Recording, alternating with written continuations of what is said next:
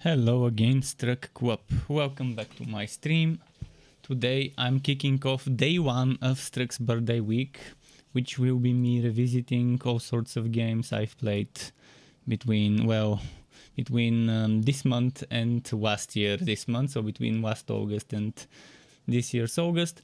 So obviously the right choice to start such a week would be Torchlight 3, the game I spent the most amount of time playing, streaming and making content for over the last year. Obviously it's more than a year, but over the last year that was the game that predominantly occupied my time. Tomorrow I will be revisiting a little bit of Chaos Bane, and after that I will see what other games I might want to revisit for a few hours or for a day of streaming. We'll see. Most likely tomorrow I will split the stream in two parts. First of all, I went to the dentist today, and then I have to go to the dentist tomorrow. So tomorrow I need to go to the dentist in the evening around 7:30. So that would mean streaming a little bit in the afternoon and then some more after that. Now here what we've got is one very weird build. And we will make it right now. It's the Power Express, the Cold Heart Train build. It's not something. It's not your typical build, but we need Cold Heart for Ice Shield and for Snowstorm. Apart from that, I don't feel like investing into the other things. We want maxed out Ice Shield and probably tier 2 Snowstorm, but let's max out Snowstorm, fuck it. And just go all in on Snowstorm. Then we will have Flamethrower car, Shotgun car. I've got 3 extra levels on Shotgun car, which lets me save some levels. Mind you, this is all blue items. All blue, crappy blue items, pretty standard. I tried gambling for items. I tried using those. In fact, this is glitched. It went to level 700 and from level 700 went back to level 300. And I've used up when I started collecting contract rewards, I had 500 levels to collect. Now I have 178.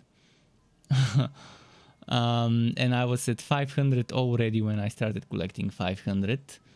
So yeah, we've collected around 400 and something levels here. And the only legendaries I got were those 3 legendaries. This one I got from gambling. Those 3 I got from the Becks.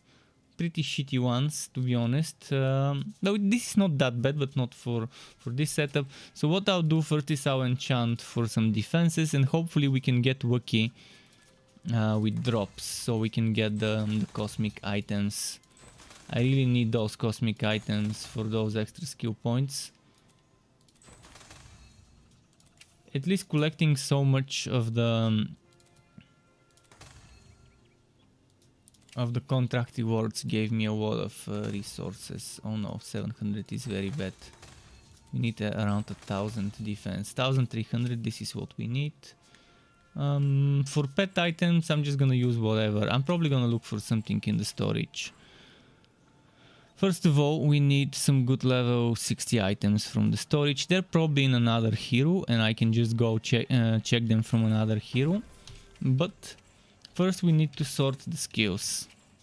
Let's say someone has just hit level 60 and they don't have a single piece of the cosmic set.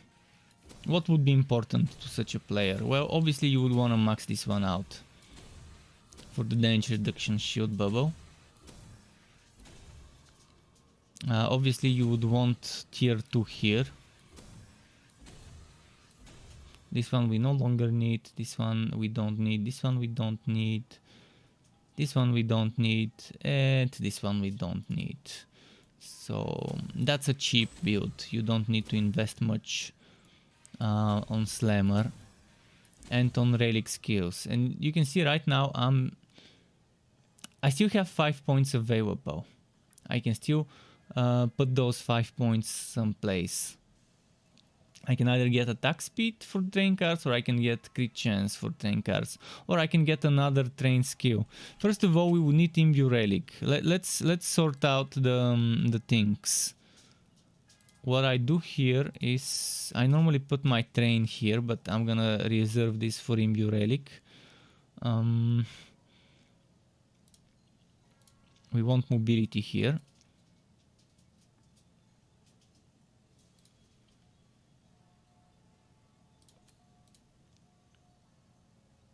We want this, we want this, we want this.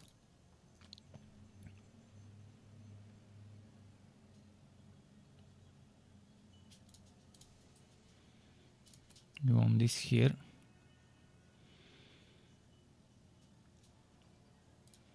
And I guess this one goes here. And we still have room for one more item. For one more skill, and I might get shocking rounds, but only 5 levels. I mean, obviously later on I can remove some points. You know what I'm gonna do? I'm gonna put one more point here, and I'm just gonna put I don't know. I'd rather have this extra crit chance.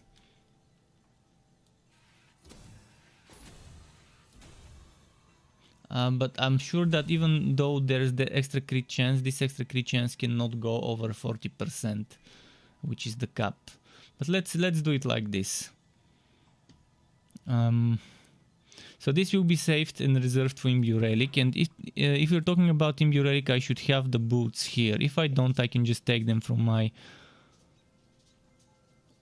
my cursed captain. And what's up, Shohei? How's it going with you? Playing anything new today? You said you're getting on the 18th Legends, not Legends, what was that thing? Arise, Tales of Arise. I'm gonna consider getting Tales of Arise myself as well. It's on my wish list of games to keep my eye out for. Where did I put my Ancient Ember boots?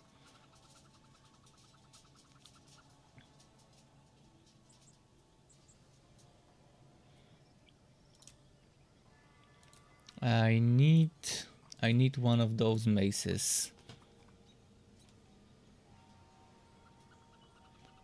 Could probably use some Winterweave gauntlets as well. Yeah, I'm gonna quickly switch to another hero just so I can get some gear from that one hero and transfer it to this one. I need Frostwall and a North Mace or a Glacier's Edge, and I need the Ancient Ember boots. But before that, we can sort the Legendarium. If I'm gonna be wearing Ancient Ember boots, actually, I can wear not just Ancient Ember boots. Another useful thing would be Woods Beast boots. So let's see if I've got Woods Beast boots somewhere here. I'm gonna take this. And I might as well take this too. Why not?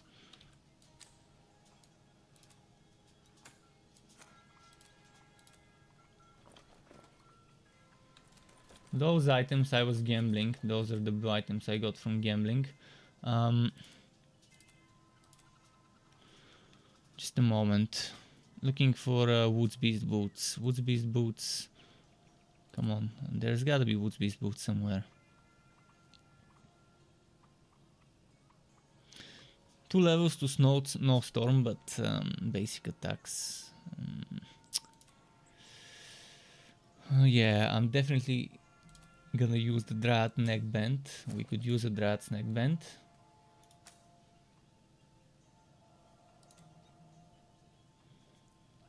And I think that's pretty much all the good stuff I could take. And there's Ancient Ember Lex here, which maybe could be useful.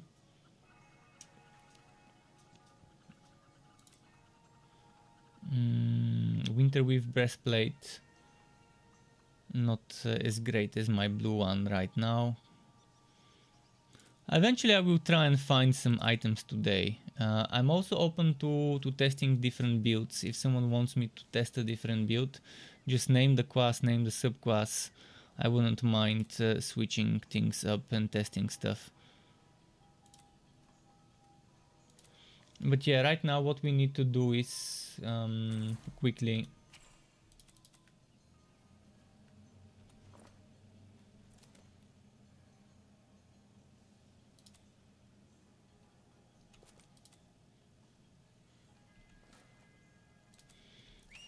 to go and change characters. I just need to get some items. I'm not sure where those items are, but they are somewhere in one of those heroes. I can see that there's Ancient Ember boots on this one for sure. I'm pretty sure I have two pairs. One was better. Let's check the Cursed Sapton.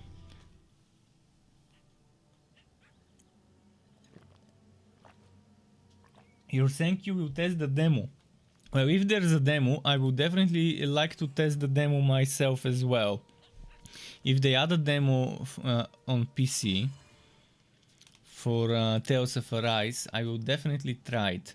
So Ancient Ember boots, we would want those, even though they're level 56. I think it's better than nothing.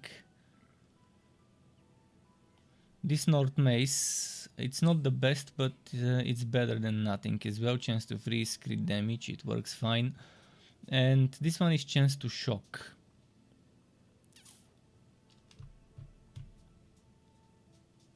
I'm gonna keep it chance to shock, because I already have chance to freeze on the weapon. So let's find some room.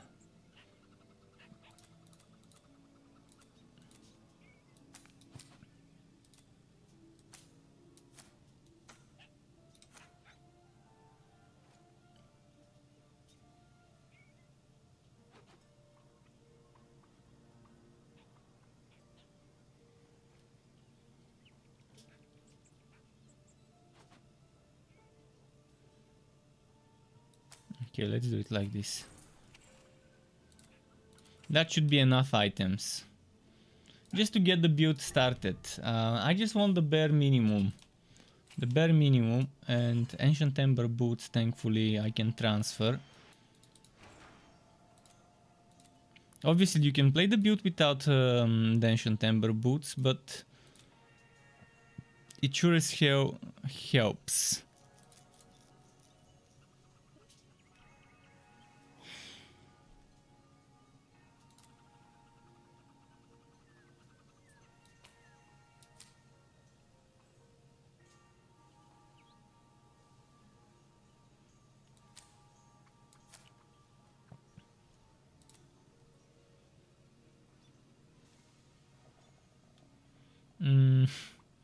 Not sure which one would be better, but alright, let's put the frost wall here.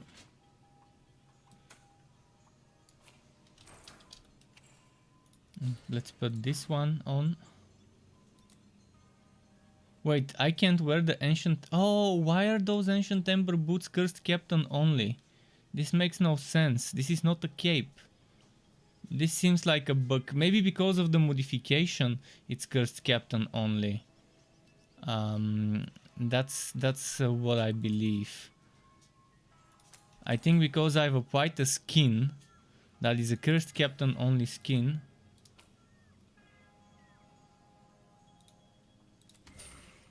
And I couldn't wear it because it was a Cursed Captain skin.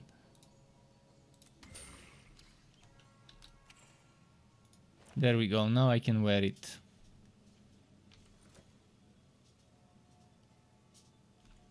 I'm just gonna get rid of stuff I don't need.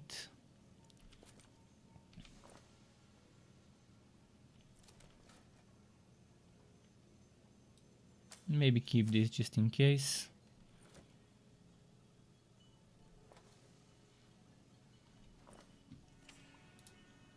Alright, let's go. Fazir time.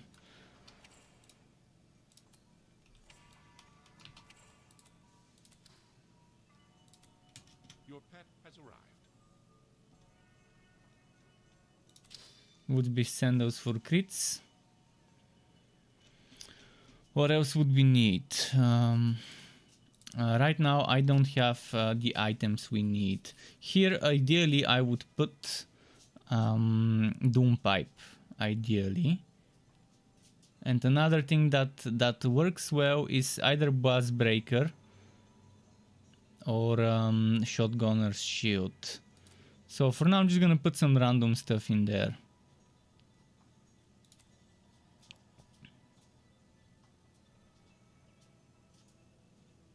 As a temporary placeholder.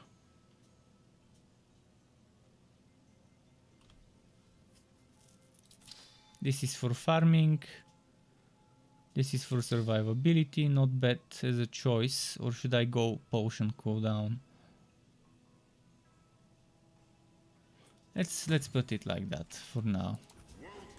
This guy unfortunately is starting from level 1 in the Fazir, so we will push the levels quickly.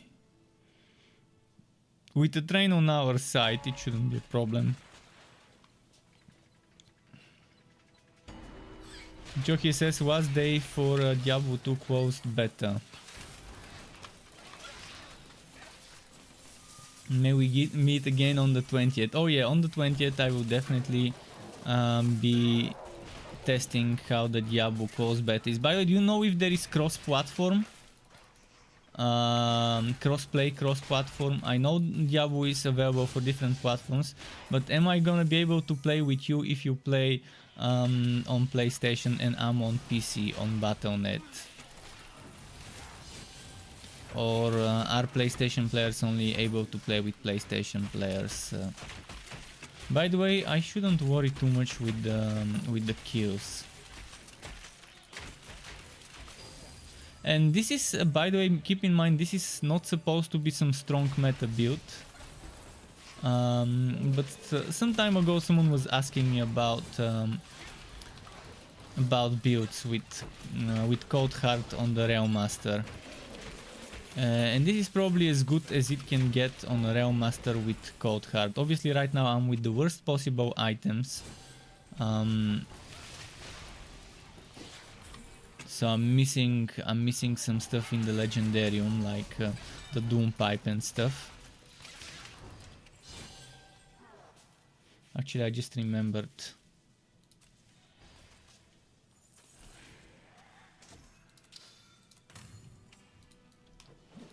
I would put the Doom Pipe instead of the Winterweave Cuirass normally. So we are missing that, and my gear is very badly rolled, but at least I've got some stuff that gives me damage to Flamethrower Car.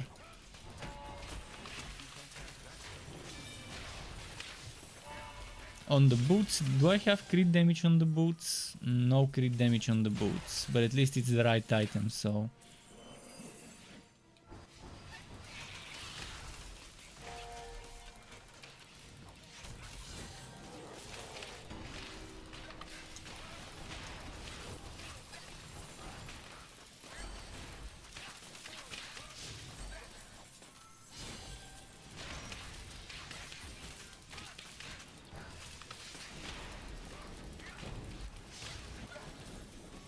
So yeah, Cold Heart being one of the worst choices for damage.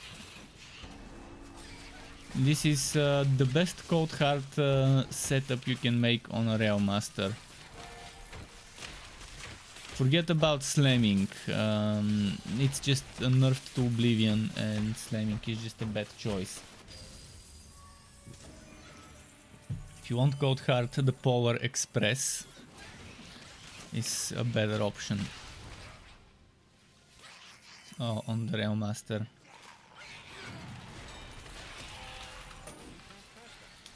So Shohei is saying there is cross-platform progression in Diablo 2. That's nice.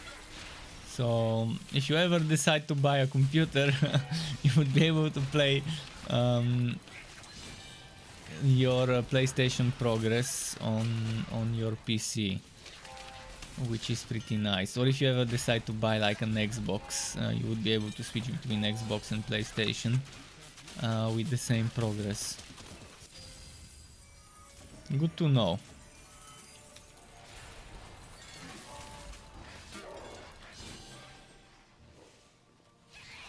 But yeah, there isn't much left until the open beta on the 20th. Tomorrow my stream, as I mentioned, will be probably split in 2 parts, because at 7:30 in the evening I need to go to the dentist again. I went there today, they fixed something, and they also took what's it called, casts of my teeth, and tomorrow I need to go again to get those things they took the casts for.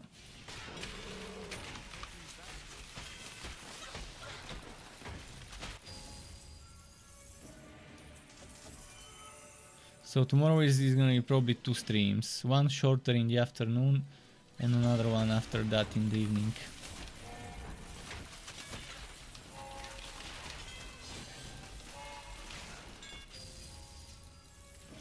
Well, in offline mode, obviously you can transfer out safe. That's just, it makes sense. Offline is offline. Offline is for experiments in games like that, and it obviously makes sense that Diablo 2 Resurrected offline will be where the experiments happen. I wonder how modding will be in Diablo 2 Resurrected. And 5 Ikes or Sykes, if that's how you pronounce it, thank you for the follow. Welcome to the Struck Club to you. Nice having you here. So yeah, I'm pretty sure that Diablo 2 Resurrected won't have the exact same mod support regular Diablo 2 had. But hopefully it does get some sort of mod support. Obviously modding was not at the top of the priorities for Blizzard.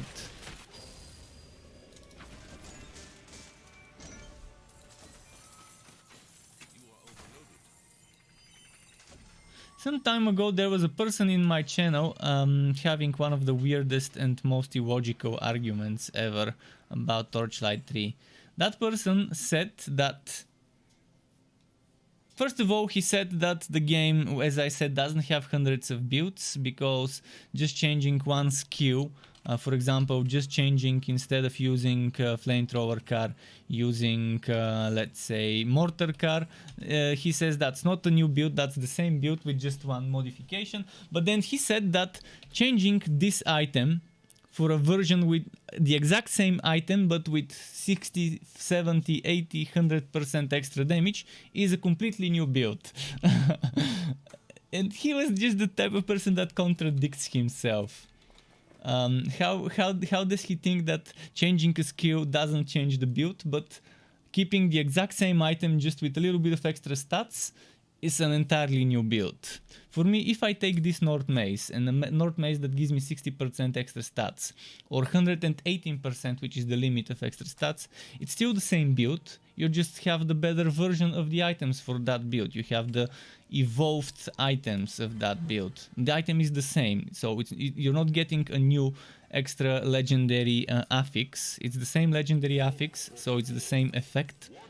You just get a little bit of extra stats, or in the case double the stats if it's 100%. But the build is the same. You're using the same skills, you're using the same passives, you're using the same legendarium. But there was this one person who just kept insisting that that getting fuzzier gear versus the same exact gear without the fuzzier bonus is 2 different builds. Who said that? I'm not gonna name the person. He knows what he said. He's the type of person that just wouldn't admit that they're wrong, even if it means they would contradict themselves later on. So that person wouldn't agree that if I were to switch and start using, instead of Snowstorm, start using Frostblast and start using Egg of Mayhem, which is pretty much the standard Mayhem build, the standard way to build around such skills, he would say that's not a new build. Although in my opinion it would be a new build, because first of all I'm not I'm not using an aura, I'm spamming those frost blasts all the time, and as I'm spamming the frost blasts, Egg of Mayhem is letting me spam another second skill alongside it, be it Venomous Maw, be it Sword Smash, or Spinning Blade, or whatever, not Walkaway Storm, I forgot the name. The one of the electrode, I forgot the name, honestly, it's been a while. But yeah, that's it. Visually, it looks different visually, you play it differently. In my opinion, that's what makes it a different build. Even though you're just changing one item in the Legendarium, and you're changing one skill, which is just 10 skill points difference. Oh, Doom Pipe, perfect, we wanted to get a Doom Pipe. I'm having some FPS drops and I'm not sure why. Could it be because of the snowstorm and the freezing?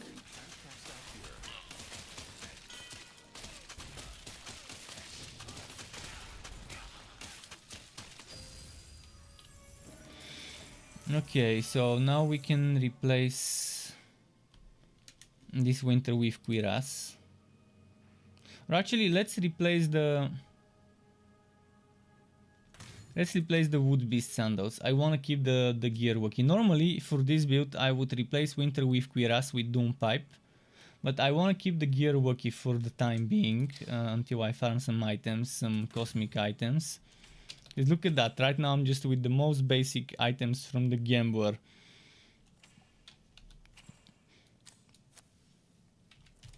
Whatever gambling at level 60 gets you, that's the items I'm wearing right now. So obviously, if you level up the hero through the story, you would get at least one or two, maybe even more pieces of the cosmic set before you beat the game. But if you just copy paste the character quests, the character's quest, so you don't have to do the story on offline, you get a hero that has just been buffed to level 60. It's been boosted to level 60 and has no gear to show for it, so the only thing you can do is start with Gambler gear, like I did. And you can see Gambler gear is okay to start you off, to start you doing the Fazir. Even in one of the weaker builds out there, like this one, even on Cold Heart builds.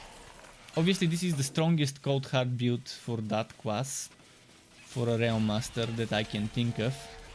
And it's only using 10 points, this 10 points and this 10 points, so 20 points in Cold Heart. So it's not relying on the subclass as much. But that's how you make a Cold Heart build on this class. You don't rely on Cold Heart too much. You max out Ice Shield, you max out Snowstorm. And you can still have a decent build. Sure, it's not gonna be S plus tier like a Bane Train build, which is the only S plus tier build. All the other builds are S and A grade in my book. But it will probably be A. This is probably between A tier and yeah, I would say this is A tier. I think this is pretty much an A tier build. B tier is freezing slammers. B tier would be slammer Cold Heart, and that's probably the only B tier build would be slammer Cold Heart. Everything else on Cold Heart is A tier, and most other builds are S tier, with some of them being A plus. But S plus is only the Bane Train. That's the only overpowered meta setup that feels a little bit superior to the others.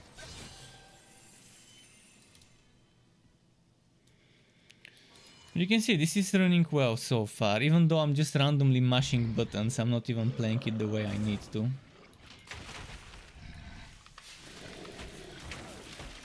Wait, where is my train? See, we wasted such an opportunity to burst damage. But this build can take you to the end of the Fazir. without a problem. Winterweave boots, okay, good.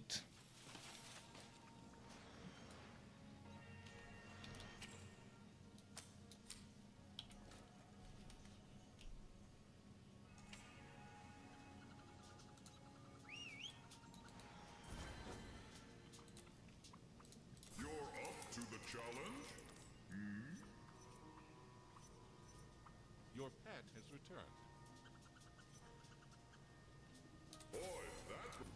Let's get Dr. Nasty. Before that I need some water, just a moment.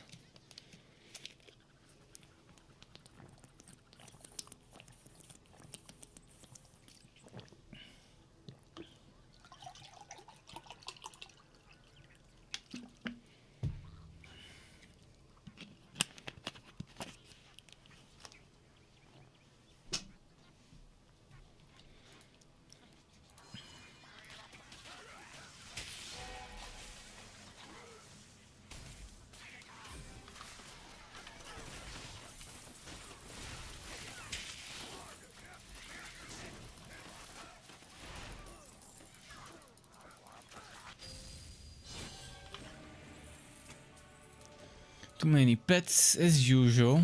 Oh wait, I forgot to... I totally forgot about the pet on this hero.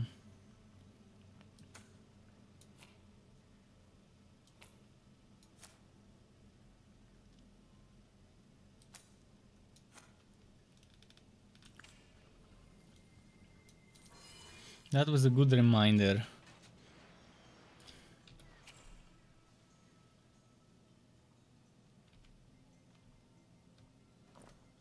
Actually, let's do it this way. And this one's fine.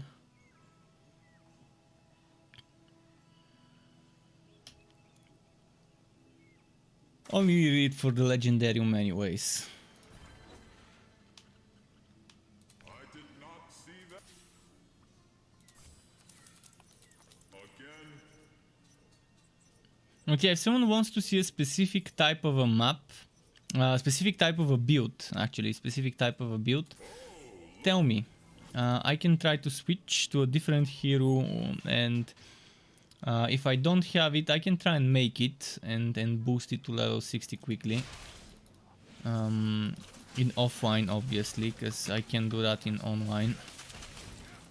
But I've got a bunch. I've got a bunch of combinations already on this offline account.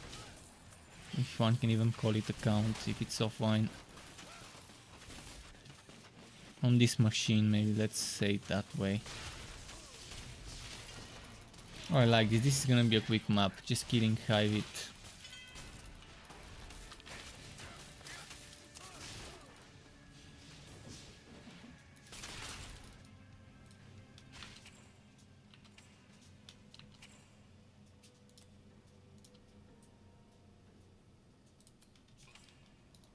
Instead of a basic attack, I'd rather use this.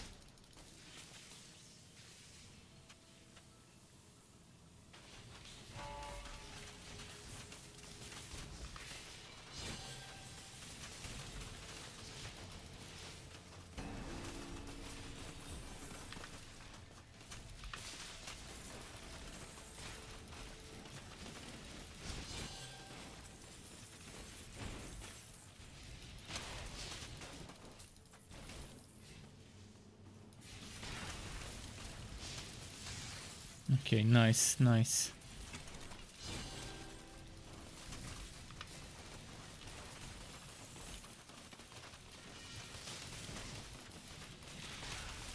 But I intentionally wanted to play this this combination of quas and subquas today at the start. Obviously I can switch later to a different one. But just to show that it's not that bad even when you play Cold Heart with Realm Master. As long as you're not going Slammer build and going basic attacks, you're not gonna have that bad of a time.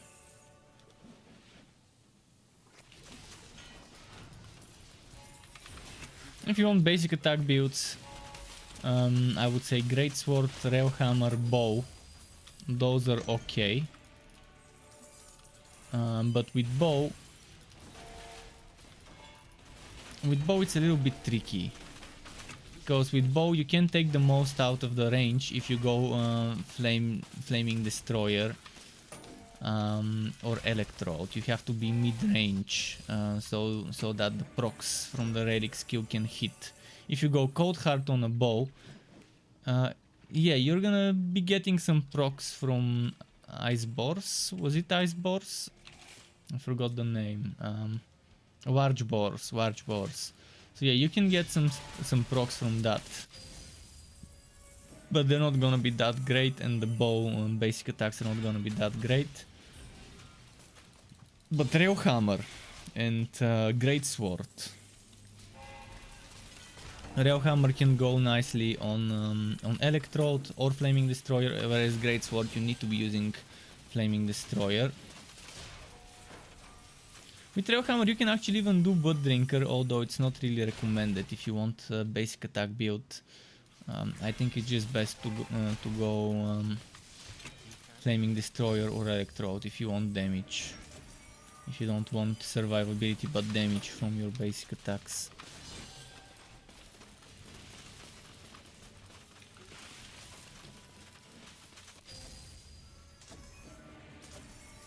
Oh wait, I've overdone it. I need to go back and enter the portal.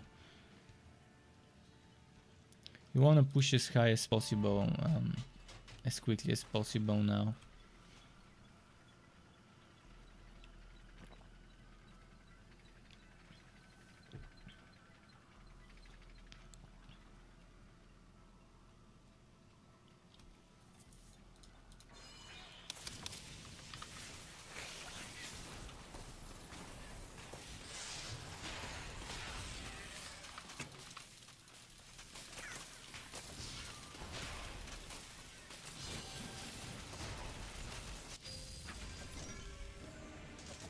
Any good drops? Come on, I need cosmic items. Even if it's low level, I need some cosmic items. In particular the helmet, the shoulders, and the chest. But actually, is it the shoulders I need? Or is it the boot? Not the boots, but the legs.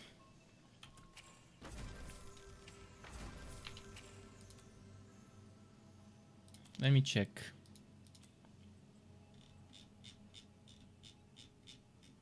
It says Winter Weave, but it's cosmic. After this patch, it bugged it, and it started saying Winter Weave instead of cosmic. But I need the breastplate. I need the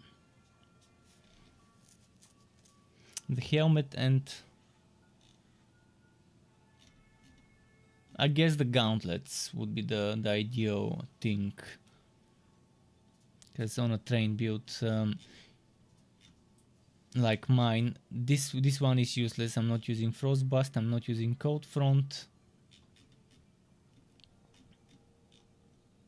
and I'm not using basic attacks. So yeah, we need the gauntlets, the chest, and the helmet. Even if it's low level, I would want to use those.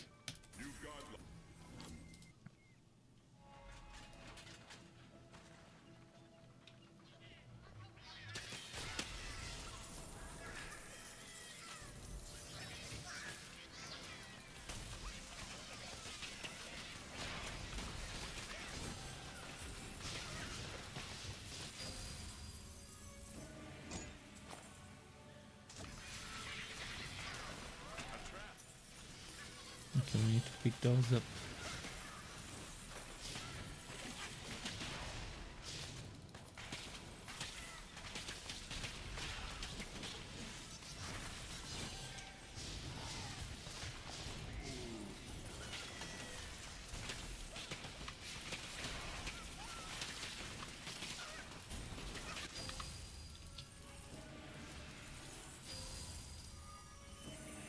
Okay, good. Let's keep going. Some more goblins and some more pancakes left.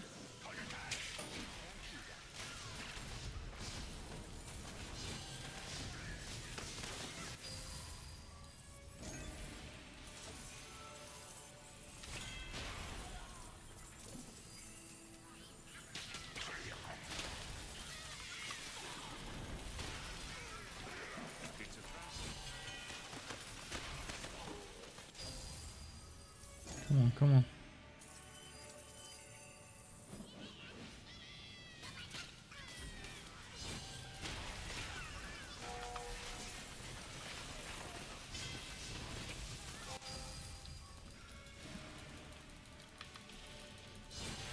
Still no pancakes, only 3. 3 out of 8 pancakes.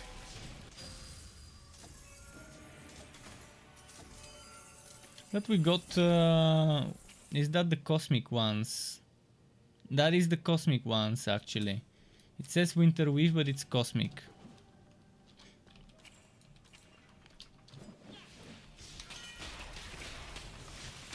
I don't know how this bug even originated.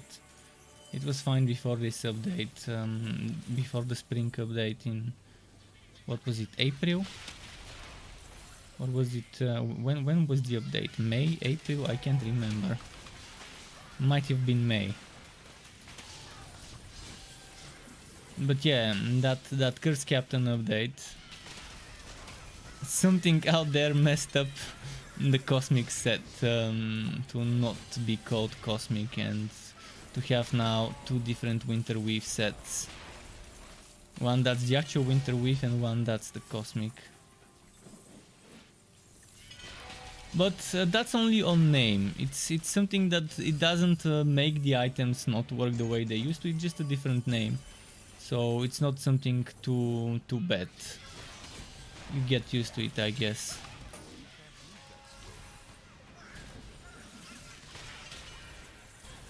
It could be just confusing to people. They might think it's the same set when they look at this, and then they look at the actual Winter Weave item and they equip them, and then they realize, okay, those have the same name, but they don't count as pairs of the same set, and I don't get the set bonuses when I equip them together.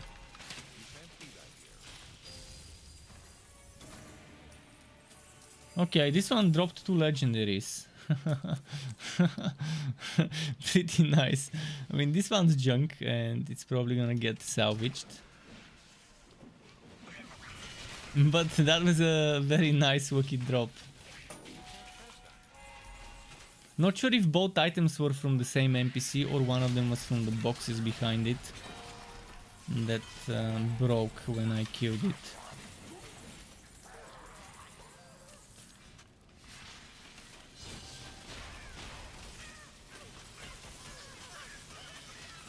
Train, is my train here?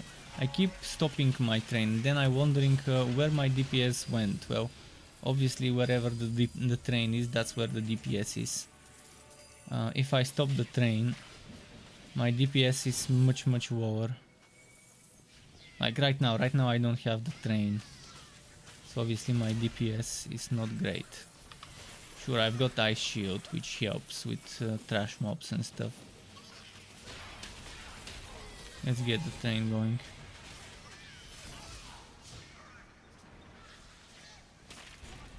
Finally some pancakes started dropping.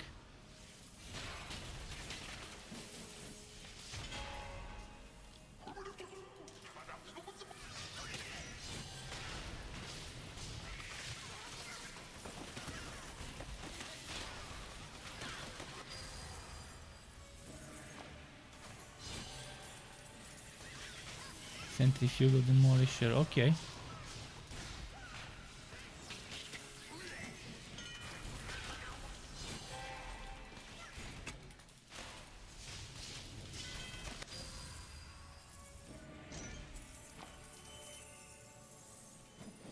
Man, why do WoW levels drop so much good stuff? This has always been the thing in this game.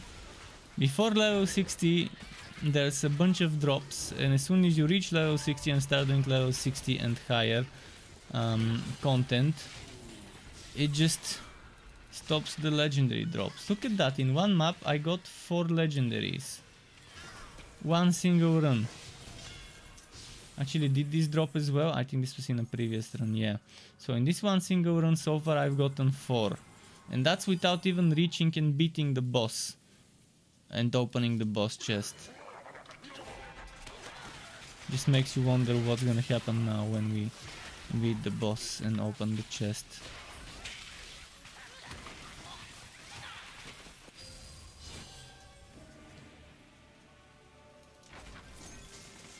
And obviously the gear I get is level 50, so there isn't much use other than putting those in the legendarium.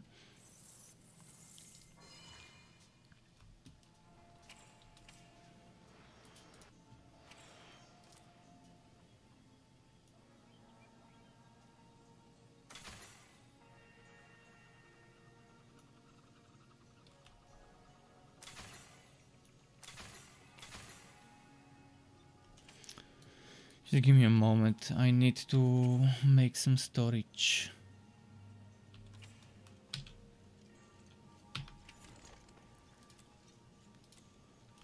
I'm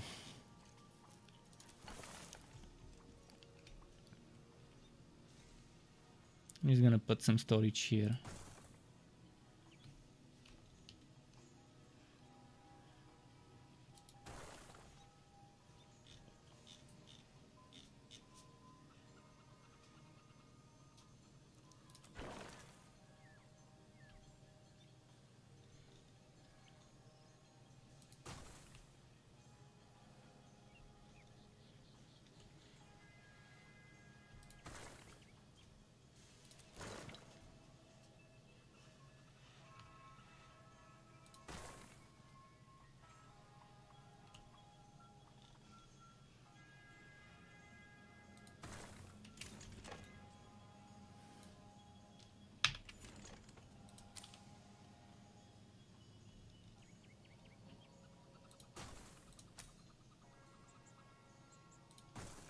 Can I access this? Yes, I can. Okay.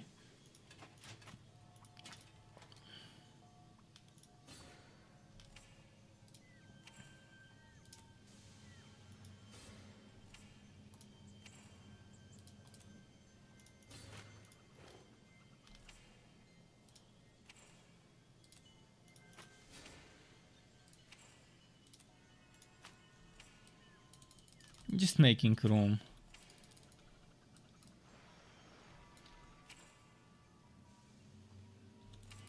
Oh, and we've got to put something here. Faster cooldown for pet active skills. Perfect. First try. Are you sure? Another gear vacuum up.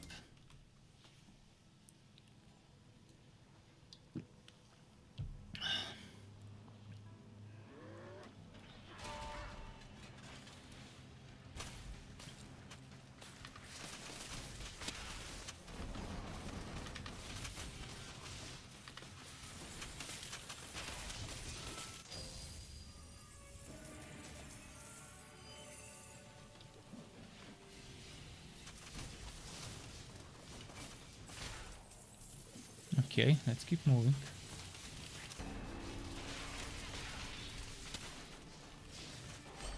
Ah, shit. Shit. It's just a moment. Just a moment.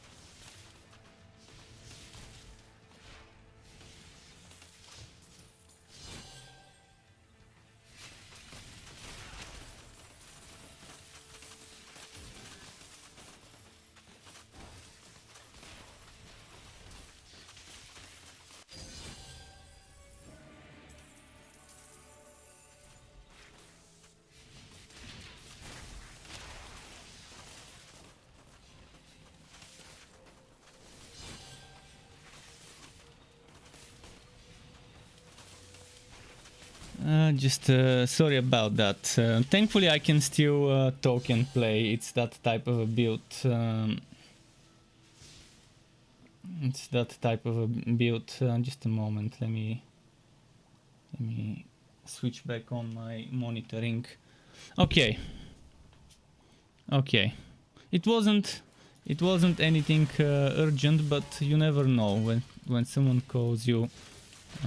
You gotta you gotta answer it because you never know. It might be urgent, it might not be. You can't use that Alright, let's see this way. How many more? 63% out of 100%.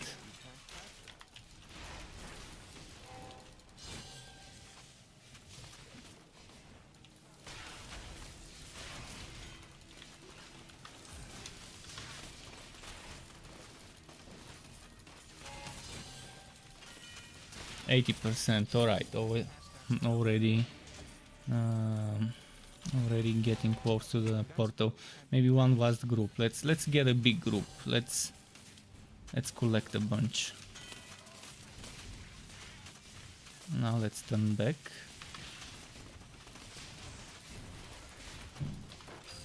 And that should be fine.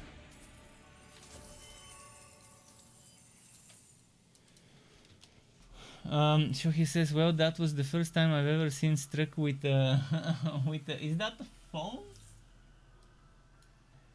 It doesn't look like a phone on my end. Let me go on the browser, see what it looks like on the browser.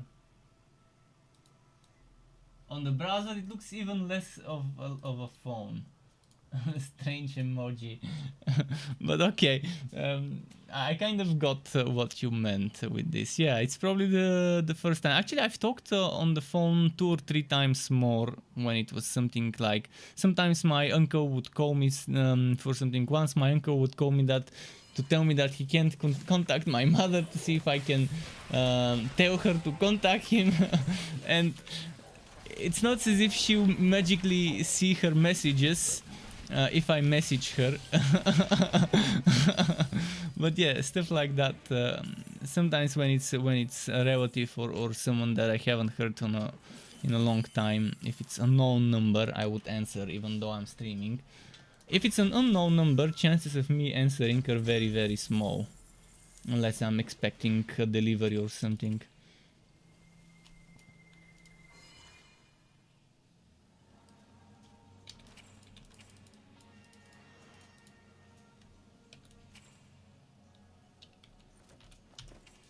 But yeah, I rarely answer the phone. The last time I answered it is, as I mentioned, since my mother lives in Canada and America, depending on the season. My uncle normally contacts her via Messenger, and that's how I contact her as well. But I guess he doesn't realize how the internet works. Old person probably doesn't realize that if he's messaging her and she's not replying, then she probably won't reply my message either. If she's busy and not seeing her messages. And that was like 2 months ago, 3 months ago. The last time I answered my phone on stream. That wasn't related to a delivery of food or something like that.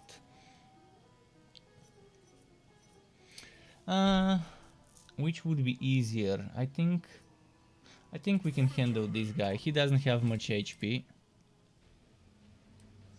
Old people, how cute. Well, yeah, for me old people is anyone above 50 or even above 60 actually. Let's put it that way. 50, 55.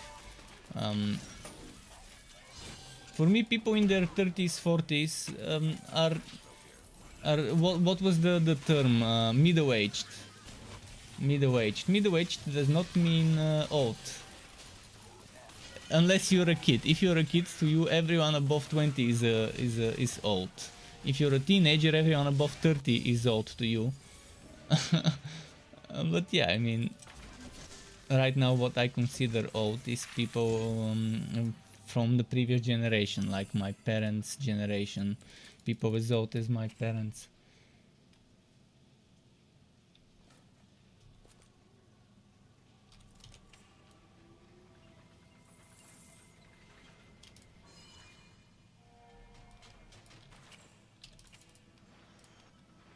Alright, let's do the next one. I'm trying to reach level 60 monsters as quickly as we can.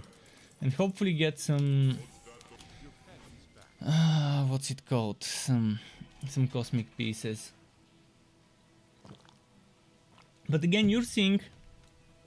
if the build doesn't have problems in the early stages of the Fazir, it won't have problems in the late stages of the Fazir as long as you get equally powerful gear. If a build can do level 60 map works reasonably quickly with 0% bonuses in the gear, like by 0% I mean, let me try and show you what I mean. I can't show you right now. I mean items that don't have the gear bonus, items that don't have plus X% extra stats. So if you have only stats with zero, only items with 0% stats, and they can do map works without problem, that means they would be able to get to the end of the Fazir as long as you keep updating your items to match the Fazir level. So if the Fazir stage you're doing drops Fazir items that give you plus 60% extra stats, then if all your gear is with plus 60% extra stats, you shouldn't have a problem pushing further. Obviously, it's with some builds like this one, that's one of the weaker builds, not a top tier build, but not some of the worst. With such one like this, you might find yourself eventually in the Fazir in a place where you have to stop and start farming before it drops one of the items you need with the percent Fazir bonus stats. Because with this item here that I'm using, which is actually a Dusk Mage item because it gives me plus 3 to Spirit Well, this is level 60. At level 60 this gives me 5800 damage at level 60. Well, that 5800 damage probably can take you to Fazir level 60, 70, maybe 80 if you push it, maybe 80, but eventually you will need to replace it.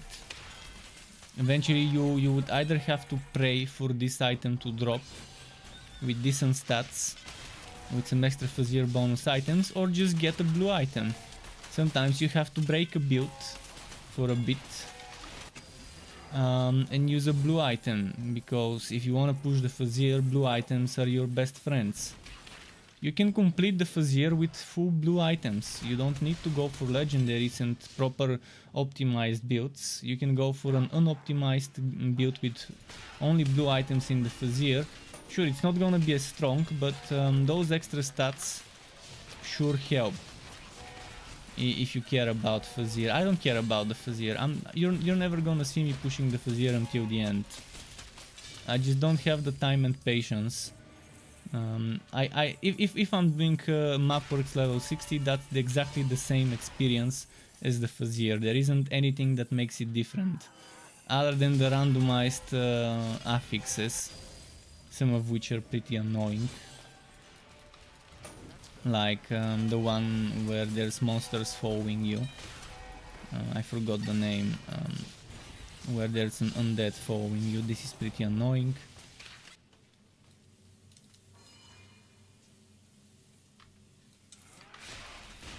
But yeah, this one, who knows, maybe I might make a build video for this soon, after this week is over, if I find time in between. I don't feel like making much more Torchlight 3 builds now that I know the game's not getting updates. But there are still some things on my to-do list, and the Power Express build is one of those things. And Power Express, actually, it's a good name, but it wasn't me who came up with it. Some time ago, one of my viewers referred to his train built with Cold Heart as Power Express. I'm not sure if he was using the same two skills in the same levels, or whether he had more points in Cold Heart, but I think anything more than those is a waste. At best, maybe 1 point here, or maybe 5 points here, and maybe some points there, but maybe 5 points here if you really need it. But if you use Imbue Relic, it's a waste to put 5 points here. I think this is the best way to do it in terms of Cold Heart. You would want 8 points here and 4 points here, plus 2 from the set, which right now, as you see, I'm blue gear only, so no set bonuses. And then you would want 10 points here, 10 points here, 4 points here, 4 points here, 4 points here. Oh shit. I'm not getting the crit chance. I just remembered I'm not getting the crit chance. Just a moment, let me fix this. First, where is my...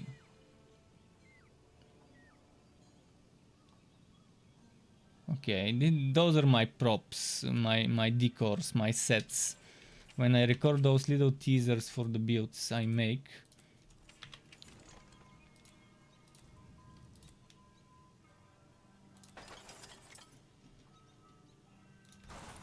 I use my fort for those few seconds.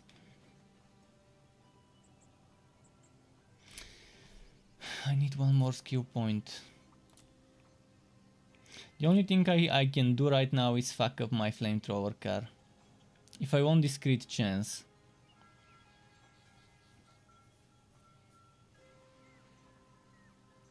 It needs to be done if I want this crit chance. But the thing is, I don't really need this crit chance. Because first of all, we get this, and this gives us max crit chance, which is 40%, against frozen or chilled. And my weapon right now freezes, and snowstorm also freezes. So I'm not sure if it's even worth it. Let's just get rid of it.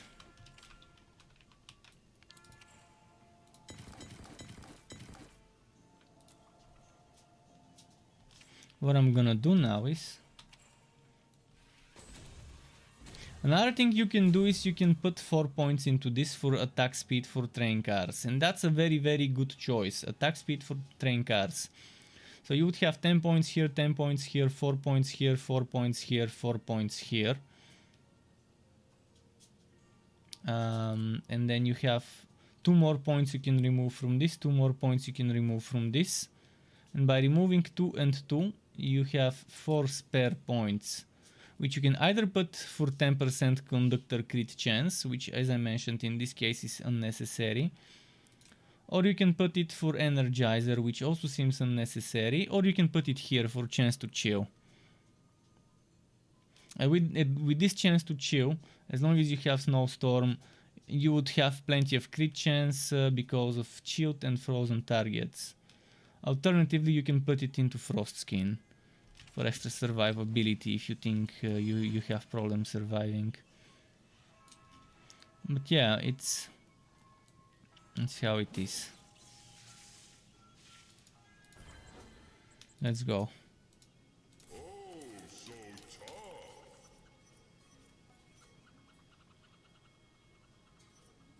Let's do this.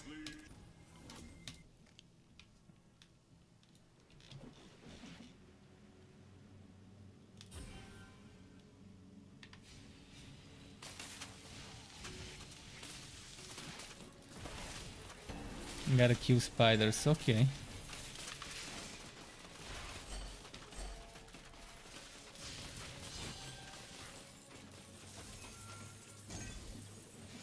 Are there any spiders here?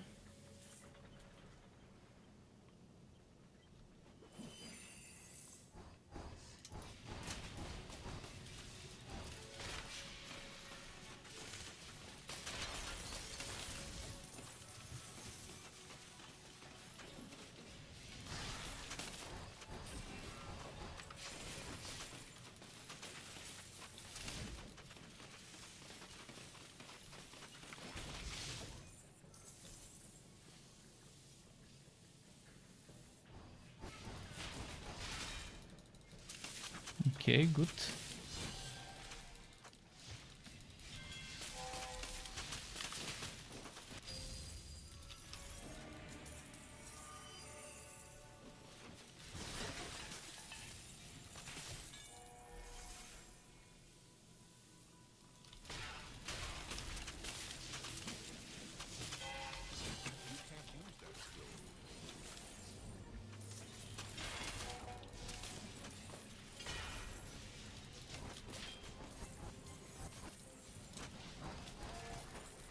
Alright, there we go.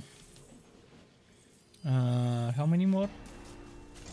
0 more. Just need to kill Venom Fang. Well, if I remember correctly, Venom Fang was at the end. I'm just gonna quickly check over here in case I miss it. Nope. It's not here. Oh, the FPS drops are terrible right now. Not sure what about Cold Heart makes my FPS drop so much, but there is something about Cold Heart that somehow results in terrible FPS drops. Massive, like it drops down to 30 probably. I'm afraid to switch my FPS meter.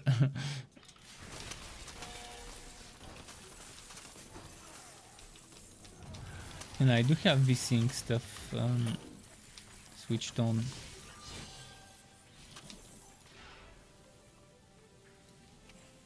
Just checking VSync.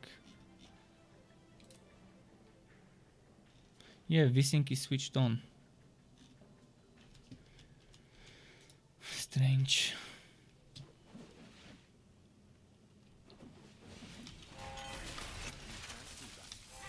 That doesn't normally happen.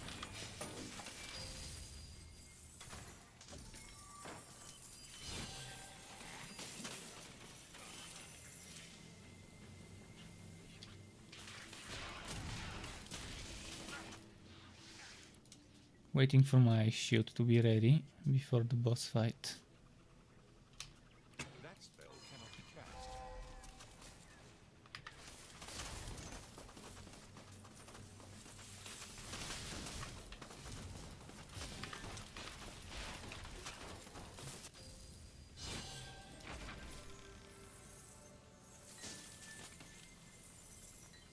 Your bag is full. Okay, there we go.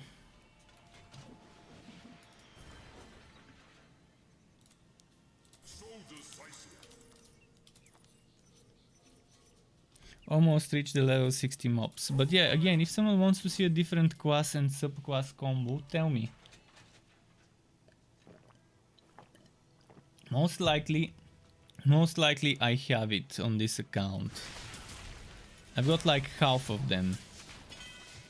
I've got like out of 25 possible combinations, I've got what, 11, 12 on this machine. And even if I don't have it, I can just make it and quickly boost it to level 60. Can't cast that either. With Cold Heart, for example, I've got everything here already boosted to level 60 and ready to make a build with. And I've got all the cursed captains, so I've got all cursed captains and I've got Cold Heart with each hero,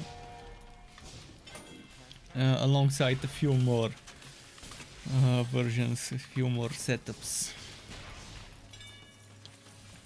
The other ones are on my online version, which is currently unplayable for many reasons. But the biggest one is inactive inventory and skills and unable to loot items or manage my inventory. Or equip items, I mean. That's the biggest reason why I stopped playing online, this bug. And that's a bug that's never gonna get fixed. It's just a bug that thankfully I know it's not just me, although I'm not sure if I should be thankful for that bug not being isolated to just me, because now I feel bad for other people who have this bug, because I know how annoying it is. But at least this bug made me start over offline, and that means my offline progress, unless I delete it, it's gonna be there forever. Whereas the online progress, you never know when Perfect World will shut down the online services for the game. So if you're a new player, just don't go online. If you're planning on playing solo, start playing offline and thank me later. Less whack, faster instant loading times, not faster, instant. You're gonna see dozens of times quicker loading times. You're gonna load on SSD for like a second when you get into a new map, whereas you might end up waiting 30, 40, 60 seconds when on the online version due to badly optimized netcode. So any new player who still thinks they might have some fun in this game, just play offline, unless you want to play with your buddies. But it's very risky playing online. You never know when the game breaking bugs will strike. I wish there was multiplayer with the offline mode, like Walkover Area Network, where you can use Hamachi and Tungo and other things like that to simulate Walkover Area networks.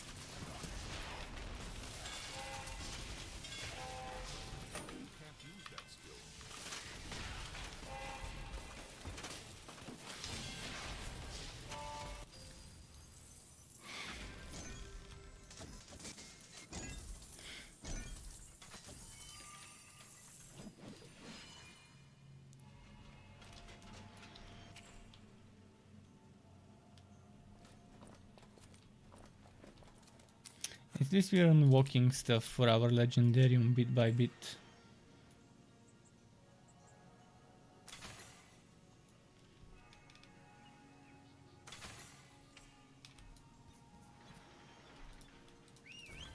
We've almost reached the level 60 monsters.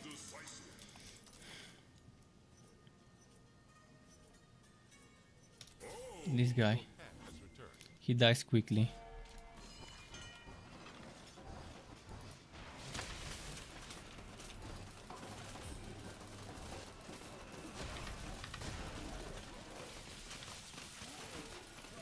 Wait, where are my trains? Didn't I? Come on, I thought I summoned my train. I was wondering where my DPS went. I wasted all my buffs. My 50% extra damage. 25 from Snowstorm and 25 from Liu General. By the time I realized my train was not out, even though I summoned it at the start. That's why I don't like train builds. I hate train builds. I hate having to keep this on my skill bar. By this I mean this thing here. Also, why do I have those extra 2 skill points?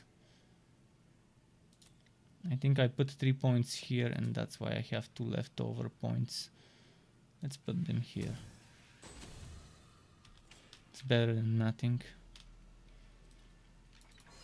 That whole mechanic of the train you should not have needed. I've always said that ever since day one when they added this guy a year and a half ago roughly. Ever since the Realm Master existed, I never liked having to keep one skill on my skill bar for the train and having to start and stop the train. Instead of the train just running after you like the pet does all the time. And maybe having a separate hotkey that's not on your skill bar but something you can rebind to whatever and doesn't take up slots, where you can just tell the train to stop and start and stop and start. But by default it should always be with you. This is one of the weirdest things in the game, and many people love it and many people hate it. I'm on the hate side of things when it comes to this train. It seems super weird how it is right now. Magically appearing tracks out of nowhere. Wait, what? Okay, this is never gonna stop dropping coins. It's a bug. It's a bug. It's dropping items as well. Fuck it, I'm not gonna stay there for a bunch of coins. And it was even worse when they first added the Realm Master. When you keep this going, your hero would keep hammering down on the ground to make the tracks, which was a little bit more logical because at least you know you're making the tracks yourself. They don't magically appear, but it was very bad in terms of walking you into this animation, so you can't use other animations until you stop this animation. So obviously it's a little bit better now, although it looks weirder and it looks less logical. At least it feels better, but it still feels bad. It still doesn't feel right.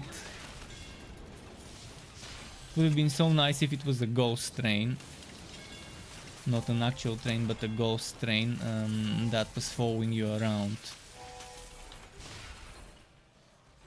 And instead of turrets, to have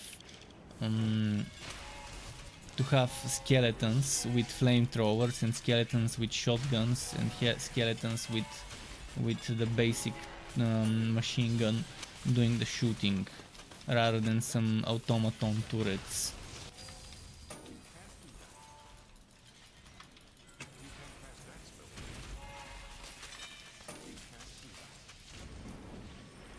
Although I guess we have the cursed captain that right now has this type of row covered. Although it doesn't summon a ghost train, it just summons ghosts.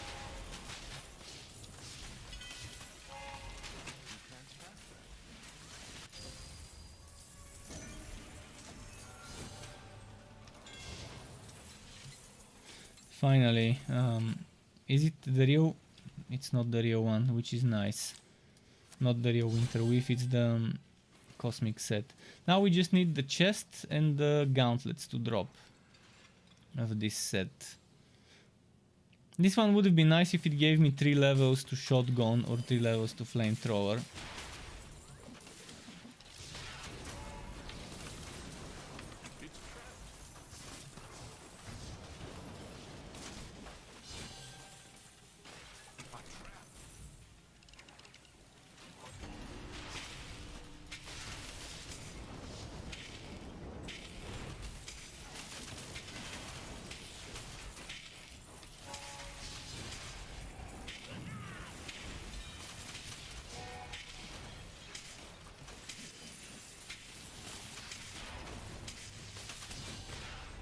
Alright, let's keep going.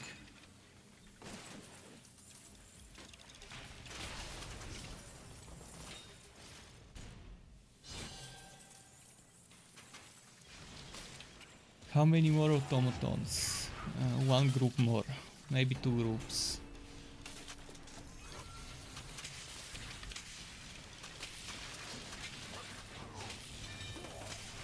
Man, the FPS is getting destroyed today. I'm not sure why. Normally it's not like this. It must be the build I'm playing. There must be something in this build that's ruining the FPS. Is it because I'm stacking freezing with shock bolts, with burning?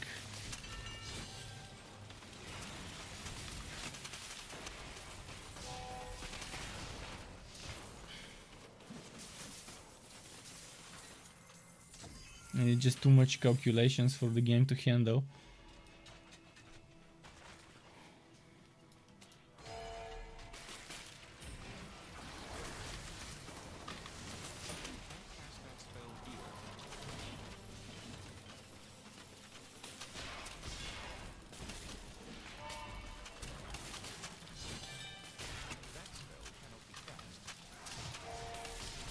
Come on, come on.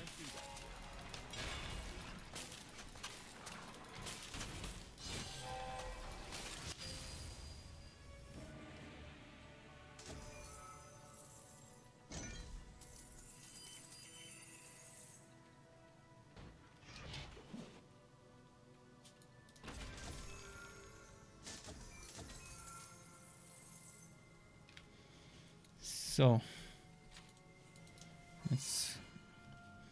let's see how many more before we start getting level 60 items. 3 more stages.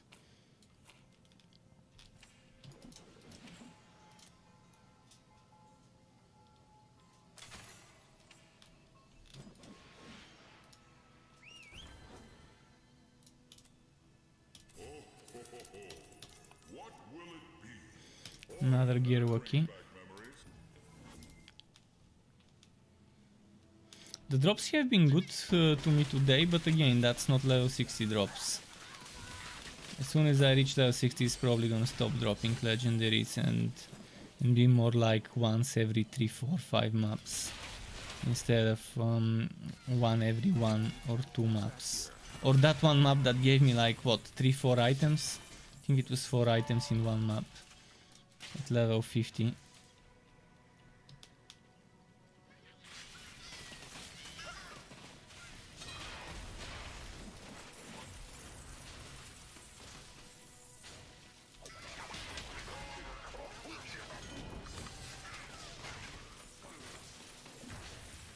But tomorrow, as I mentioned, there will be some Chaos Bane.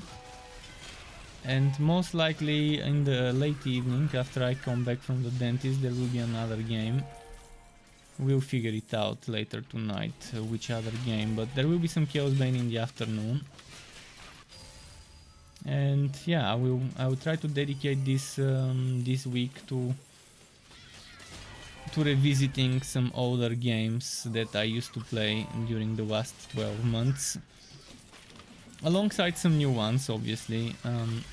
If something new catches my eye, I try to play it. But most of the new stuff I care about is coming on the 24th or on the 20th. Diablo 2 free-to-play open beta for 3 days starts on the 20th. On the 24th is Aliens Fireteam, which could be a big disappointment, and it could also be a good game, so we'll see how that is. But this week ends on the 22nd, Sunday, so we won't get to play.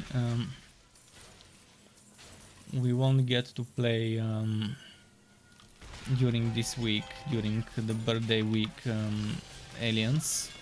But I can get to play some Diablo 2 beta. Hopefully, hopefully I last at least until the end of the beta before I rage quit.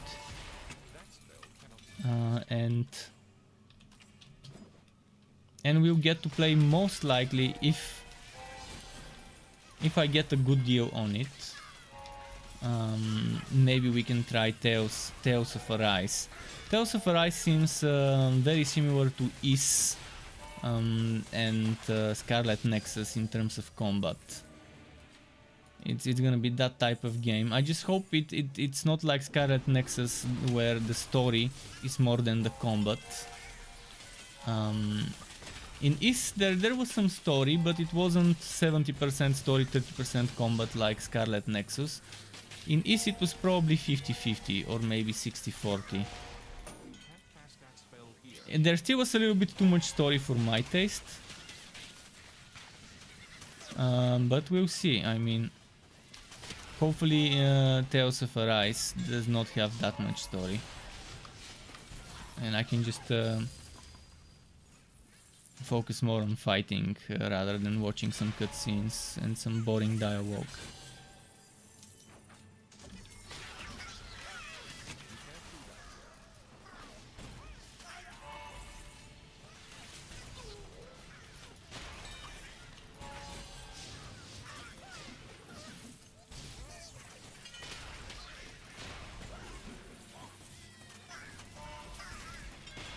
One more flask, come on, drop that flask. There we go.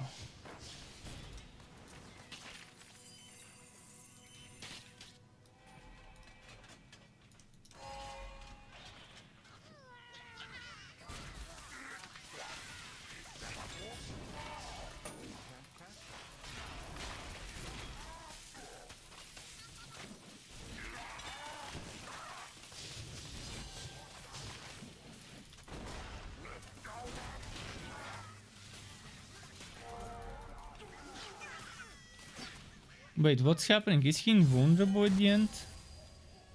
At the end it seemed like he suddenly stopped taking damage. Maybe he got some sort of shield or some sort of invulnerability, or I did something to myself and my damage stopped.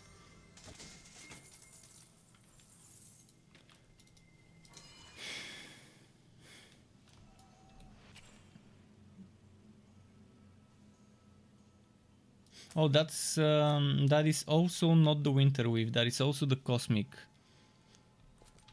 All right, if we get the Cosmic chest, it will be perfect. Even if we don't get the gauntlets, I can just rework the skills a little. Although even without reworking the skills, the way it is right now, it's fine. Your pet has returned.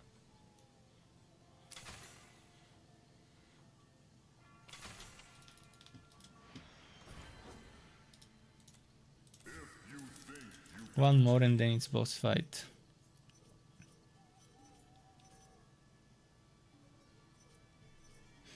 I'll do this one because the other ones are a bit boring. Anchored is one of the worst. Anchored and the Angry Spirits, whatever that name with the spirits was, are super boring.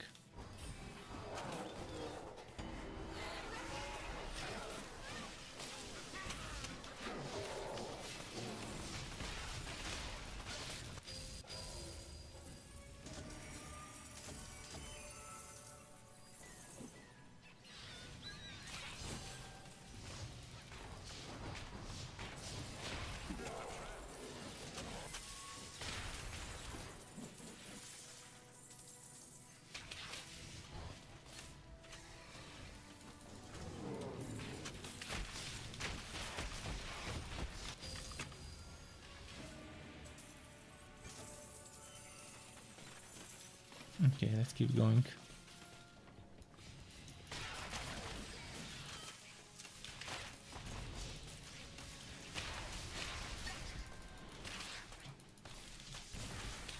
As you think, I'm not doing any damage myself. At least I'm not spamming damage. Sure, I do damage with Busting Charge and with Ice Shield, although that's not directly.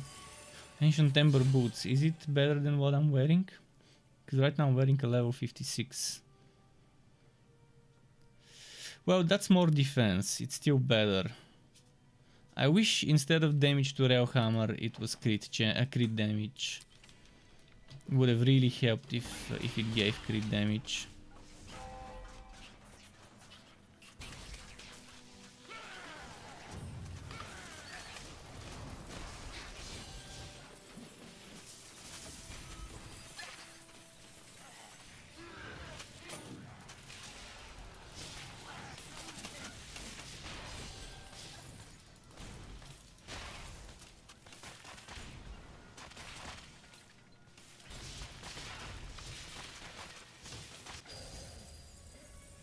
Okay. Let's keep going.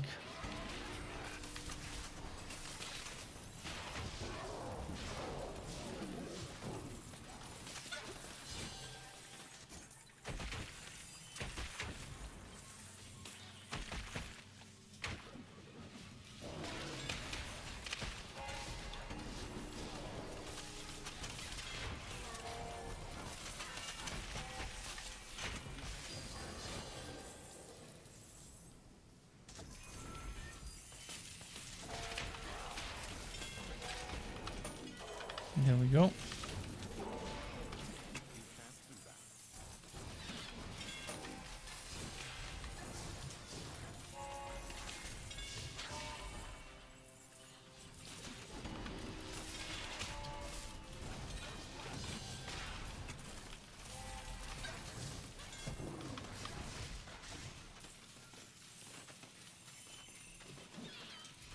How many more? 19% more Netherrim. Can I just group them up like this?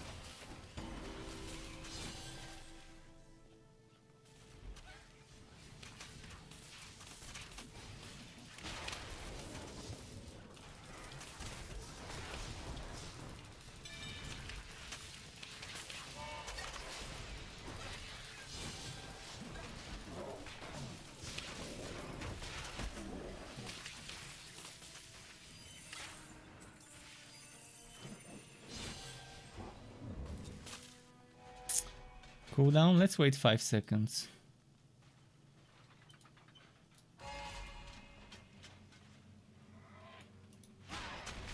Fuck.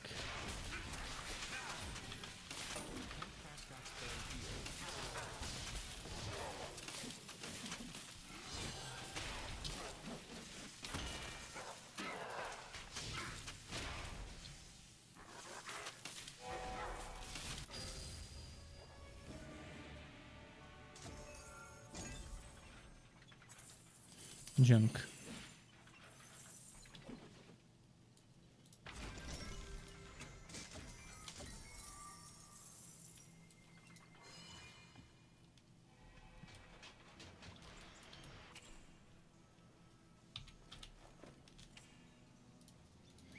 And here we are. Now we're doing level 60 monsters.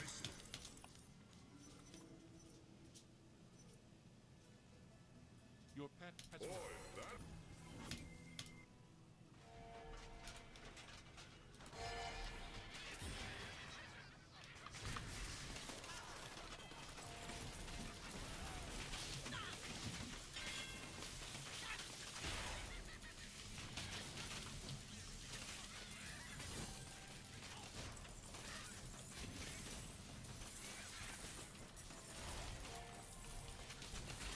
Sometimes when the boss is a little bit too far from the flamethrower and shotgun, the DPS just stops. Because they're not shooting, they're close range attacks.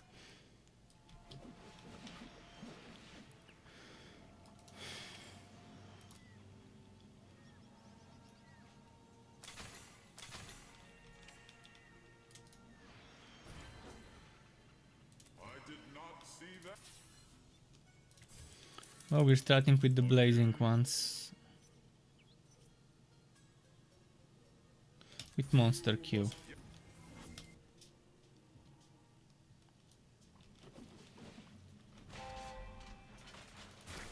Who wants to see some other classes? Maybe Curse Captain, maybe Sharpshooter, maybe Disc Mage? I've got the most gear for Cursed Captain on this account, so I might go switch to a Cursed Captain setup soon.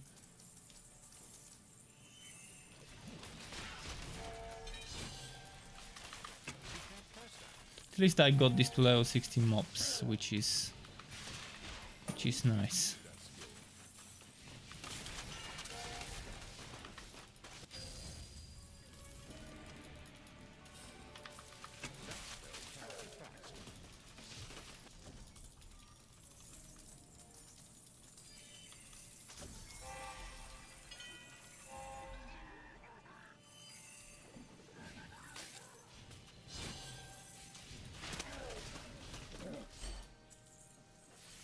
Okay.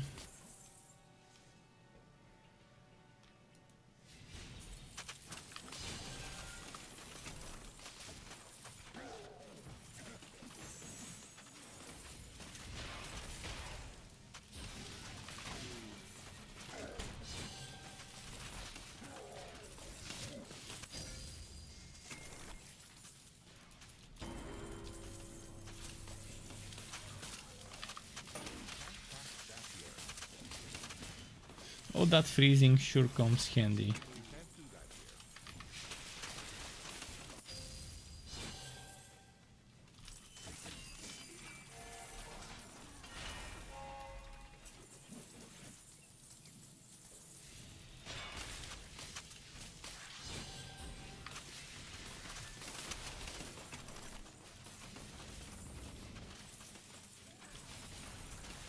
It would be nice if there was an item that lets you have a small chance of exploding an enemy after you kill it, with like 3 or 4 seconds cooldown, so it's not too overpowered, but every 3 or 4 or 5 seconds one of the monsters you kill exploding. Obviously with a chance and with a cooldown to make it bounce would have been pretty fun. Not something like the trial belt in Wolsen where it does damage that scales off of the monster's HP, but something that just scales off of your weapon damage.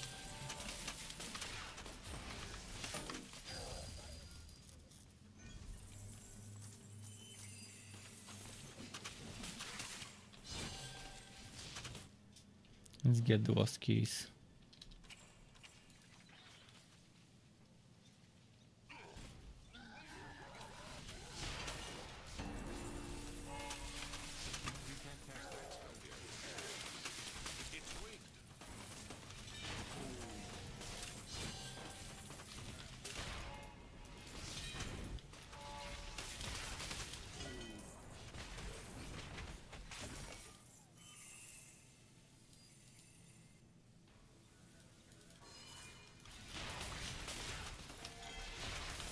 Let's see.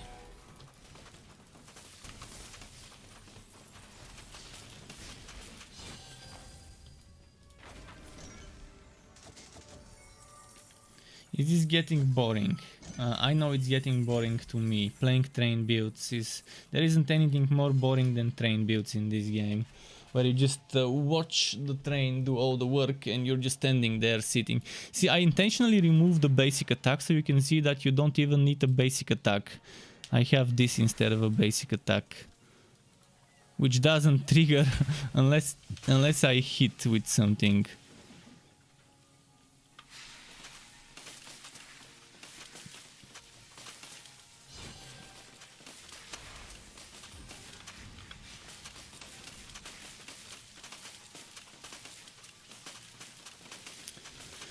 Okay, I say let's go on the other build. What did I take? I took the shield, the mace, and the boots. And maybe I took one of those, but...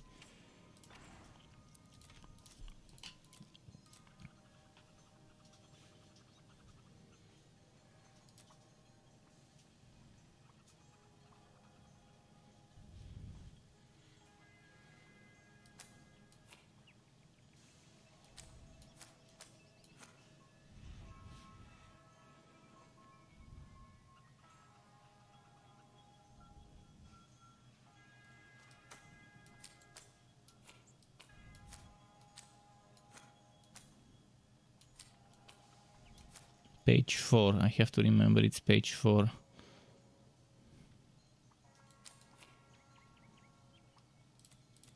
It says rare pistol. Is it a rare pistol really? Is this a pistol? Let's see what the style station thinks this is. It's definitely not a pistol. Alright, let's just get rid of it. I'm gonna keep this just in case.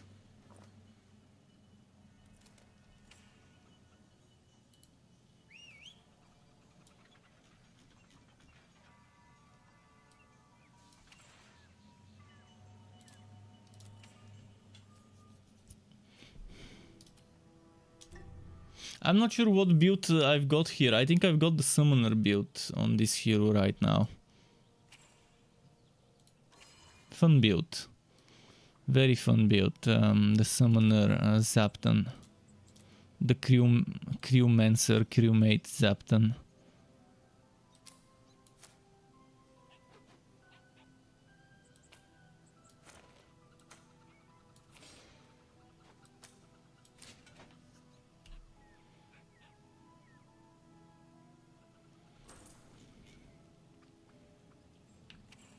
Just quickly check. Yeah, it is that build. Obviously not as strong as your other Zapton build, but not too bad, not too far behind. Back already? That doesn't sound so tough. A fine.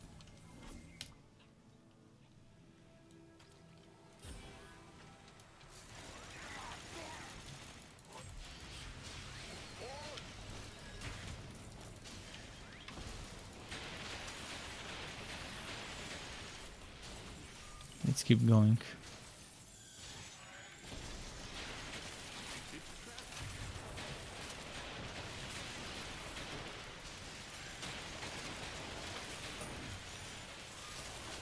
Oh, I should have transferred some maps. Or maybe I do have some maps. Let me check. How am I doing with... Oh, I have 68 maps. That's fine.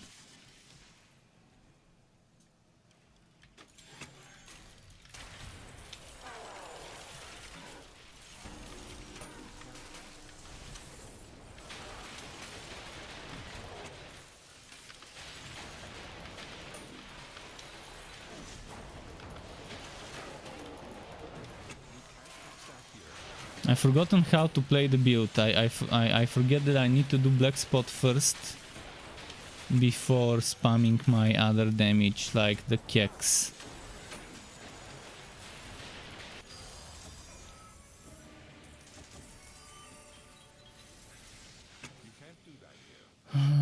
What was the mission here? Kill automatons.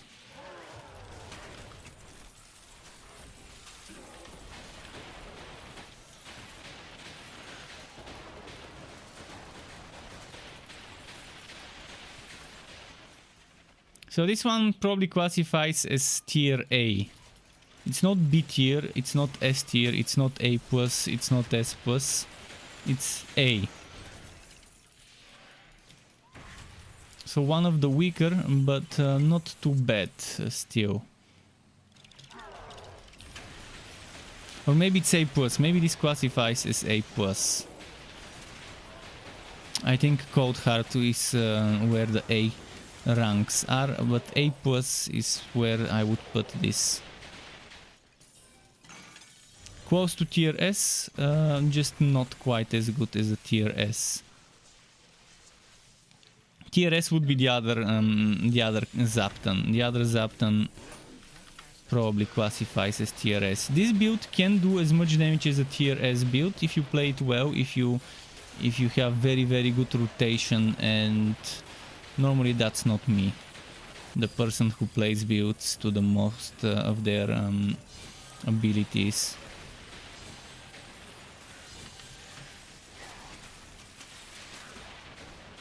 Whereas with the other Zapton you don't need to rely that much, especially if you have Plunderbuss.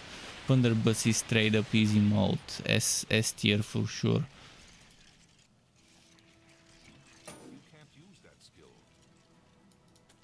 Well, this one is definitely cool looking, having a lot of skeletons and a lot of ghost soldiers on the screen. See, this was me with the same weapon I was using on the previous build on a level 21 Fazier. And the last stage I did was level 17 Fazier of the previous build I played. So this one has extra health, extra speed and damage of the monsters. Again, this one is with items of level 60, even some 57s, as you can see, 59. So nothing here is Fazier extra bonus to stats. Nothing is like this gives me 3% extra stats and so on. So it's pretty much standard gear for the content we are doing. And comparing the DPS of this with the one I was just playing, you can see why I would say this is A plus and the previous one is A. As tiers of damage per second. Damage bursts, maybe it's better to say it.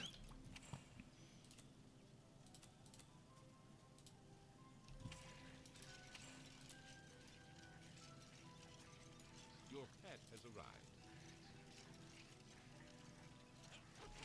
Alright, let's do a little bit more, but instead of going for the Fazier, I will just go to a regular level 60. Map works. I've been getting more lucky in map works, to be honest. Not sure why. When Fazier maps can give me up to 50%, whereas map works, unless it's a legendary map, it's only 25% gear luck, yet still it's been more lucky for me in those types of maps.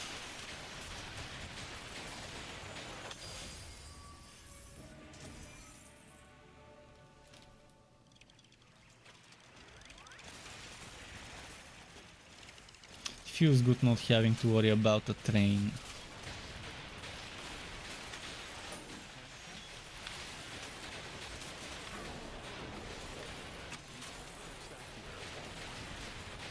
Did my crew get glitched and now I have to wait for 2 minutes without using it?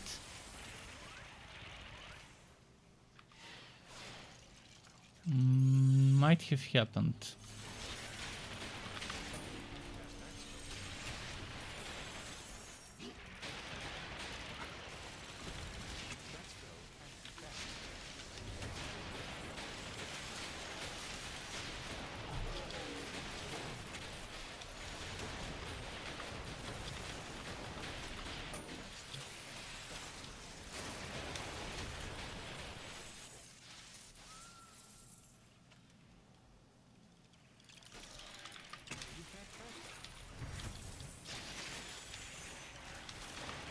Come on, come on.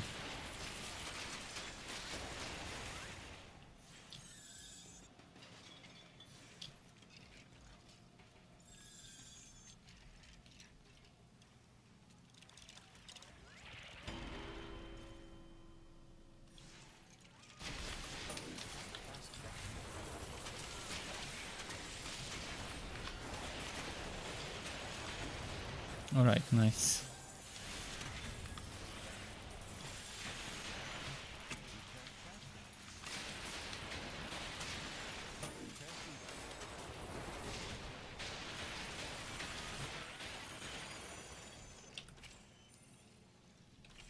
It's not dropping...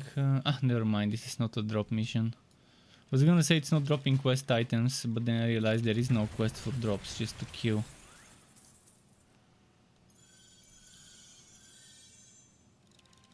Let's try and pull some monsters together.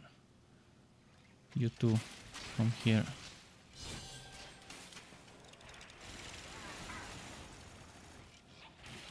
Maybe like this.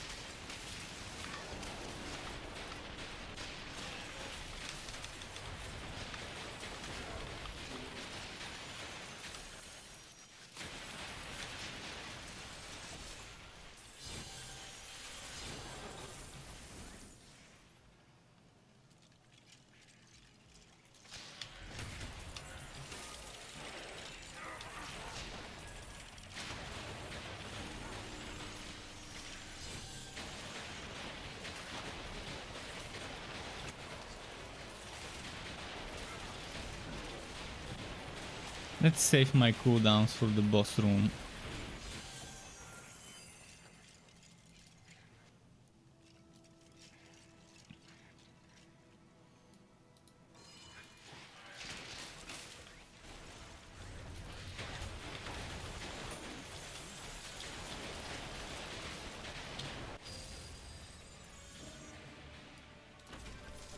Okay.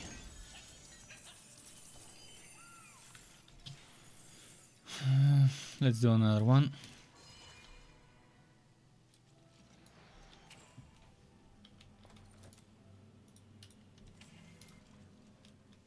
If only Godfall had something like these types of map works. You open a portal, you go there and it's a random map.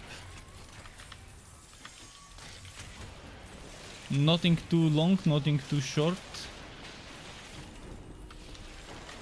A random map with random enemies where you can just go. Right now, that's probably one of the biggest problems with Godfall. Very badly designed endgame. That feels so repetitive and stagnant.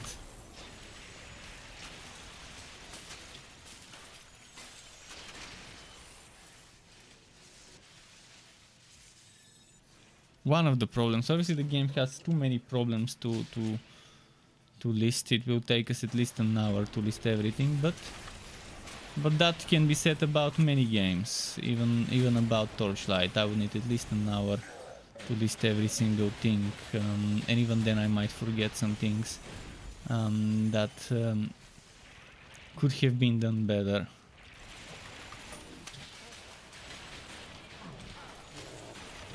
Oh, this Mustang.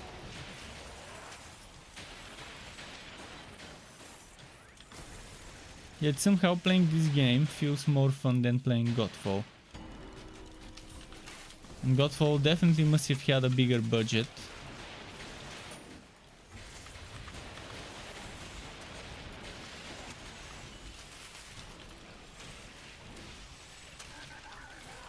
Not sure if more people, but definitely seems like the budget seems to have been higher there.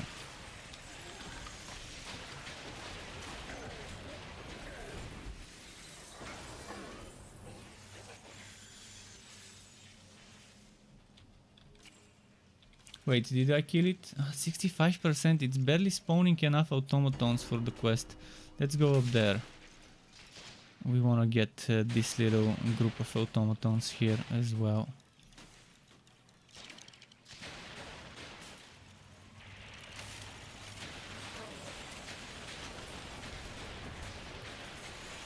I'm also not sure what's happening, but the game is wagging a lot today. Video wag. I'd never had such video wag in this game.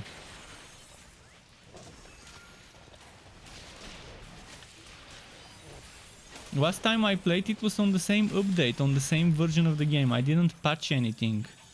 Could it be because my video drivers told me they need to be updated today and I haven't updated them? Is that the reason? I doubt that would be the reason, but maybe that's the reason.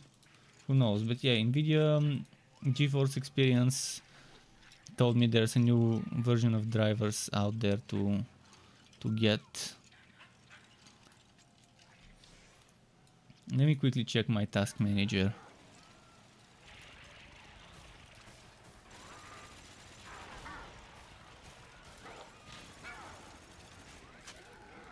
I'm gonna leave it on the side just so I can pay attention to the CPU usage. Torchlight is using 21% of my CPU and my streaming software is using another 20%. So it's not CPU. It's not memory. I'm only using 50% of my 32 gigabytes RAM. Altogether from everything that's running, browsers and all. Let me quickly shut down some Adobe things. Maybe the Adobe things might be messing with my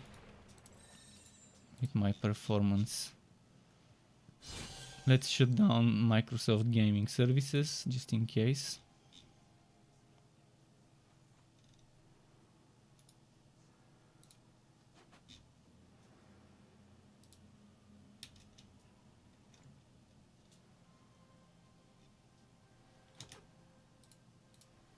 So yeah, I'm not sure what is being used, what the problem is here.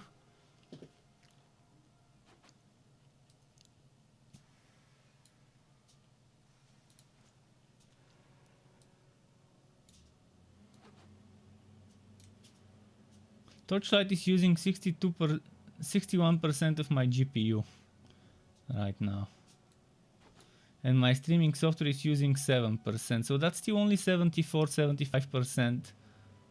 So I'm not sure why I'm gonna keep paying attention. Maybe it spikes. Maybe the GPU usage spikes. Just in case, I will pay attention. But I've never had such problems. Especially not while VSync is on. Back in the day I used to have cases where GPU usage would go to 99% when I don't use VSync. But that was during alpha days of Torchlight. And only when not using VSync.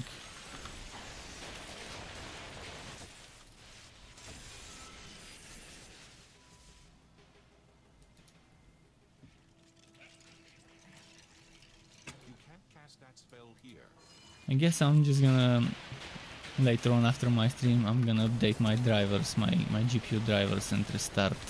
Maybe the PC just needs a restart and it will be fine.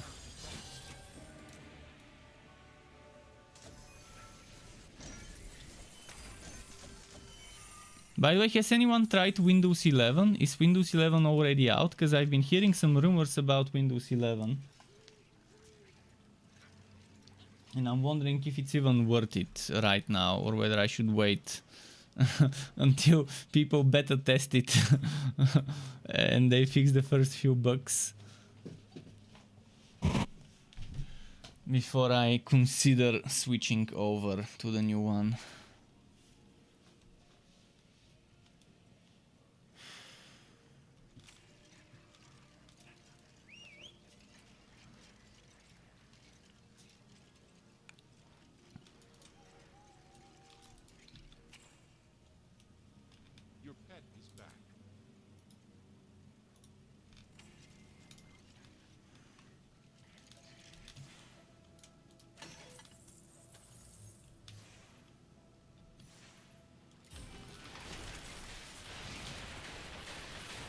Mapworks has always been and will always be my favorite type of content in this game. It's much more fun than the Fuzzier. Open a portal, go in, do a random map. No hassle, no annoying affixes to mind. You don't need to worry about dying and not being able to return. You can just revive at the beginning or where you died. Obviously dying, it's not gonna be something you would care much about if you have a decent build and you've geared it up nicely.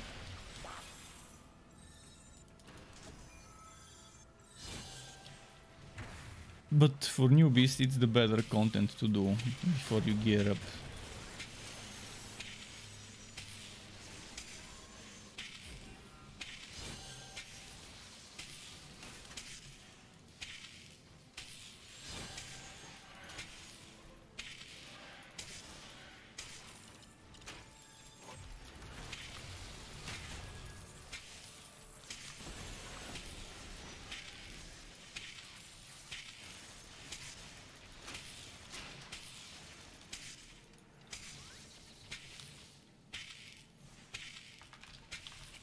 I hate this map, by the way. This is one of the worst maps possible to do.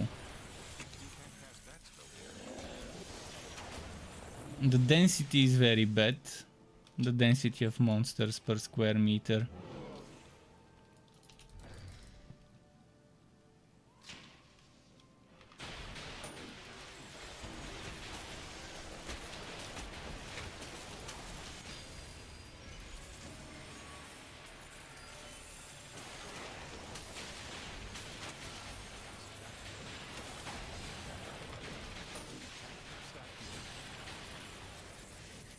Okay, at least I'm getting decent drops.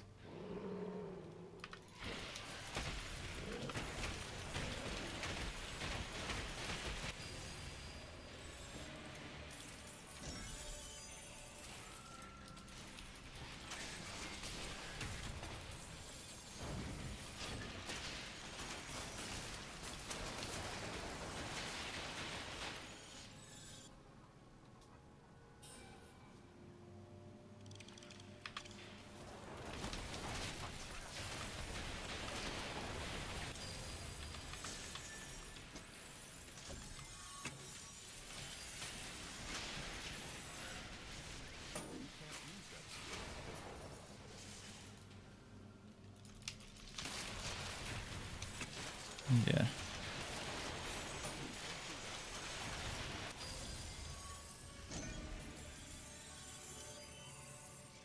Wait, I missed a cache. An ancient cache over here.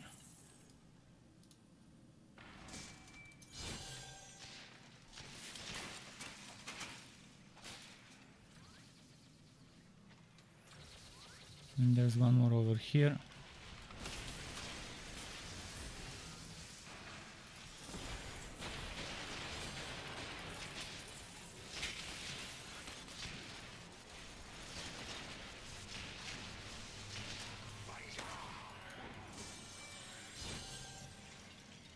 Let's keep going.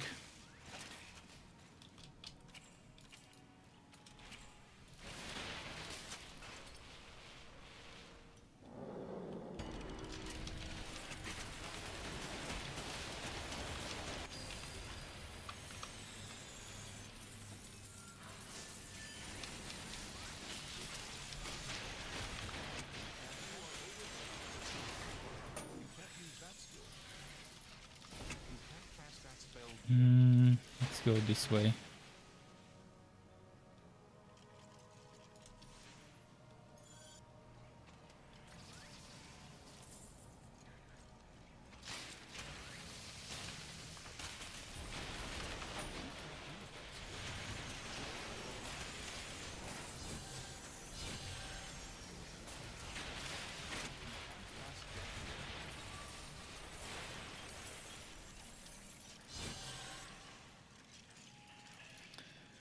Here, finally boss time.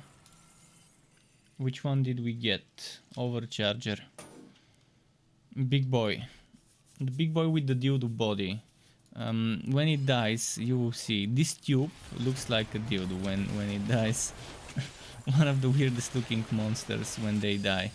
Look at that. Look at this now. This thing.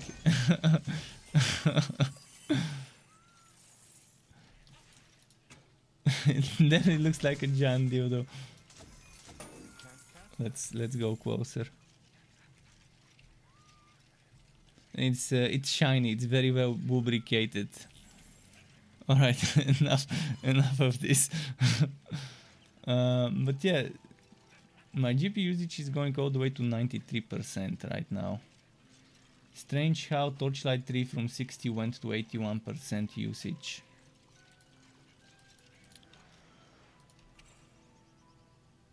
I definitely need to update my drivers and restart. Something must have messed up. The last time I played this game was probably 2 months ago, and since then I've updated my drivers a few times. So something must have fucked up. Oops, no, during those updates.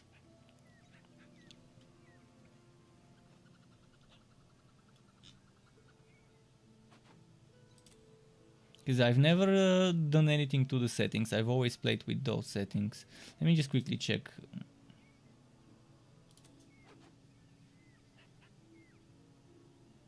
This doesn't help.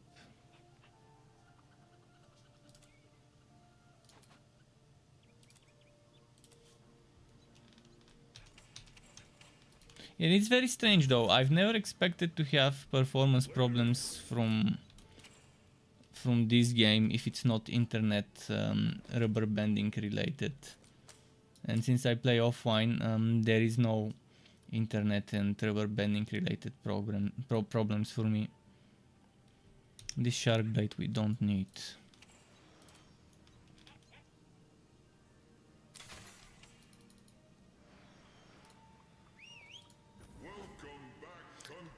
Should we try a different build? Let's play for another half an hour on this build and then we can switch. Your pet has returned.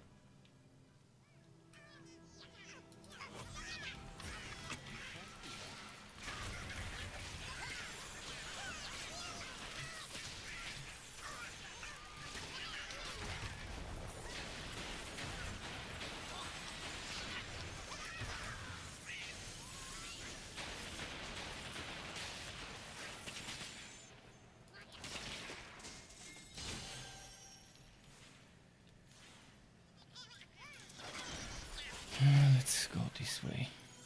There's plenty of goblins to kill in this place.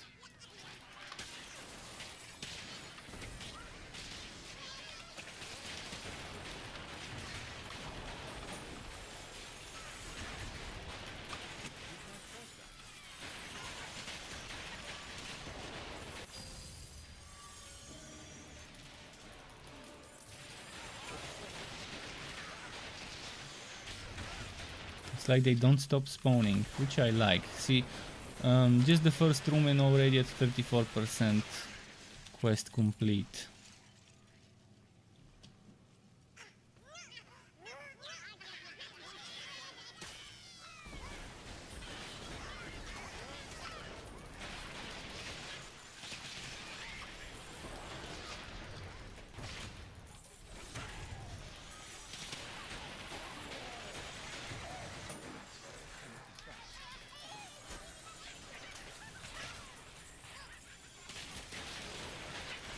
Okay, there we go. Let's go this way.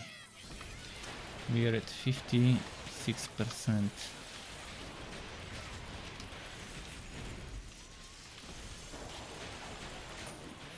And now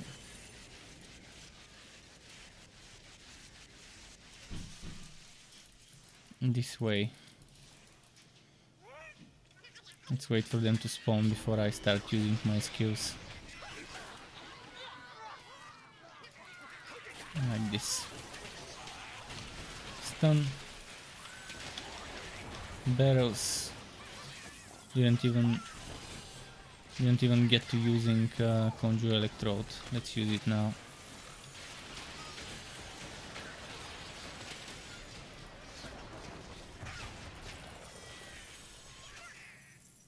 So we are at 80%. Okay. If I can get those to follow me over here and group them up with those that spawn there.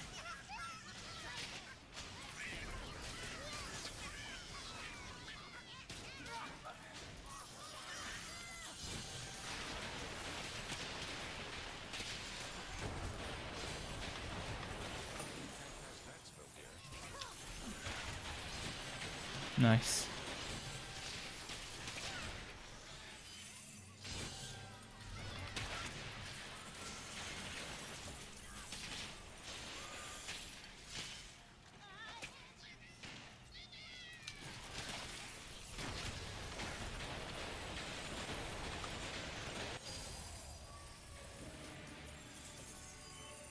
Okay, a little bit here.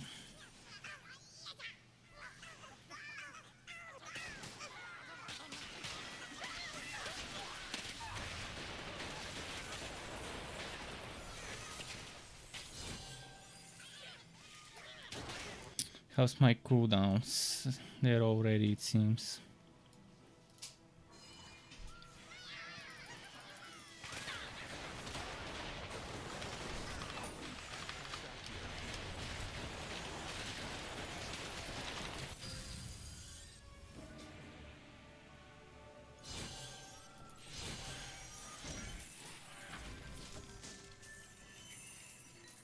You can't carry anymore. Boom.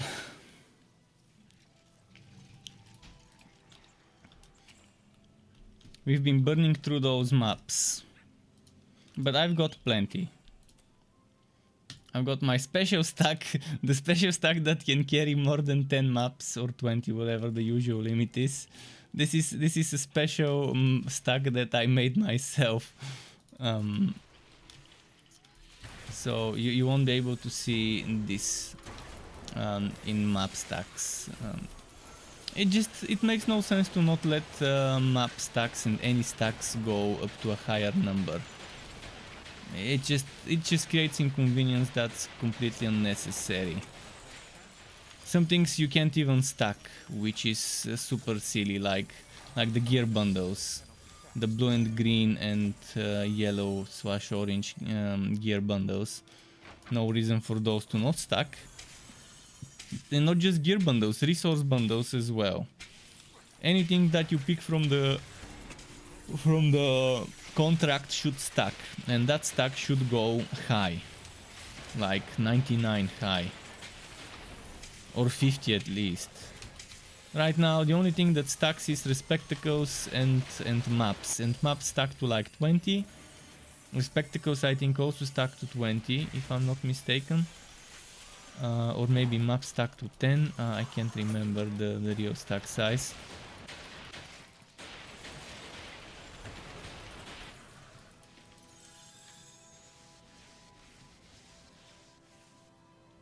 And the worst part is, we used to be able to stack gear bundles up to 3. Green gear bundles you could at least stack up to 3, now you can't. Obviously 3 was a bad number, it should have been, well, 10 times that number at least, but I'd say 50 would have been the best number.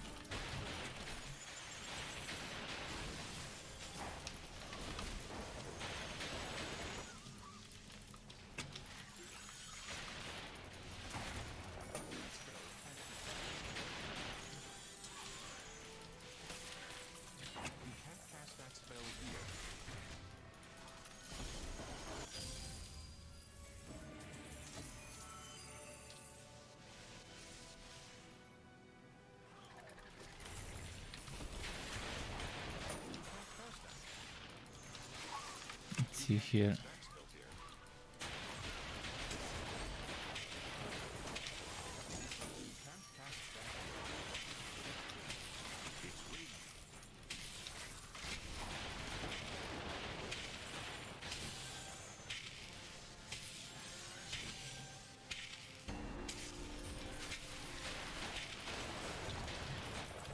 How many more?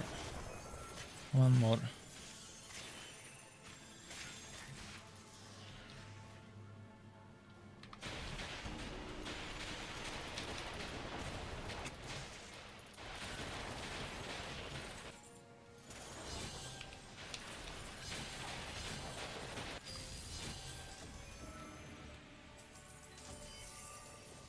Boss time.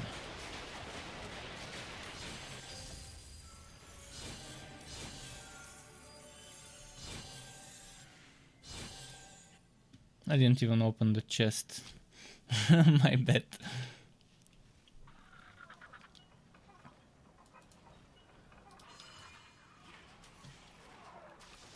It's rigged.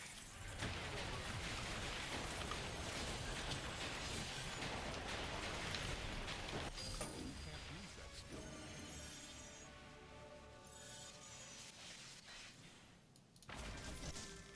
Your pack is too heavy. No drops. You see, as soon as I started doing level 60 maps, the drop rates became much worse. When I was doing Fazir level 1 through 15, 16 on my Realm Master, you were seeing so many legendary drops. And now, sure, I've gotten this one and another one that I got rid of. I've gotten 2 legendary drops since I switched heroes. But the drops per map on average is much lower on level 60. And that's how it is, even though the devs keep saying that no such thing exists. This is what everyone has been seeing. Less drops on higher level content. And less drops in the Fazir compared to for example, other content like the story zones.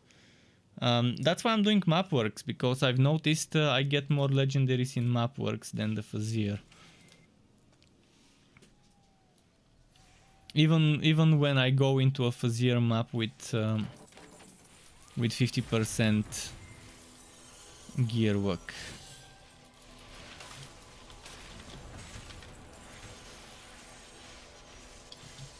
This one is 25%, so the difference is 25% between this and the Fazir 50% map. Obviously the gear also is important, whether you use or have in the Legendarium things like the Winter Weave Cuirass and so on.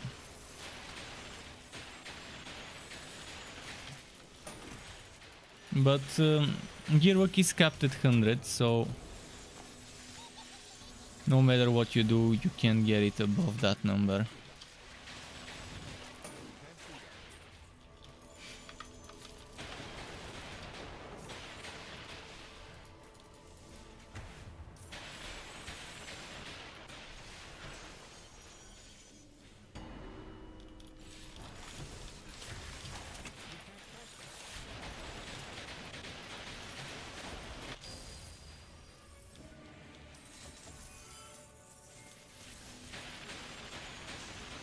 Let's go there.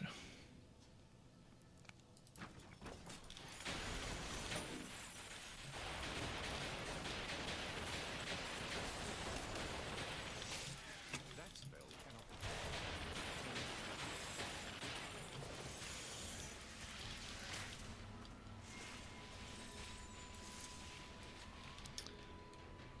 be. Four more Ember Shines. 3 more.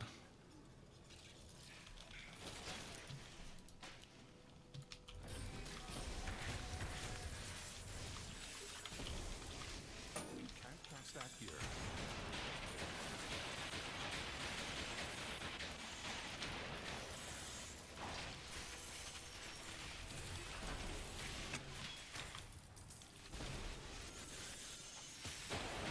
You can't use that. You can't cast that spell. That spell can't be cast.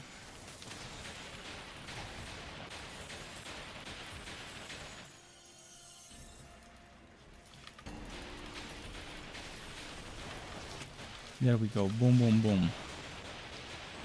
And now it's time to find the granny. And the granny is maybe on the other side here. No, maybe on the other side here. No, let's just go to the end of the map. Not gonna waste my time on the trash mobs. I just wanna find granny. Get correct. Illy says hello. You're clearing the screen like if you were playing Path of Exile. Well, that's how it is in this game with some builds. And that's not even the fastest clearing build. It's more of a very unusual build where you have summons, but summons don't do damage. but summons do procs, and the procs do damage themselves. So indirect damage. You can see all those lightnings? Every time my summon hits an enemy, it has a chance to trigger lightning. So even though the summon doesn't do much damage themselves, they can trigger procs. So it's a proc monster summoner build, as I would classify it. And that's unusual way of getting damage from summons. You're not stacking minion damage, you don't care about minion damage. You don't care about how much damage they do per hit. You care about how quickly they are attacking, and how many procs per second, per minute they can trigger.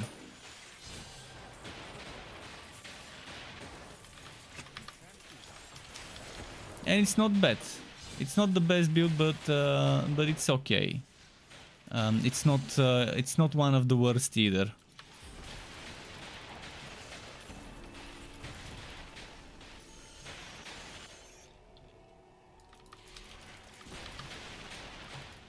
As long as your gear is up to speed with the content, it's good enough.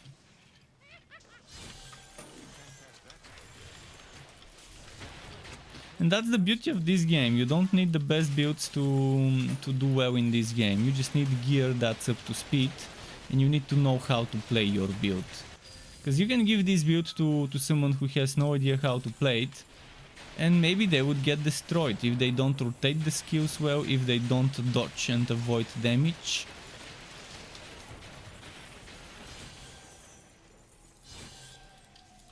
If they don't focus fire the right targets.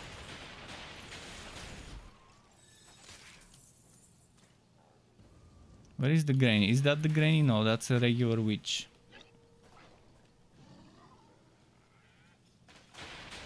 And you said the last time you were playing there was a silly bug. The thing is, this bug is one of the weirdest bugs ever.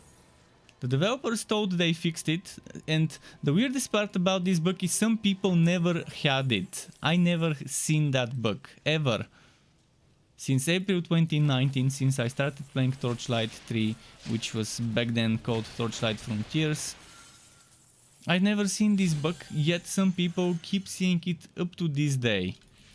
The patch note says the bug is fixed, but some people say the bug isn't fixed. So maybe the developers, when they were testing it, on their end the bug was fixed. But somehow, for other people, this bug is still happening, and it doesn't matter whether it's offline or online. They're telling me the bug happens online and offline. So again, there's some super weird bugs in the game that I just don't know why they're selectively targeting certain players.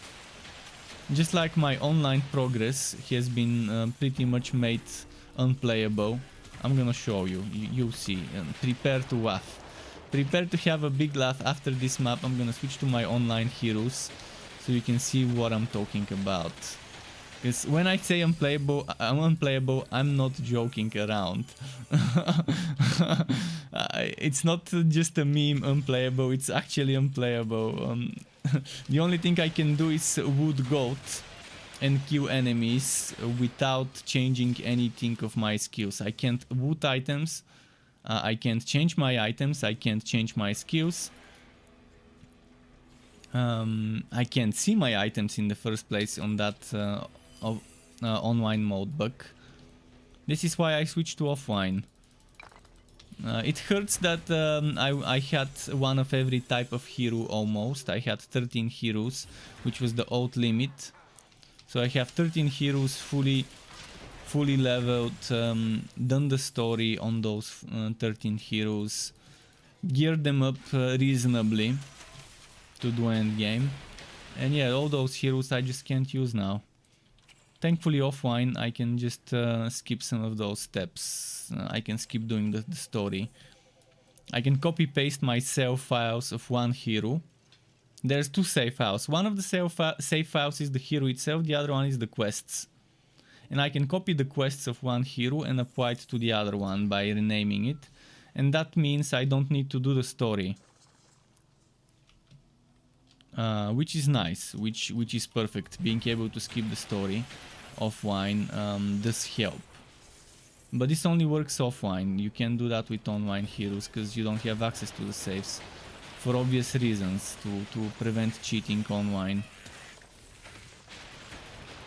So thankfully figuring this one out kind of saved me some time for having to re-level everything, because leveling up doing the story in this game is the boring part. Once you've done it as many times as me, you just you will get PTSD from questing and leveling heroes if you have leveled up as many as me through the story in this game.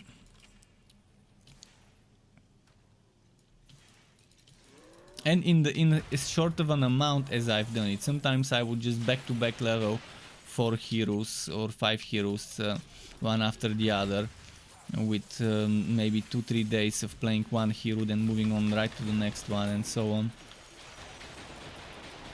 Okay, this is where the granny was hiding, the last spot I would look for her.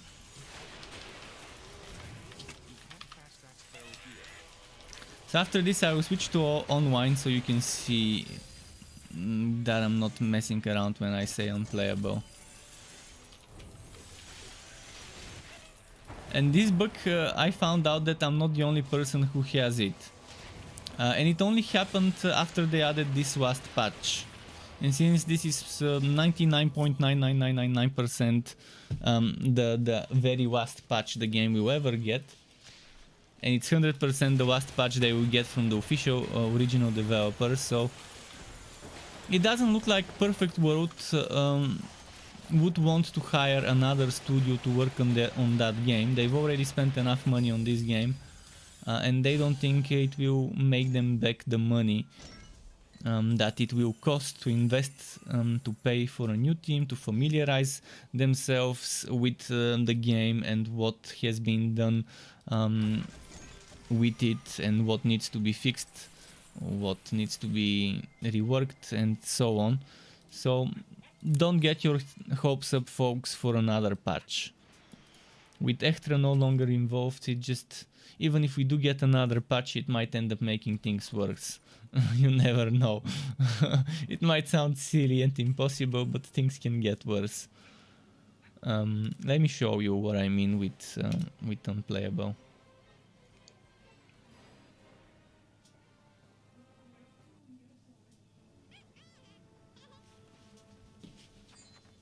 You said WoW who is WoW Taliban? Is that a Taliban that plays World of Warcraft? I've never heard of him. WoW Taliban. Who the hell is he? And he said he's gonna force marry all the women over the age of 15 with his soldiers.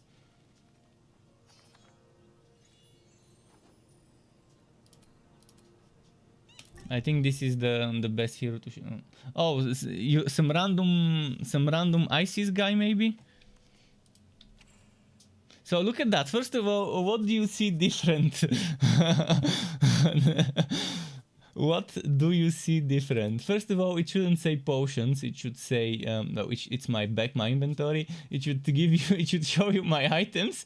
It should show you the pet items, the stats, the other stats. Now there should be in the pet inventory, there should be the potions and consumables inventory. This should be my resources. But it doesn't stop there. This is my relic. And that's not all. There's more. There is more. This is my contract. Regardless of which one I switch to, it will look like this. This is how broken the online is for me, and that's why I'm saying unplayable, because I'm not joking. And right now I had everything unlocked, and you can see I have some skills that apparently I've never unlocked because I had those there before this glitched. I mean, I can probably reset my progress, I can start a new hero, but then the new hero gets glitched again, and I did it 3 times, and as soon as the 3rd hero got glitched, I was fuck this, I'm moving to online, to offline. This is not local saves, this is online. You can delete the local saves. I can delete the heroes, and I can delete all of my progression online, but that doesn't guarantee that this bug won't happen again. The only way to guarantee you won't get this bug is to play offline. And that's why I stopped playing online and moved to offline. But look at how many characters I had here. 13 characters. But well, before the update, the limit was 13. Now it's 25 and it's 15. Because I have some cursed captains. But before those cursed captains, I had 13. And all of them level 60. And geared and everything. So yeah, fuck online, I can play offline, and sure, I had to waste some time leveling, and I'm still missing some items. I had a lot of items unlocked in my legendarium. I had a lot of items farmed with good rolls, or not so good but still decent rolls. But that's how it is. Not much I can do when the game gets broken this badly. And it's perfectly fine. I mean, with all the respect to Max Schaefer, his message said that they believe they're leaving Torchlight 3 in a good shape. I wouldn't call this in good shape. If the game can get this broken, if the cursed captain has bugs where this Maximilian doesn't do damage with his basic attacks, with his auto attacks, where this skill, if they kill the skeletons, you can't summon the skeletons again until you wait for 120 seconds for the skill to end. You can reuse the skill and it will do this.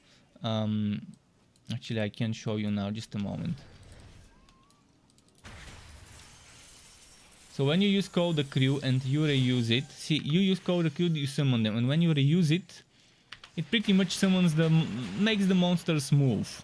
But if they're all cute, it won't make them move, it will just do the animation where you point, but it won't resummon. And the way to resummon them is to wait 120 seconds without using the skill once, and then you can use it. So when there's such annoying bugs, when this one doesn't do damage with its auto attacks, what else was broken?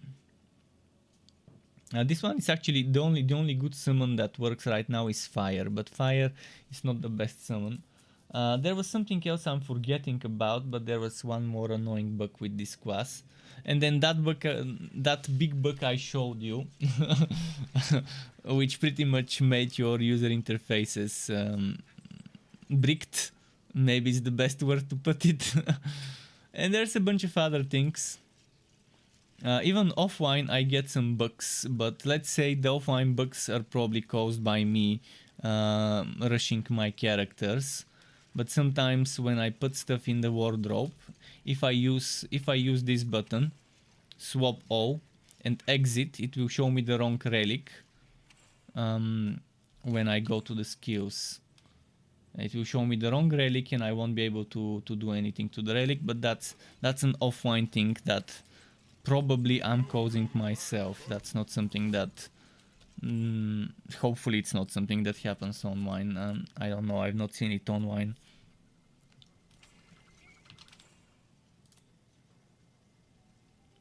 I'm gonna do one more map and then switch heroes. I would let you guys decide what builds you wanna see. If I don't have them, I can quickly get one leveled up to 60. Or at least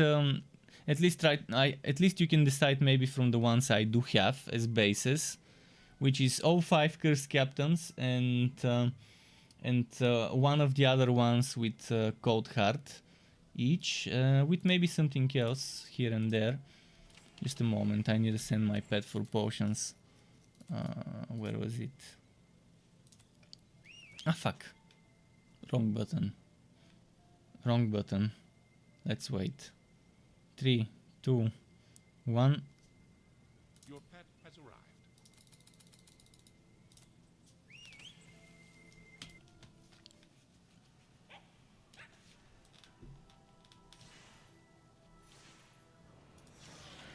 Your pet has returned.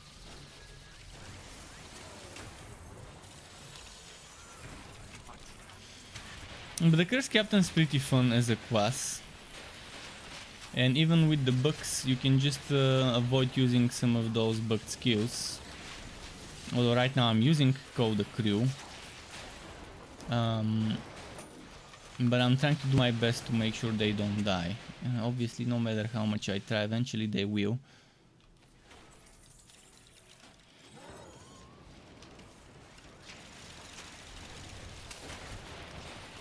But the one bug with the pet not traveling with you into maps is probably super annoying. Again, I've never seen it happen to me, but I can imagine how annoying it would be to not be able to use your pet because it never goes into the maps with you.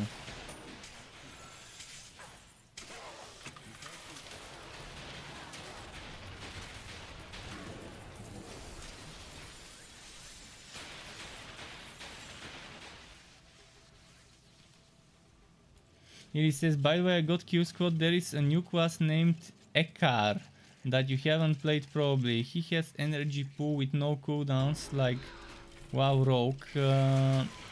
All his skills have... All the skills he has in the basic attacks have synergies with his skills. His weapon is a shotgun. You might enjoy it for a while. Oh, okay. I might test it. I might test it.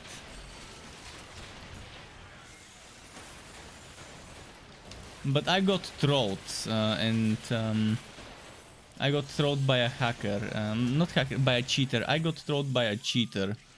That's one of the main reasons why I stopped playing. Because now I have a lot of resources. It feels weird. I can't get rid of those resources. There is no way to go and delete my resources. Not sure how they did it, but they made the map drop a bunch of resources, like a ton. so kind of it feels weird. If I were to go back and play it, it would feel very weird having this many resources in my inventory. And it's just strange because I didn't earn them, but some random that I was grouped with gave me that many resources. And sure, I'm fine with people cheating as much as they want offline, but when they bring it to co-op, it's wrong. It is wrong when they bring it to co-op. When offline and online are connected.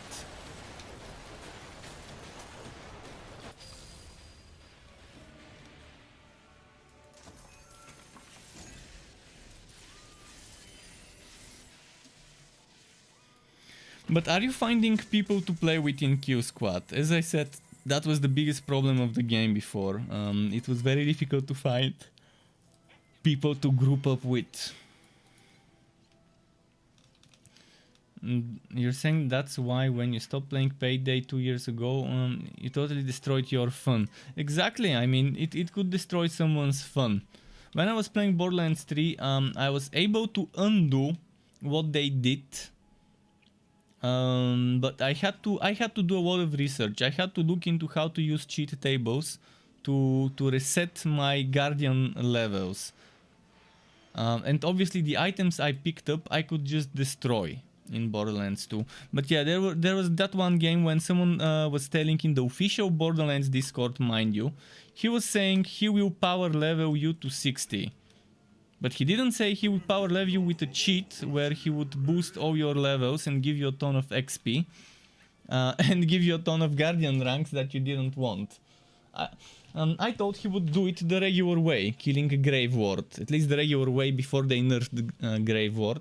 And that's how everyone did it. That's how I power leveled people. I would just do a bunch of boss kills and eventually the person would get max level. I mean, that was the normal way to power level, but the guy obviously didn't get the memo that you should let people know. Obviously later he found I was streaming and he gave me a sub, but that sub doesn't make up for the time I had to spend researching on how to use cheat tables to reduce my Guardian ranks in Borderlands 3. It was fucked up. It would have been fine if he told me, hey, I'm gonna do it this way. Are you sure you want me to do it? No, as soon as I joined, he killed the monster and then boom, I was max level and then my guardian rank was like 3, 4, 500. Actually, I think it was 300 something or 400. If I remember correctly, it didn't go over 500. It's been a long time since I played, so I can't remember. But yeah, some people just, the bigger the game, the worse it gets. When it comes to people modding, calling hacked cheated items modded items. It's not modded items, it's fucking cheated items. Say it what it is, don't try to sugarcoat it by calling it modded.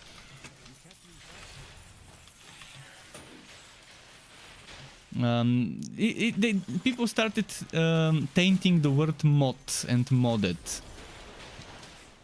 Mods are a good thing.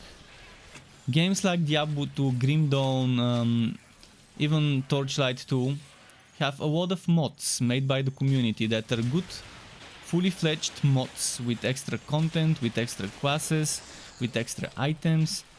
That's a mod. When you take an item and just make it one-shot everything and give it a bunch of stats that shouldn't be there, that's not a mod, that's just fucking cheating. But in Borderlands 3 there were people selling and obviously people buying modded items.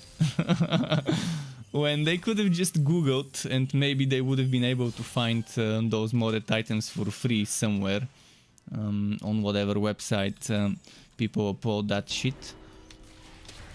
But yeah, it's just the bigger the game, if they allow cheating in co-op, the worse it gets. And Borderlands 3 was a fine example of this. When playing with randoms, you were just playing the watery. If Shohei was here, he probably would say, randoms, I don't fuck with randoms, that's disgusting. If he's still here.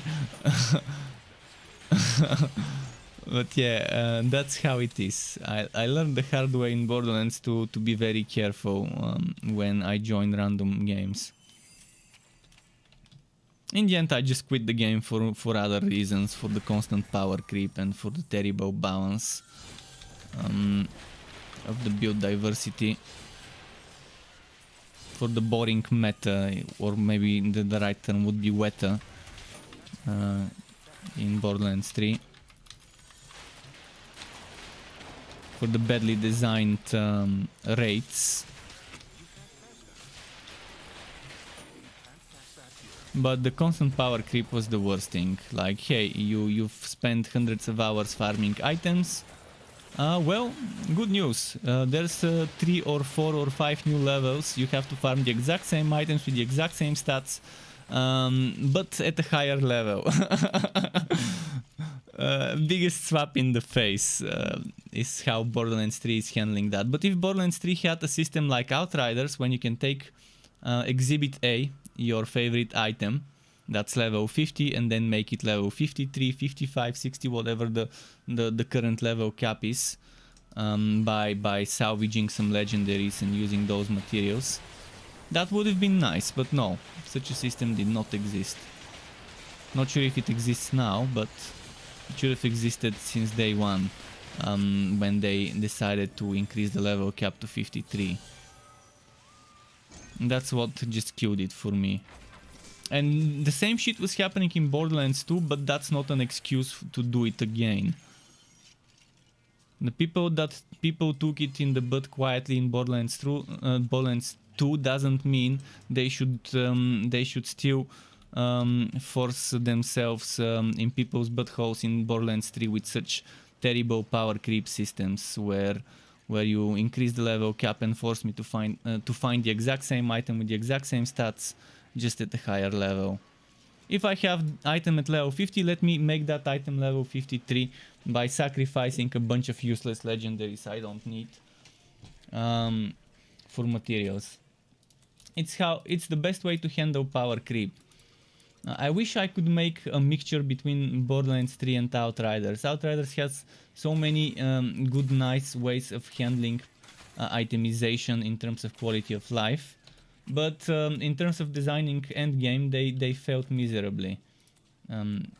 For my own personal taste, obviously. Let's change builds, by the way.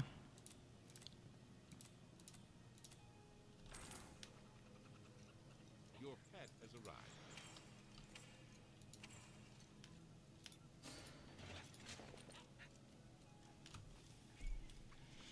arrived. Which build do I wanna play? I'm gonna put everything here.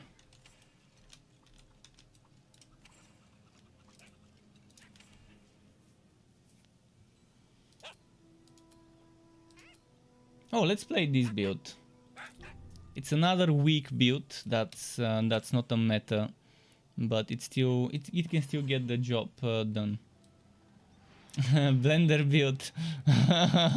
Kind of, yeah. You guessed it. You guessed it.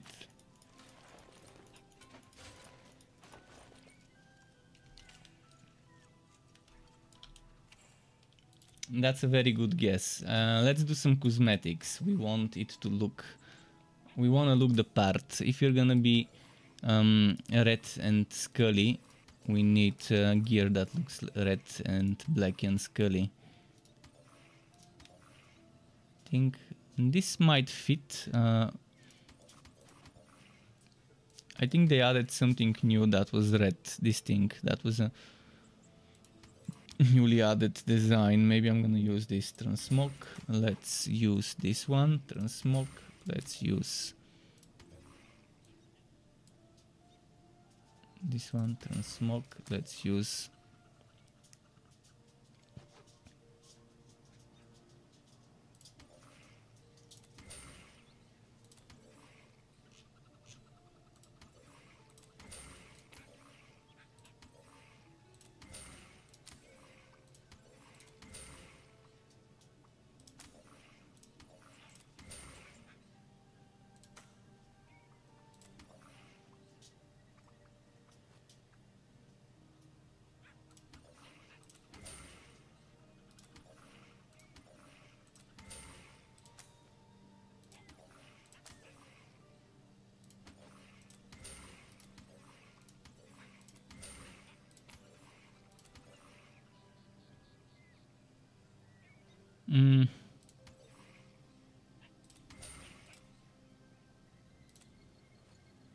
wait, what? Oh, this is a legendary transmog. Okay, let's go for this one, like a vampire count or countess.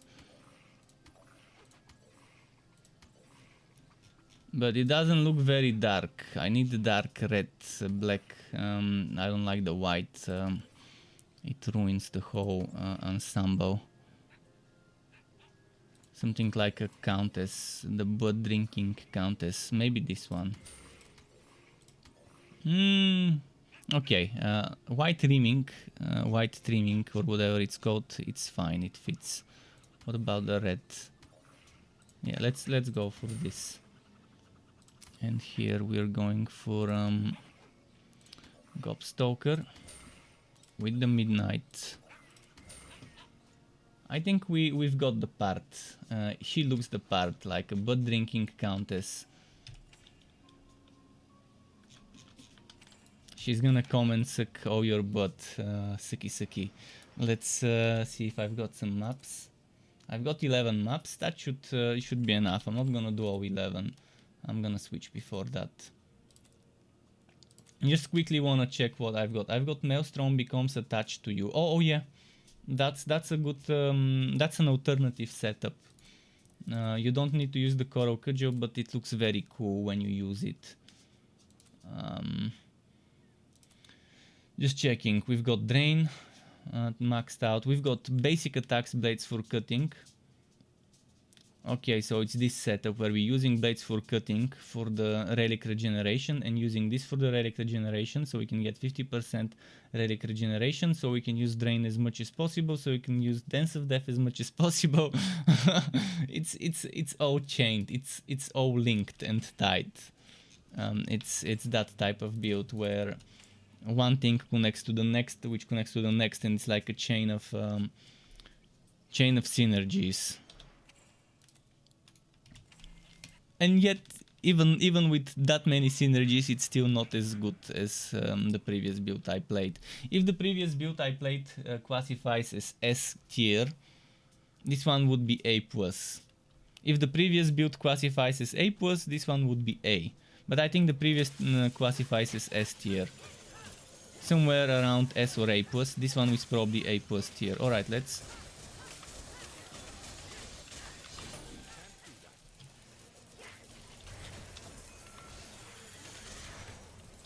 But this is a fun build.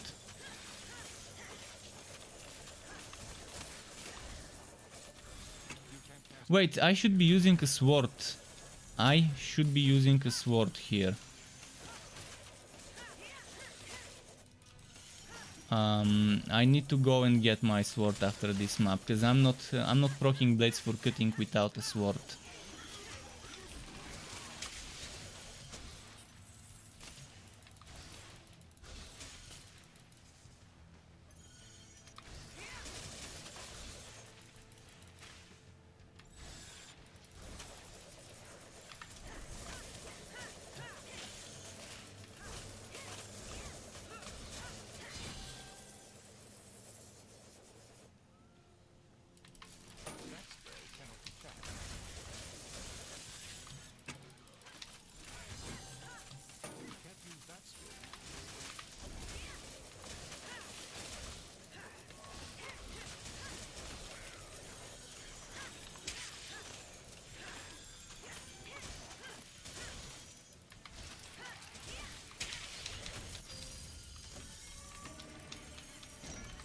Okay.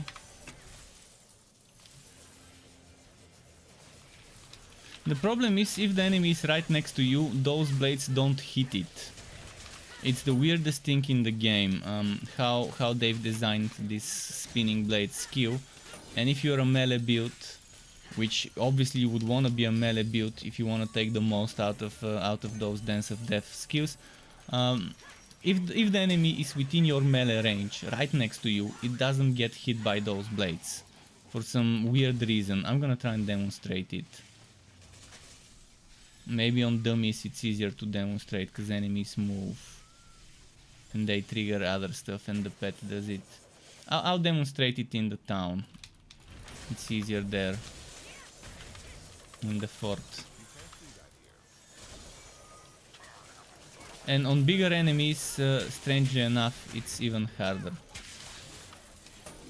Which is even stranger why on an enemy with a little bit of a bigger model and supposedly more hitbox area to hit, it seems to be harder to hit those with those blades.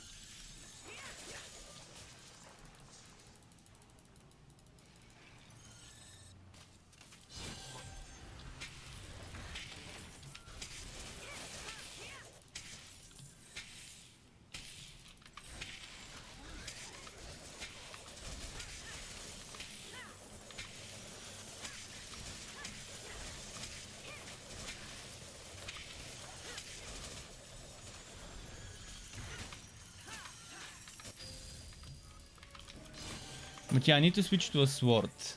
I think I had not a great Glacier's Edge, but I think I had a Glacier's Edge somewhere. Even if it wasn't the best, it's still a Glacier's Edge.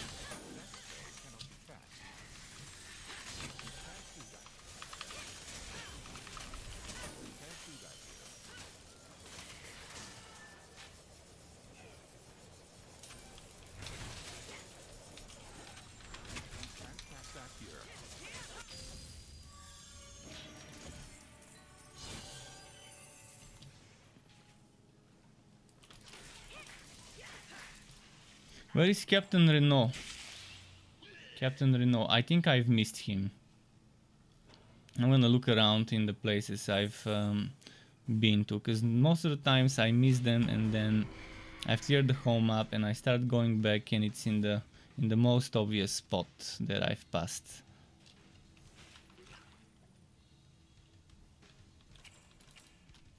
Captain Renault, where are you?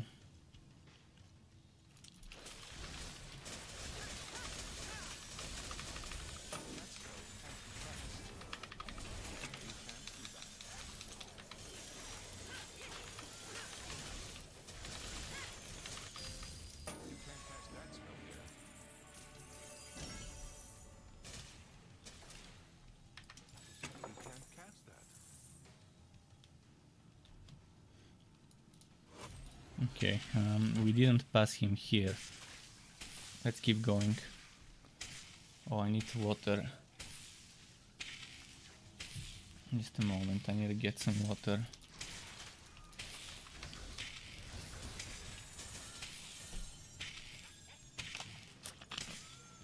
No, fuck. Why did she come now?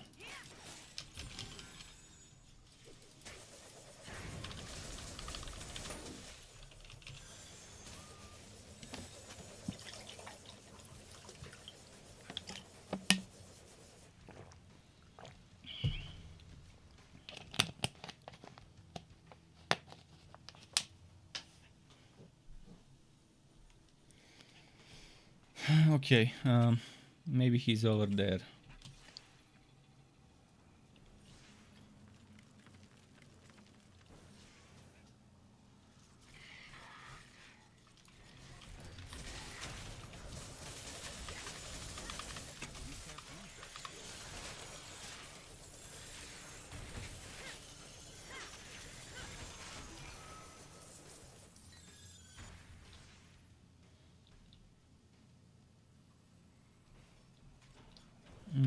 This way.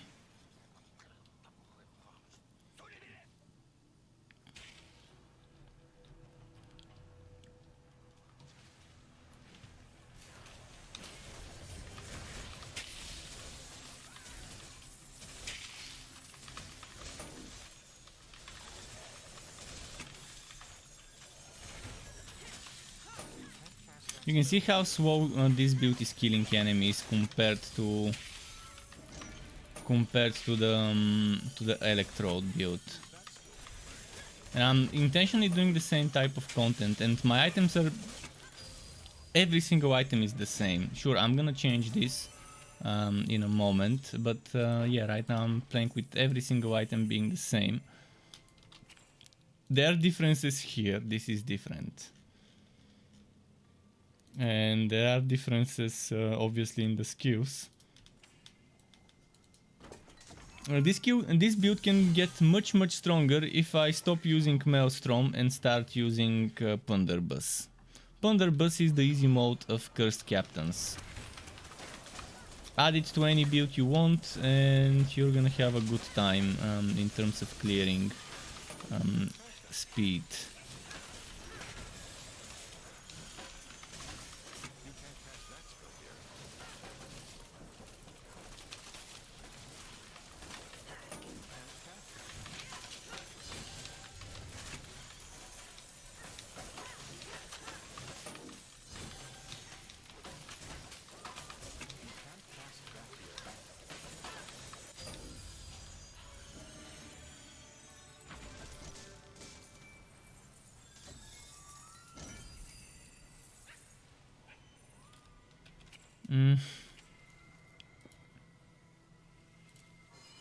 Alright. And let's see if I've got the weapon somewhere here. The sword. Maybe that's the sword. No. No. Well, it's gotta be somewhere here. Level 60 Glacier's Edge. That's what we're looking for. Probably it's this one. No, that's 27. 53.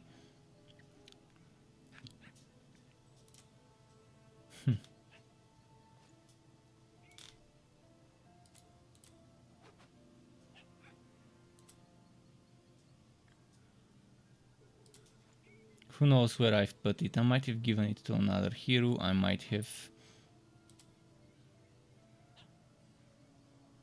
put it in one of the wardrobes. This is it.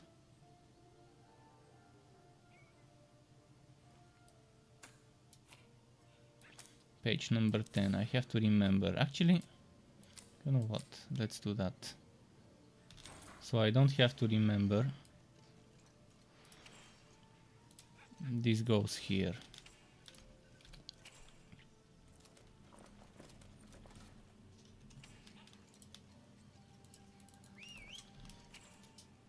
So this one less damage than the other one. The other one was 6200 damage.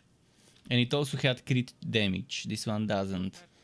So now I'm gonna do less DPS, but I have chance to bleed, which means I don't need to put chance to bleed in my shield. I mean, you can keep rotating. If you're using the same item and you don't have a duplicate, you can just keep rotating and change chance to shock to change to bleed, chance to burn, poison, etc. Whatever you need for your relic to synergize. But since this one has chance to bleed, I'm gonna keep this shock. Oh, and let me show you this thing I mentioned. You see, let's go next to that dummy. I want to make sure I'm not hitting it.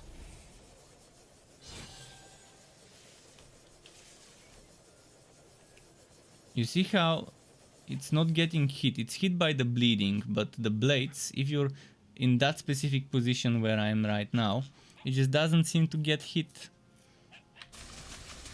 It does get hit by the bleeding, because casting the skill causes a bleed.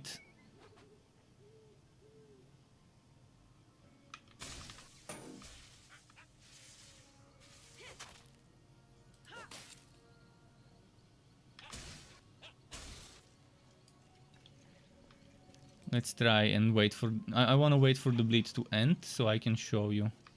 Although it's probably gonna do the bleed.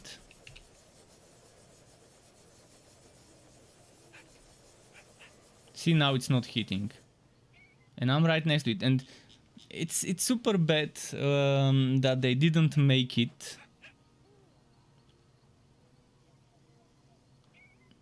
Yeah, I mean, definitely the game is messed up and it's definitely abandoned. But there are certain things that that just, I don't know, they've been like that for ages, and they didn't get fixed for like 2 years. Sure, this one is one of the newer things. This Dance of Death is probably, well, since 1 year ago. That's probably when they made it the way it is. So it's a more recent addition, but it's years since it got added. And since the developers left the ship, since they jumped ship and they got purchased by Zynga, it has been what, 4 months, I think? 4 or 3 months since this happened. So obviously they have still had around 7 or 8 months. Or actually 8 or 9 months. They had 8 or 9 months since the addition of Dance of Death the way it is to fix this. But I guess they never noticed. I didn't play this as much. To notice it and report it. But I've reported a bunch of other things that some of them were bugs, some of them were suggestions of how to make the game better, and that the developers just didn't agree with me. Which is fine. I mean, you can't expect developers to agree with every player, because it's impossible. Players like opposite things.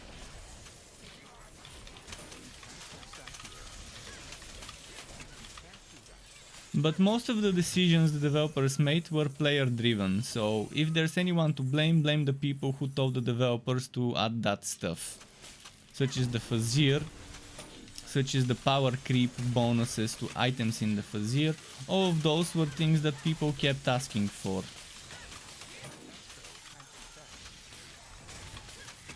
People who didn't care about the future of the game, they just wanted something that works at the current time.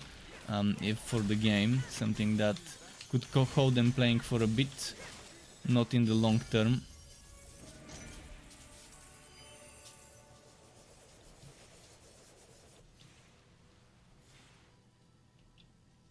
Sure, the Fazir was nice when they first added it.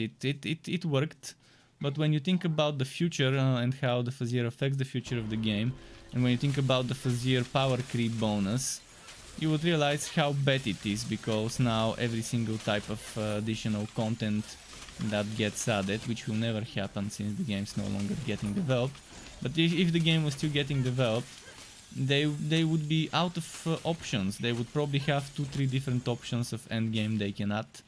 Maybe something like the Crucible in Green Dawn would fit where they can attach this X%. I can't show you right now. But the X% that goes up to 118% extra stats. Right now you can get those items from the Opaka level. The secret Opaka level was dead on arrival. There was no real reason for someone to want to do it other than just for fun. The items you get there are not gonna be as strong as the items for Fazir. And if you wanna push Fazir, you won't be able to use items you get from the Opaka level. The same goes with Mapworks. They pretty much killed Mapworks for people who wanna do Fazir. They made Mapworks something that you wouldn't wanna do if you wanna see yourself reaching the end of the Fazir. Because you will need that gear with extra percent stats. And that gear won't drop in Mapworks. So any other endgame they would add would have needed an implementation of this Fazir challenge bonus gear built into that mode. And yeah, you could do a few things. You could do something similar to Delph in Path of Exile. The further you go, the higher the Fazir challenge bonus gets. And something similar to a survival mode like Crucible in GD, but that's pretty much it.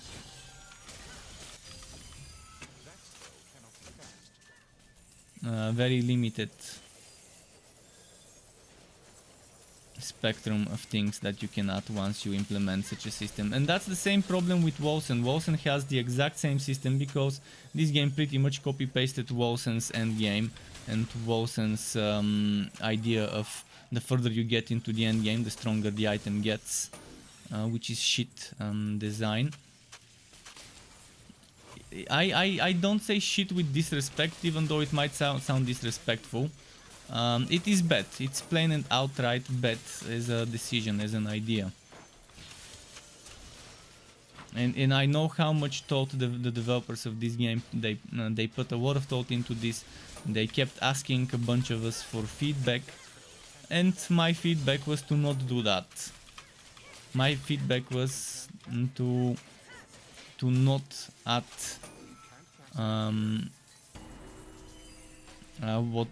what did I say? I said to not add power creep that is connected to items, but rather to add power creep that that is isolated for the unique type of endgame.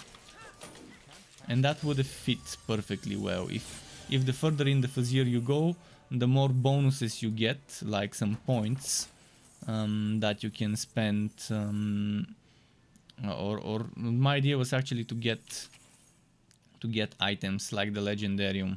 Imagine the Legendarium system but with multiple slots, like 6 slots or 10 slots, and having legendary blue and green slots.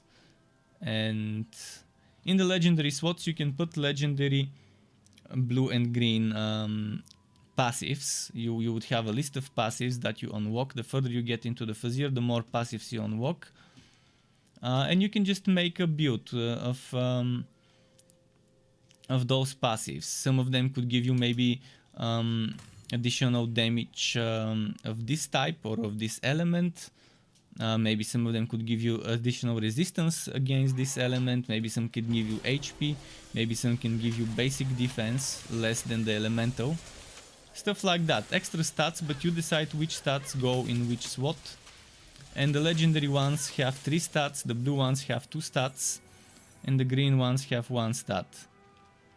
And that way, the further you go into the Fazir, the better the passives. You start unlocking passives that give you 3 stats in the hardest stages of the Fazir. And in the middle stages you get things that give you 2 stats, like a mixture of, for example, damage and resistance, or damage and HP. Or what else? Cooldown reduction, for example. Maybe there could be something that gives you global cooldown reduction, like 1 or 2 or 3%. Or crit chance, or crit damage. I mean, there's so many things that you could add.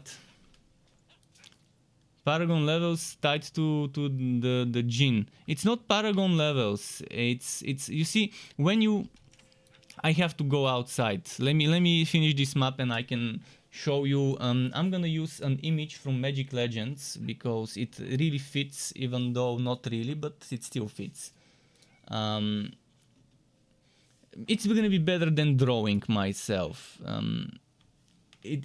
Forget about Magic Legends, forget about what this system was in Magic Legends. When I came up with that idea, I didn't even know about Magic Legends. And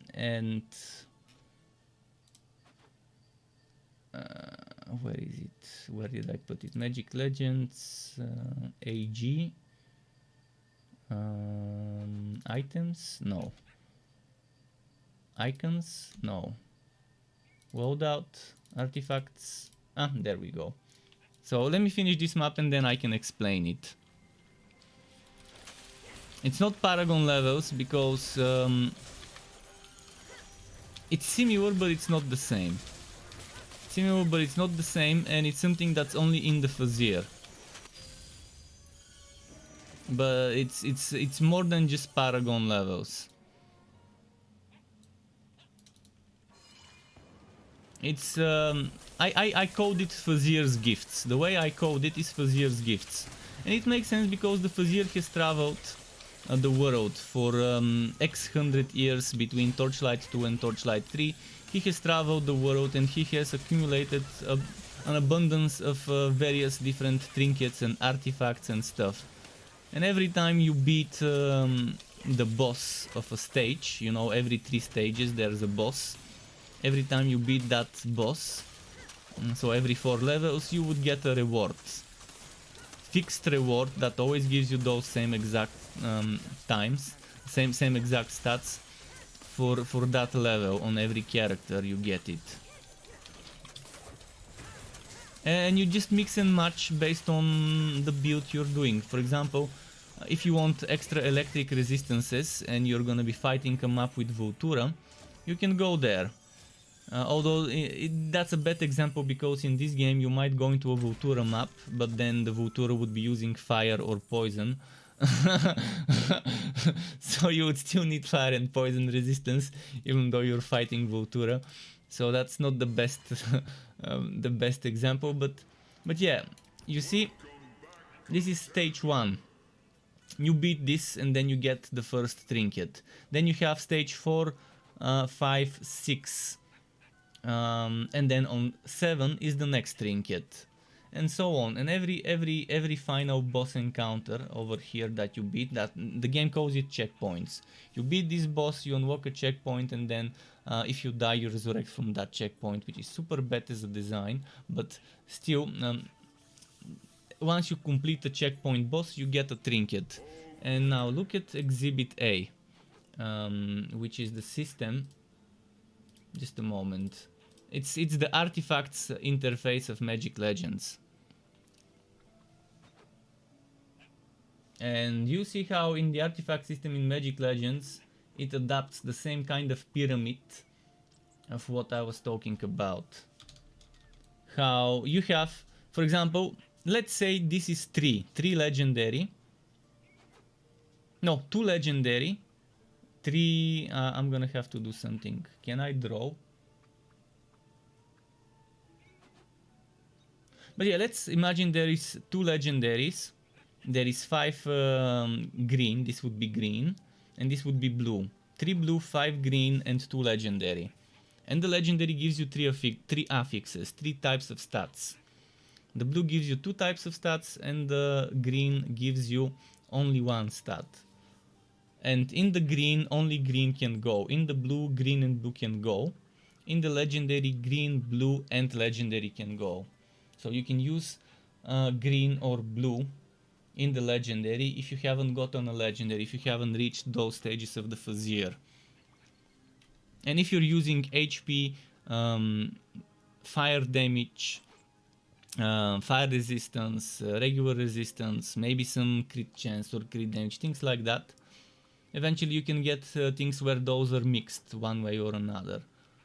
And yeah, that was my idea, and I came up with that idea long ago, probably 1 year ago, or 10 months ago.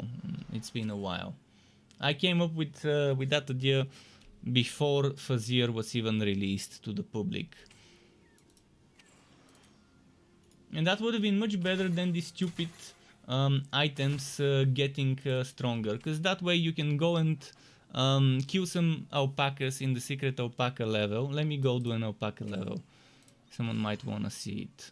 You can go and kill alpacas in the secret alpaca level and get a good item, and then that item would be useful in the Fazir, because in the Fazir the drops are not gonna be those currently bloated stat drops that we have right now. Oh shit, I haven't unlocked the NPC.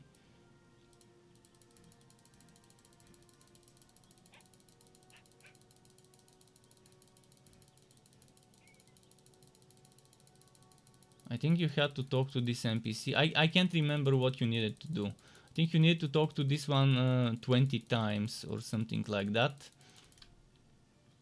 And there was some... There was a mount of length, dirt mount over here. There we go.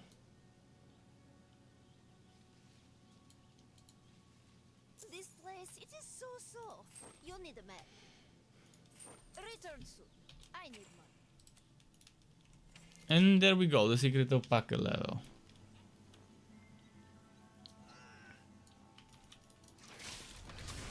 And yeah, you could go and do this stage, get an item, and that item would be worth it.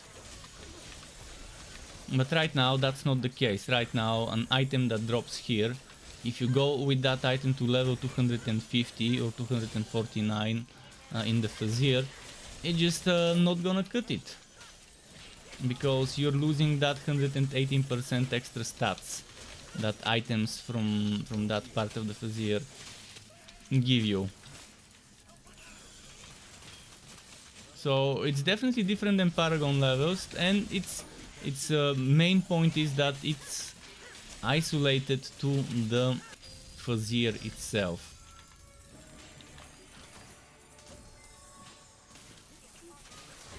And it means it won't affect your prospects of other endgame.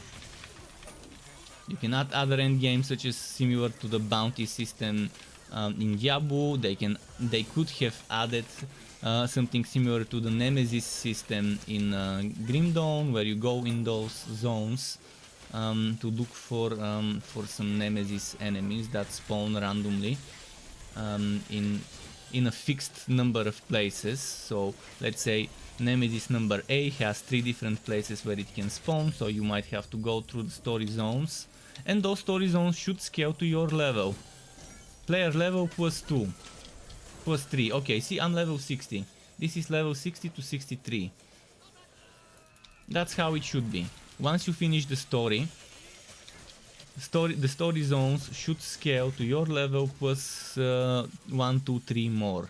Let's say no more than 3 levels of the player or something like that. So you will be fighting level 61, 62, maybe 63 bosses. Trash mob 61, 62 max. And the Nemesis would be probably 63 or 64. Something like that would be nice. But again, that's could have been kind of situation, could have been story.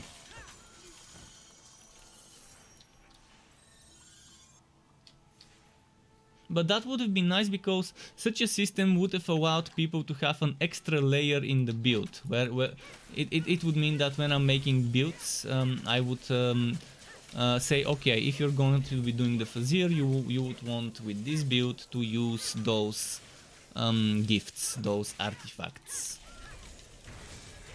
And it would have been nice, it would have been an extra layer of the build, rather than just simply getting 118% stats on those items that the build is using, which is kind of right now the case.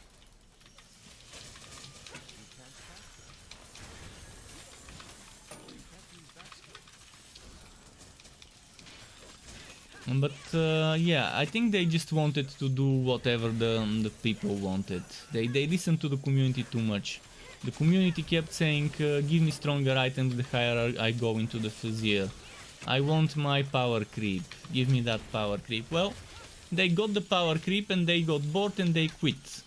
Much before people like me who kept playing and returning all the time.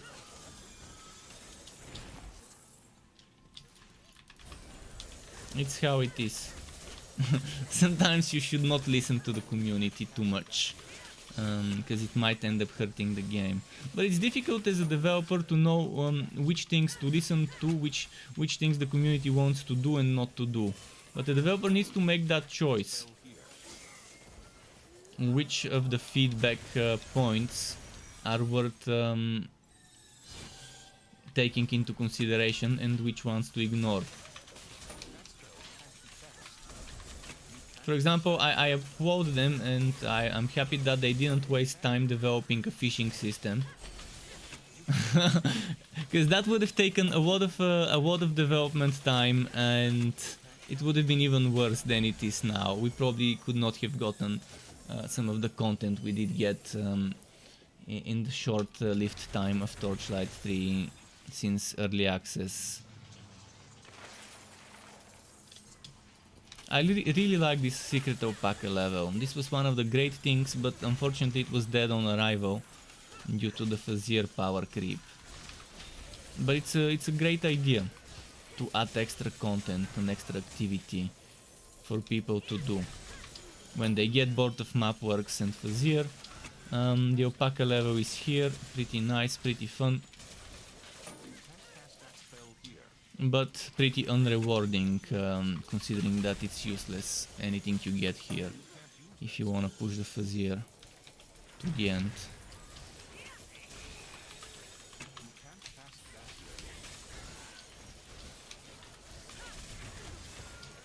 Another thing they could have added is a system like Outriders, where you can take one item and make it stronger. So you can take an item with zero stats and make it to your currently last pushed Fuzzier.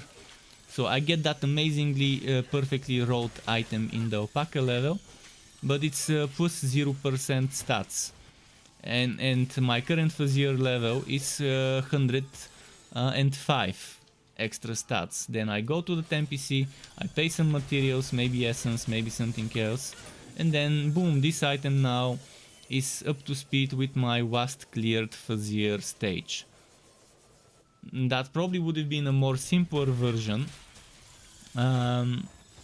that still could have been an easier to implement system than completely reworking and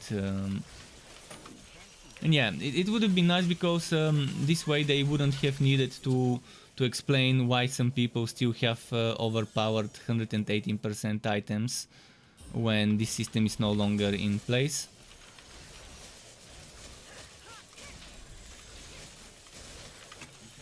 This would have been my plan B. if you don't want to get people angry for changing the way things work, this would have been a very good plan B of doing damage control after bad decisions.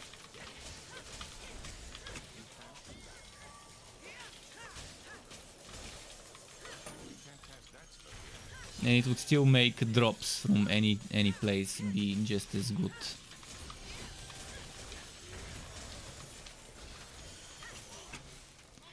But yeah, fun alpaca level. Okay, who do we play next? Should I go play a different class? Maybe Forged, maybe Disc Mage, maybe Sharpshooter. Although I think the Forged, Disc Mage and Sharpshooter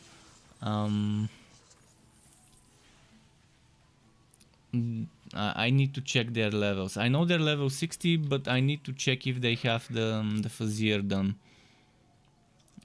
They should have it unlocked, because earlier today I made sure every hero has the quests unlocked. We'll see.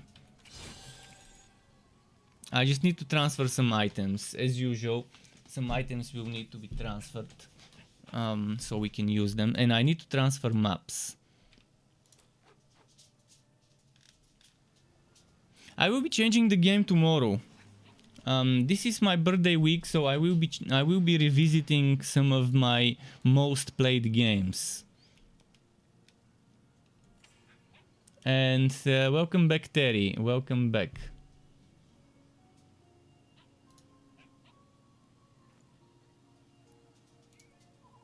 And this comment that wasn't liked, I allowed. Or maybe someone else about it. But Terry is back. How's it going? Okay, I can quickly transfer some gear. Let me just figure out where I want to transfer that gear. But yeah, I'm not gonna be playing much Torchlight 3 after today, for the obvious reasons of the game being abandoned and all. But let's put the Ancient Ember boots, the Frost Wall,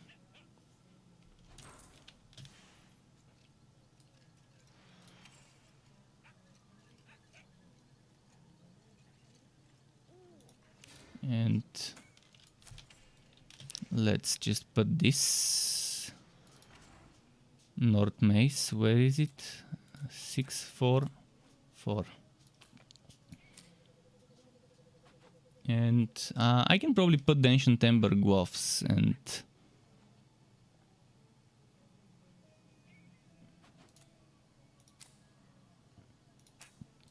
just in case I end up needing them.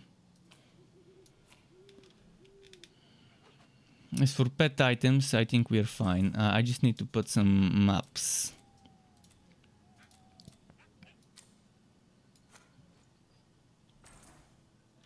And thank you, Terry. Unfortunately, I'm not gonna review my birthday day for security reasons. You never know. I'd rather be safe, because I've used that birthday in many of my accounts. Sure, in some accounts I've used a fake meme birth date, but my meme birth date is mostly used in my streamer related stuff, and not all of it, maybe 60%. So just to be safe, let's say it's sometime between today and Sunday. Which day exactly? I'm just gonna leave it up to others to decide. But yeah, it's sometime this week. So we can do Cold Heart. Where did it go? Cold Heart Dusk Mage, Cold Heart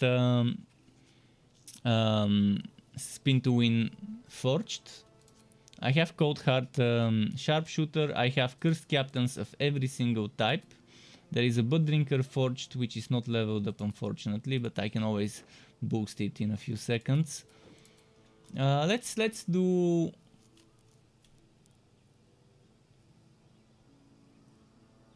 I'm thinking Dusk Mage. Good night, Illy. Good night, Illy. Or maybe let's do Sharpshooter with Cold Heart. There is that weird build I wanna revisit with Scatter Shot and Cold Heart. So we will have shit items. Oh, I won't have the wingspan. I won't have the wingspan because I have 0 legendarium sharpshooter items on offline. You know, all my progress is online. So we will just start with some basic blue items. Let's just get whatever drops. Give me blue. Come on, give me blue. Okay, we got blue.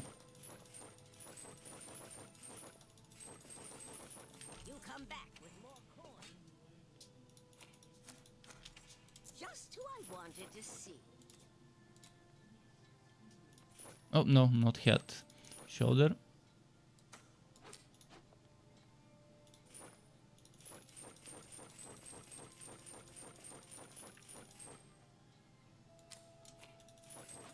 We're just getting whatever. We won't care that much about. This would be your basic build.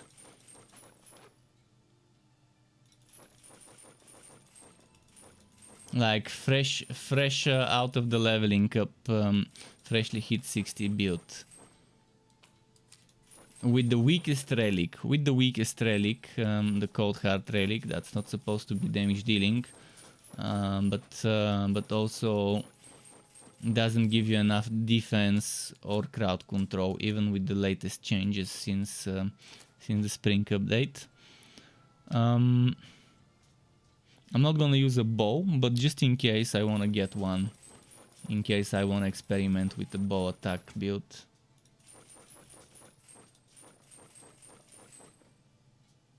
I'm gonna keep this as well, just in case.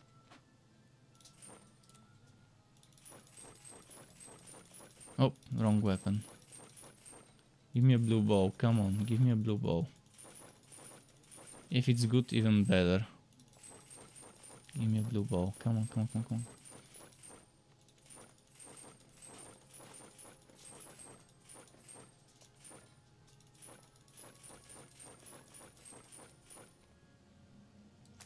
Very bad.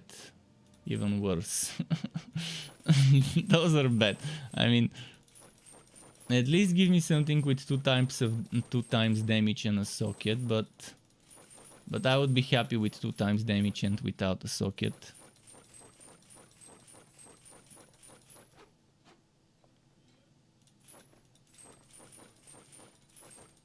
You can see how bad RNG is with the Gambler. Don't try to get legendary from the Gambler, you're gonna have a bad time, you're gonna have a headache, unless you're super lucky. Chances of you getting something great is very low. This is terrible. I might start looking for green bows, maybe I can find a good green bow, who knows.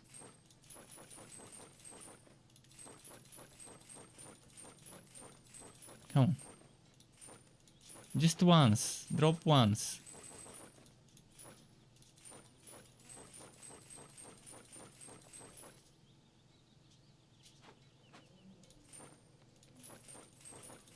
And wouldn't it be fun if I had a good bow in my storage?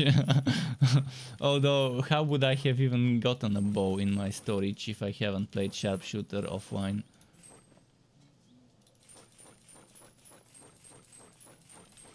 Come on. Come on. RNG.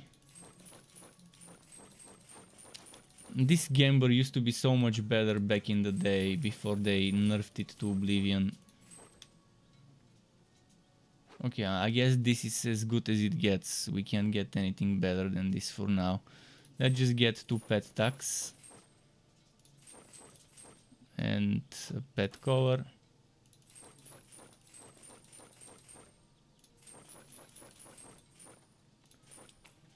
Terry has been playing Hades on Xbox. Great to hear. I still haven't gotten Hades to try it. Someday I will. Actually, let's keep the bow unequipped.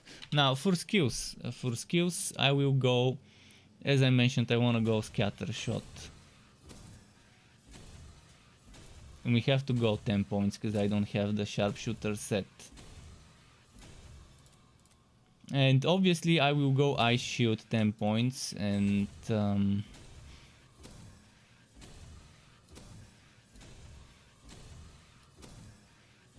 I will go Snowstorm 10 points maybe. Back then I think I used Frost Blast. Back then. And I was spamming Frost Blast in between scatter shots. And I can respec later. I'm gonna buy some respectacles to see Frost Blast or Snowstorm, which one I like more. Obviously Snowstorm would be the easier one, because then you wouldn't need to worry about Frost Blast.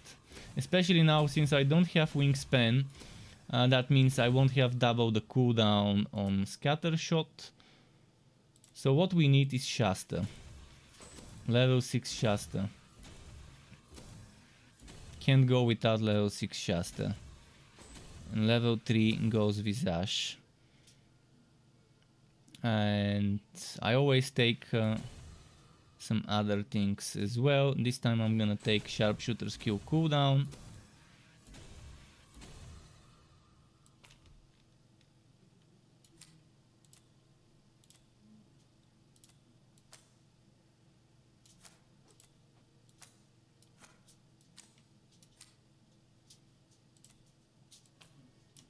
We want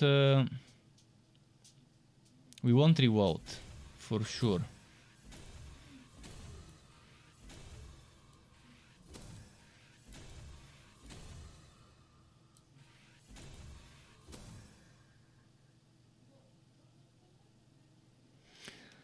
How many more points? 14 points.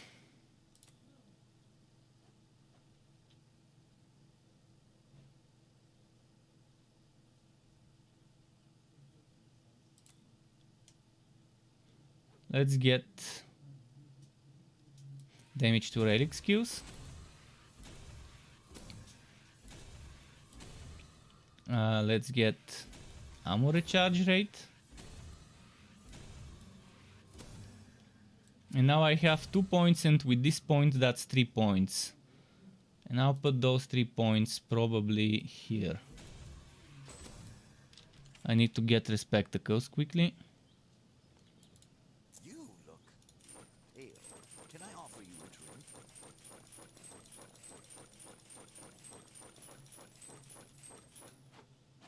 Terry says, are you going to treat yourself a game for the birthday?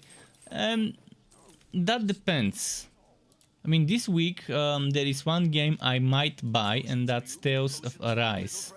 Tales of Arise, I'm gonna write it because maybe my pronunciation is not perfect.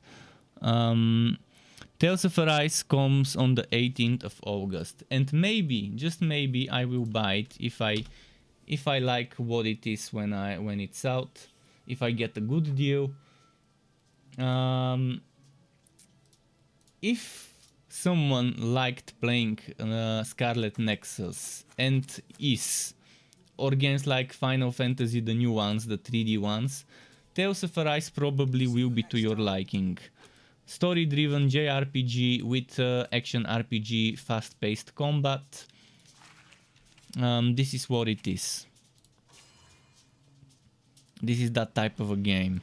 I might like it, we'll see. If I get a good deal, maybe I can get it. But if I don't get a good deal, I might have to pass. I'm looking for Aliens. I'm looking forward to Aliens Fire Team, or whatever the name was.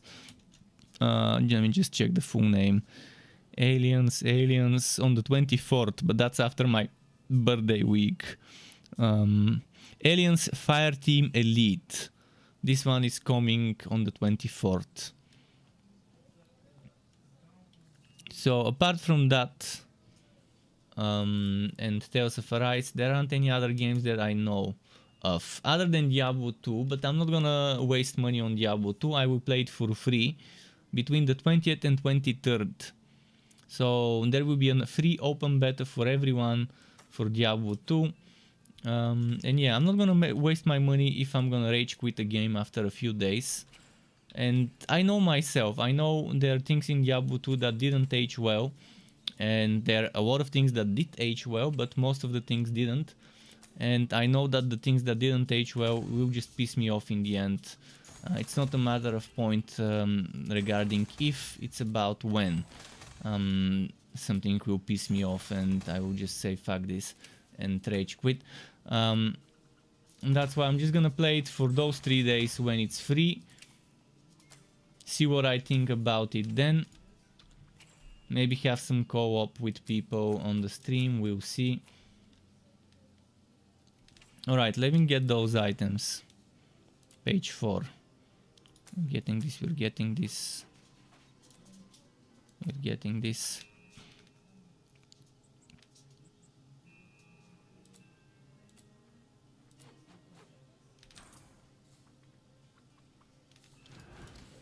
Let's get those boots remodeled.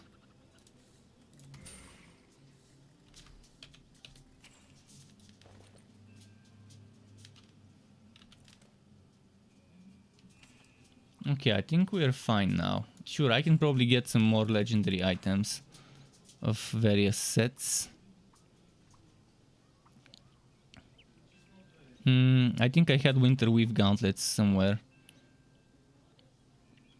Ancient Ember gauntlets, maybe better choice than what I've got right now. Ancient Ember pants. I mean, I'm gonna get more defenses, so might as well equip them. They're better than what I've got right now.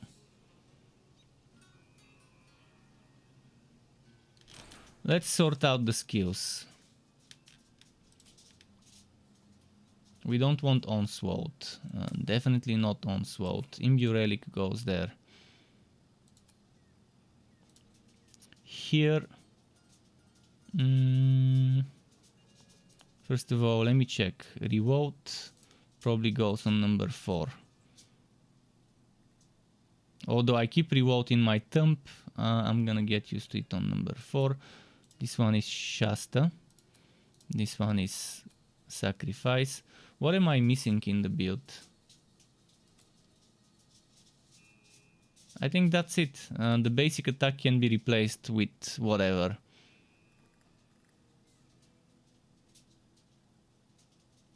This. Just in case, because I don't want that basic attack there.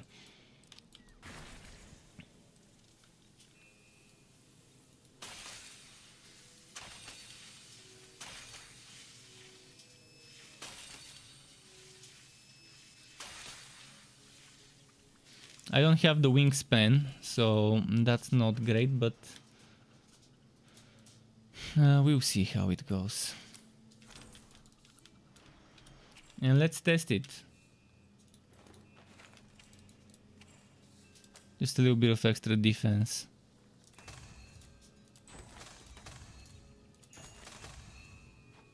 Completely not optimized build, because we are missing the extra sharpshooter skill levels.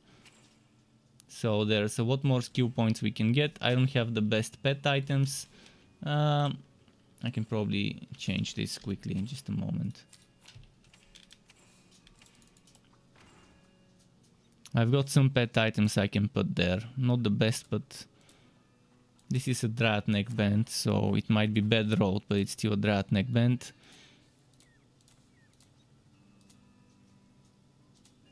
And let's just put this. It's not good, but it's okay.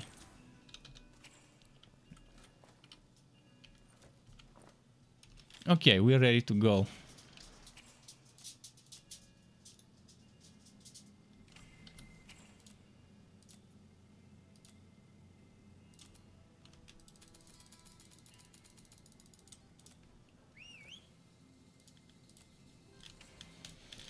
Off we go.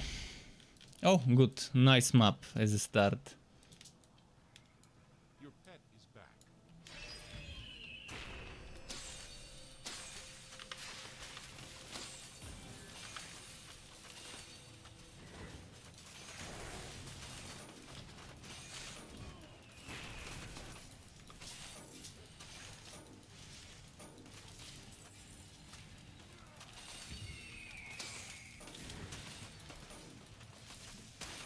See, this build is probably A+.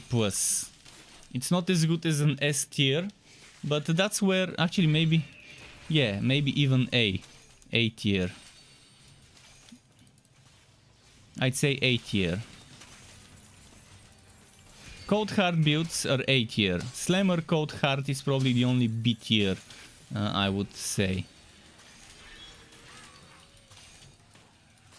So definitely not as good as some of the other builds, but not as bad as a Slammer Realm Master with Cold Heart.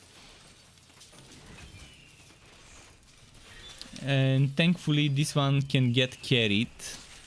It can get carried by the sharpshooter stuff. If you use the Aura and Ice Shield, you're using only good stuff from the relic. So it could be much worse. We could be using the Golem, or we could be using Frost Blast. Or we could be going for a basic attack build with this relic, which again might seem fun, but the damage will just be very bad. So this is the best you can do in terms of Cold Heart. In terms of Sharpshooter, it's not the best. In terms of Sharpshooter, you can go targeted strikes, you can go explosive arrow. There are much more options there. But if you want that multi-shot experience, this is not a bad choice.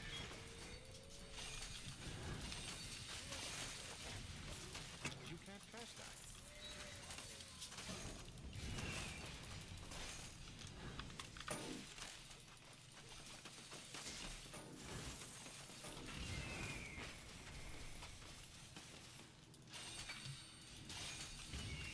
You can't cast that. Let's charge it up. Normally charging it up is nice if you got the Oh wait, we don't have the Legendarium.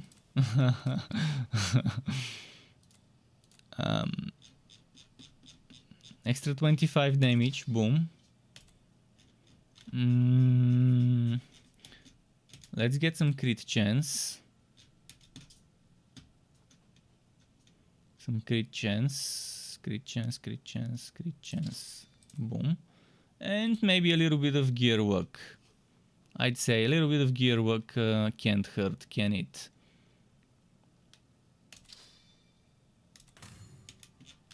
So we can get some sharpshooter items to drop. Can't cast that here.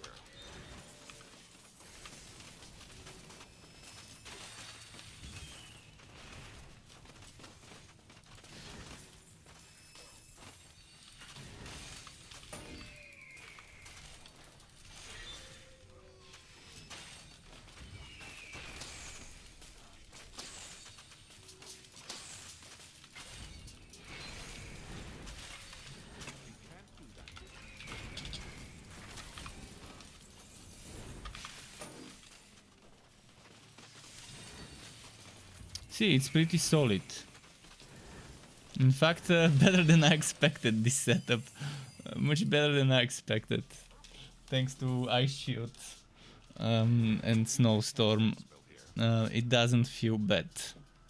Because it's mostly about them complementing your quas instead of being the main thing.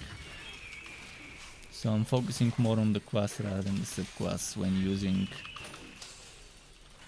just two skills of the sub-quas.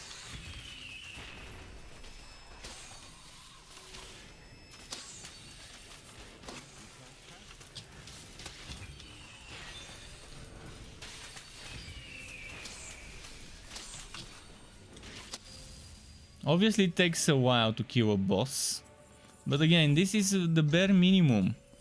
The bare minimum of the build. Like using 6000 damage in your weapon, something that gives me 3 levels to spirit well. And okay, the chance to freeze is actually not terrible, because freezing results in this chance to critically hit frozen or chilled enemies. That's why I put 2 points here, because a little bit of chill won't hurt.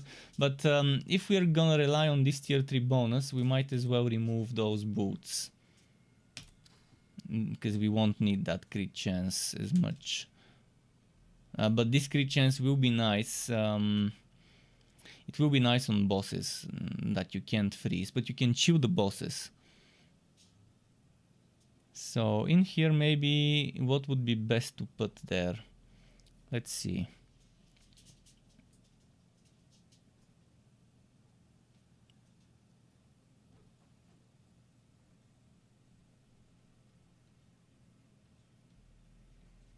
Just trying to squeeze a little bit of extra DPS there.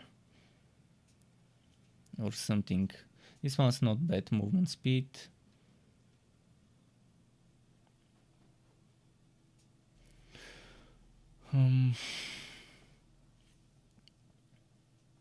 Extra movements, skill charges, not bad at all. That one's good. Although procs cannot trigger other procs, so not that great. Oh, movement speed for speedrunning won't be bad, but I don't think we'll need it. I'd say Winter with Gauntlets for survivability is a good call. Until we get... Normally in this place what I would put would be Wingspan.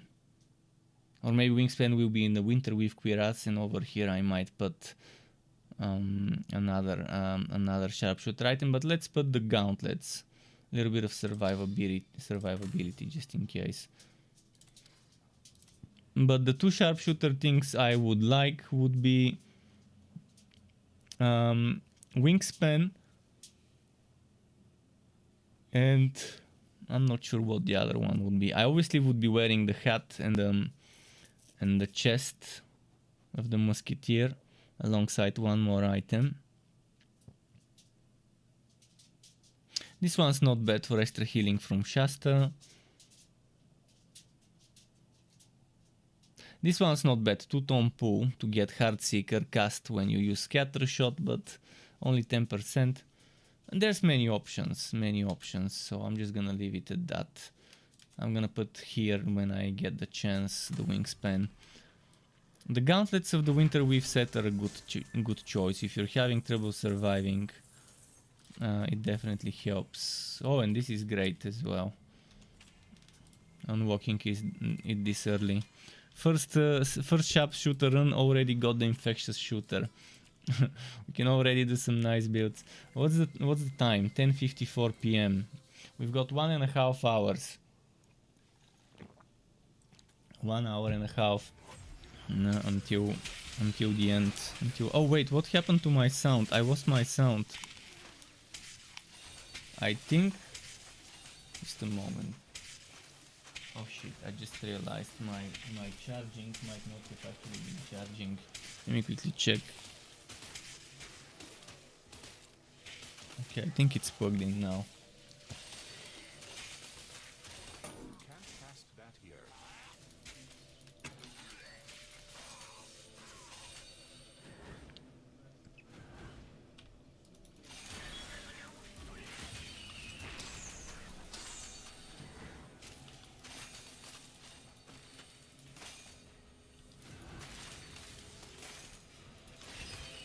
That spell can't be cast.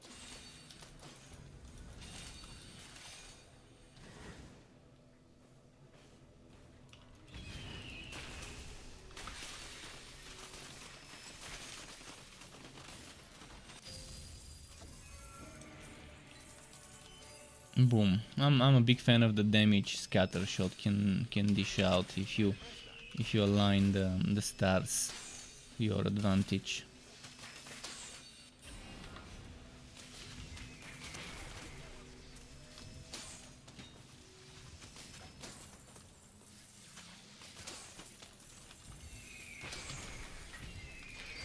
So with Scatter Shot you have option 1, spam it, option 2, charge it.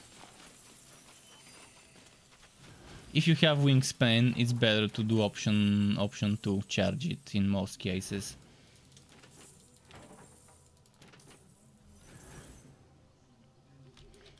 What now? Let's see. Kill undead 50. Oh, I need to kill some more undead. Okay, that's not difficult. There's plenty.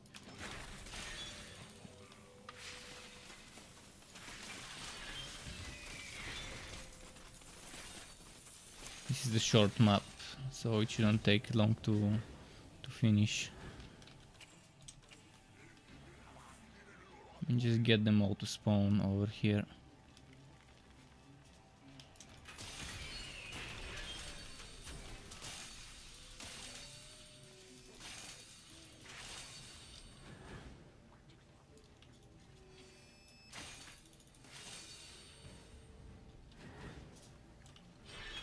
%, just one more group maybe. Did I clear those in the middle? I guess I haven't.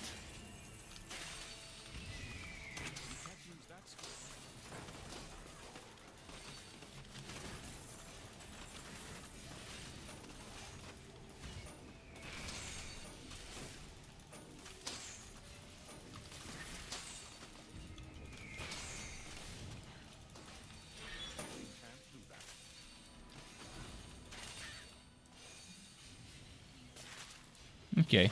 Yeah, this is a pretty chill build with Wingspan. And if only I had Wingspan though.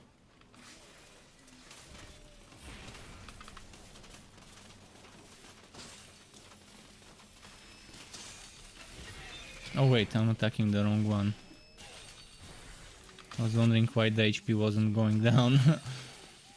And I had the wrong zombie. And now my buffs are over. I can't use Ice Shield because it was silenced. Let's go closer so Ice Shield does more damage. So, average build, not bad, but not great either.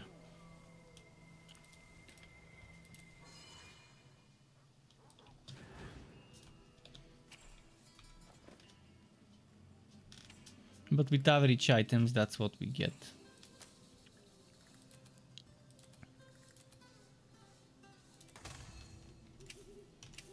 Although even if I had the best possible items for this build, it still wouldn't be that amazing. But it feels fun to play it.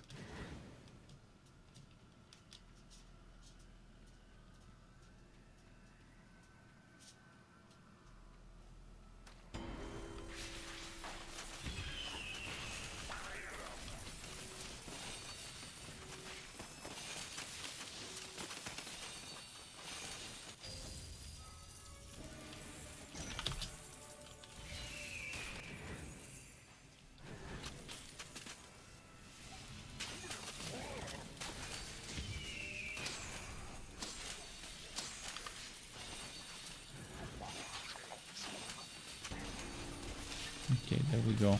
There we go.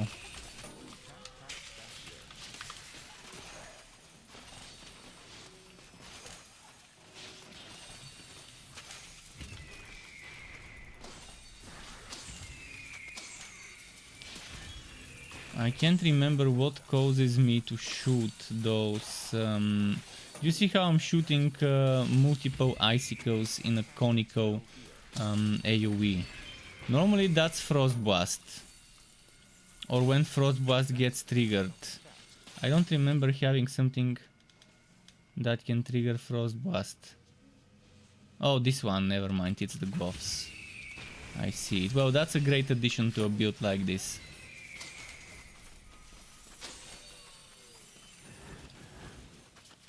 I didn't realize I had the Frost Blast gauntlets.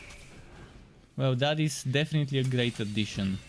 The Frost Blast gauntlets, and you can see it just aligns perfectly with Scatter Shot.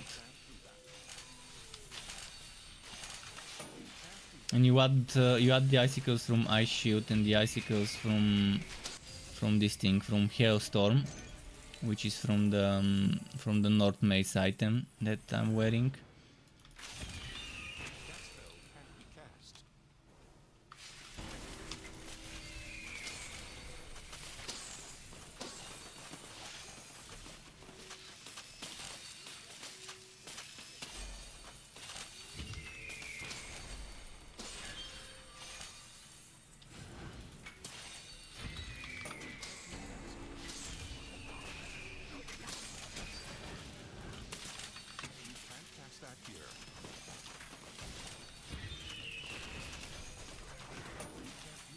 Pretty cool.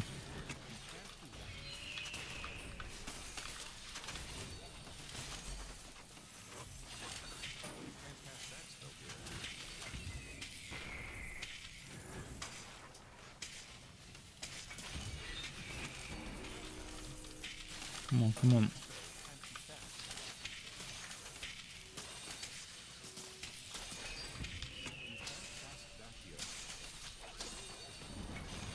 No, no. Okay.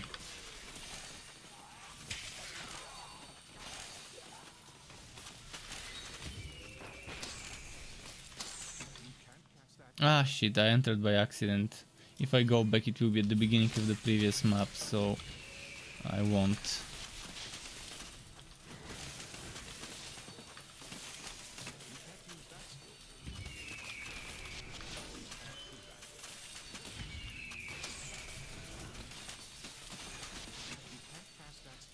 Ah, Ice Shield. It's silenced. I can't use it. Okay.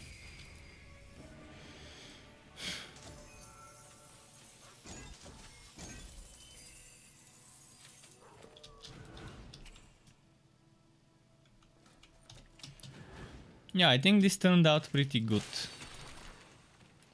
But the good thing about Cold Heart is they buffed the skill that was already strong, Ice Shield. Ice Shield was already good enough and they buffed it. Whereas the Golem kind of got a nerf. A little bit of a rework, but also a nerf. And the Golem didn't need a nerf. And the rework it got wasn't the right one.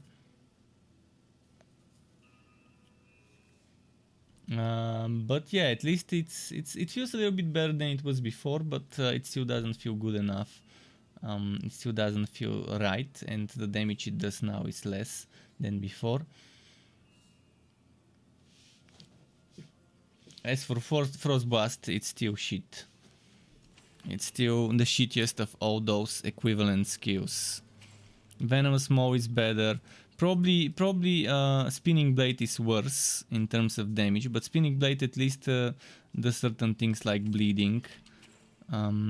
This one, sure, this can freeze for 2 seconds with tier 2. But the damage, I don't know, it's still not fun. This and Spinning Blade are very underwhelming skills. Very underwhelming.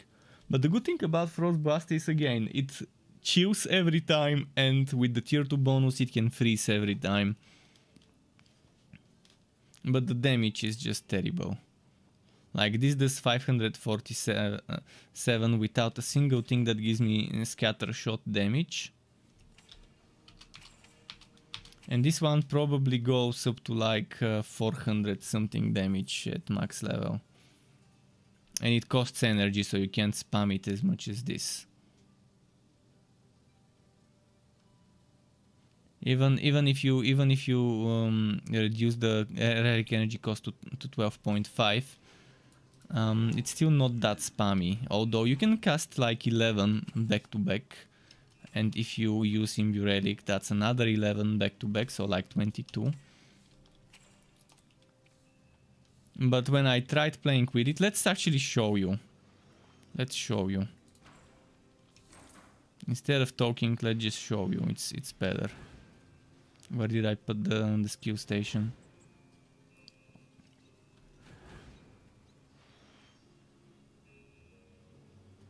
Shit, I can't find the sharpshooter skill station. It's a cart.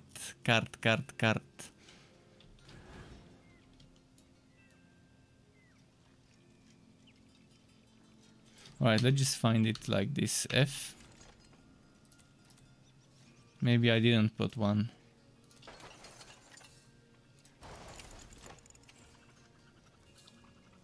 Let's show you.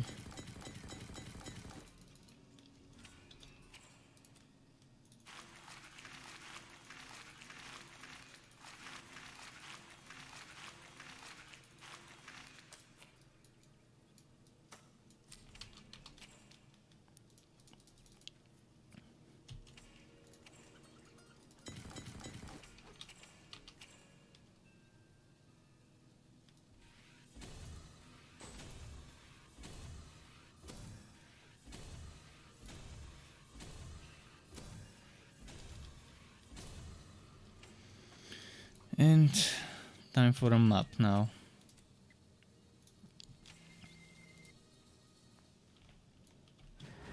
Instead of talking and theorizing, let's just show you me trying to do my best with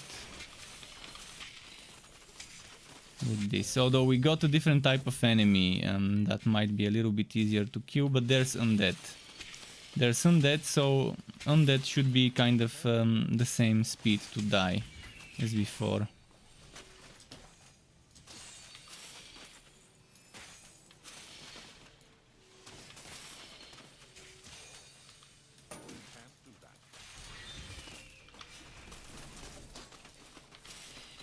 I think it's not that bad.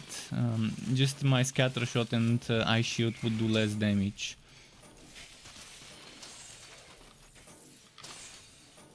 because we don't have that 25%. Oh, and we don't have the critting. We don't have the passive from Snowstorm tier 3, which means we need to start using the boots. That means get rid of Winter Weave gauntlets. It has to be done. We need that crit chance from the Woods Beast sandals. Your inventory is full. So yeah, you see, I just changed one skill and one item in the Legendarium, but it's already, I would call this a different build. Sure, there's a lot of similarities, but the playstyle is, instead of having an aura around me... Oh wait, I'm actually changing 2 items in the Legendarium. My bad. You can't play this without Egg of Mayhem, it's just not worth it. Playing such a setup without Egg of Mayhem is just... I don't see a reason why not to use Egg of Mayhem, it's extra damage.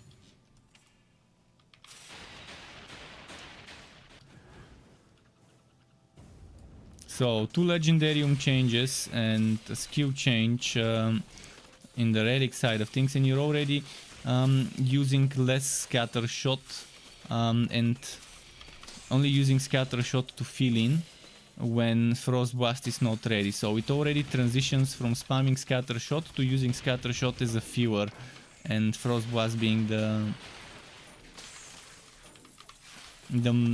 main spammy skill, although you can spam it endlessly. But yeah, this is definitely a different build. To me it feels like a different build, it looks like a different build visually on the screen. It sounds like a different build because you're hearing different sounds. You're hearing Frost Blast more, and before you were hearing this more.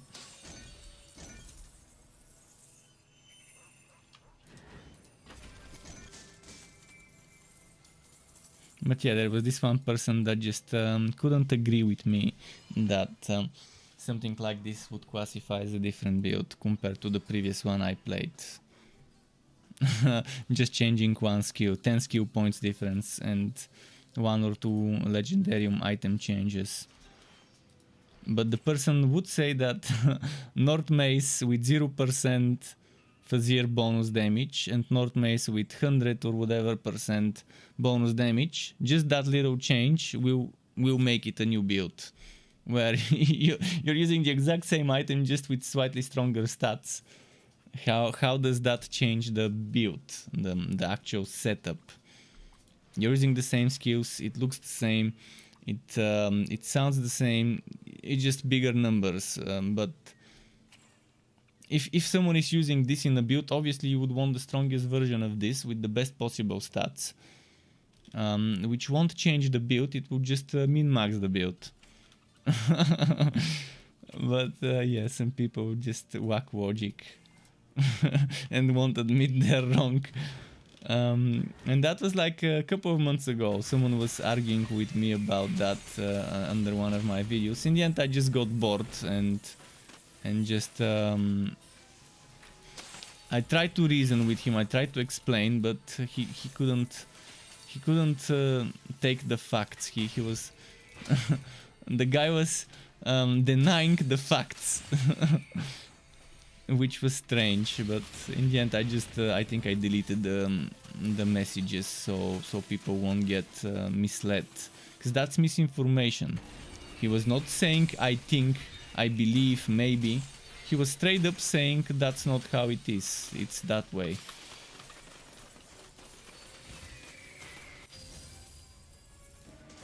And he was saying that what I'm saying is wrong, which, I mean, sure, you can say, hey, I disagree, I believe that maybe it's that way, at least to me it seems that way.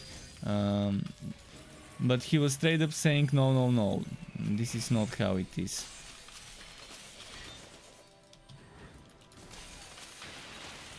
And yeah, you just saw how different it becomes when you're spamming this. You're spamming this rather than spamming this and then using the aura around you.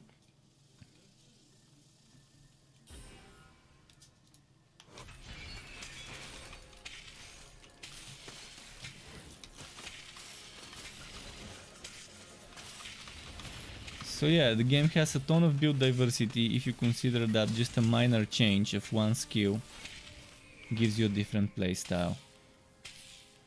Combined with obviously the 2 changes I made to the Legendarium, so that we can squeeze those. See, I'm now proccing big giant flaming swords, I'm proccing the spinning blades, I'm proccing the spiders, the lightnings every now and then, and I'm just spamming those icicles.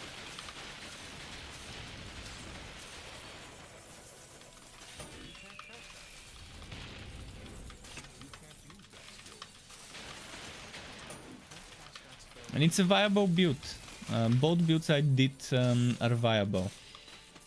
And what you could do is you can take Scatter Shot and replace it with Explosive Arrow. Different playstyle, much more range with Explosive Arrow, but Frostblast doesn't have the same range, so you have to consider that. But Explosive Arrow, much more range. And then you can replace Explosive Arrow with Targeted Strikes, or you can use Onslaught, which is terrible because the range is bad, or you can use Tight Grouping, but my favorites are Targeted Strikes and Explosive Arrow. Those are the best. So obviously if you don't like Scatter Shot, if you want to be a little bit better, the other 2 I mentioned, Explosive Arrow and Targeted Strikes, are the way to go. It's gonna look different on the screen, it's gonna be a slight modification to the build, but for me that will be like an alternative of the same build. Like the little bit of extra sprinkles at the top of the ice cream. Do you go with coconut sprinkles or chocolate sprinkles, or the ones that are just sugar with different color, sugar sprinkles, or do you just put some sort of syrup topping at the top? That's what it is to me when you change between Scatter Shot, Explosive Arrow, or Target Strikes. That for me is the same build, just a variation.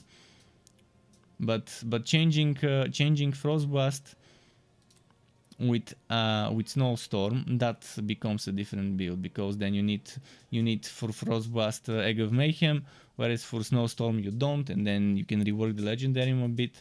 And just different playstyle.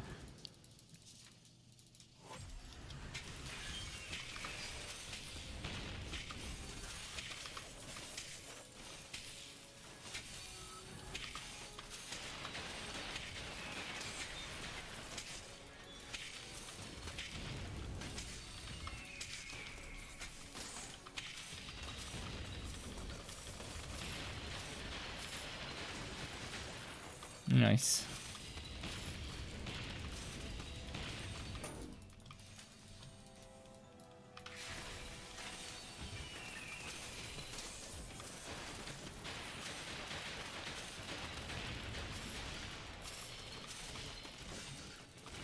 But this feels more like a mage rather than an archer.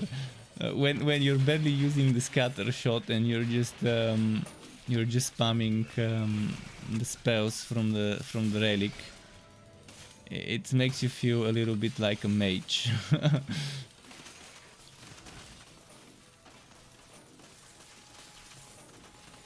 Okay, Ice Shield. I'm gonna wait for Ice Shield's cooldown a bit. Okay, 5 seconds, it's time to go. And right on time, Ice Shield. Where is the boss? Come on, boss, show yourself. Damn, just when I used the skill, he moved away. Now I'm silenced, I can't use Ice Shield. No, actually I can't use my spammy skill.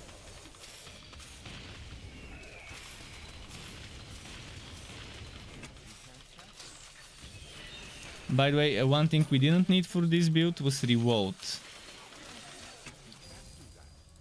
But it helps to have Revolt, I mean not Revolt, but Revolt tier 3. We obviously needed tier 2. But Revolt tier 3, unless you wanna have some extra mobility, you don't need it. That extra charge of Revolt. You would need Revolt tier 3 probably if you're going for targeted strikes, or if you're going for explosive arrow and you're spamming so much. But for scatter shot, I've noticed that extra charge of revolt is not that great. Unless you're going Scout's Bones. If you go Scout's Bones, you can do Scout's Bones, revolt, Scout's Bones, revolt, Scout's Bones. 3 back-to-back Scout's Bones. And if you're using Infectious Shooter, this pistol, obviously it becomes amazing.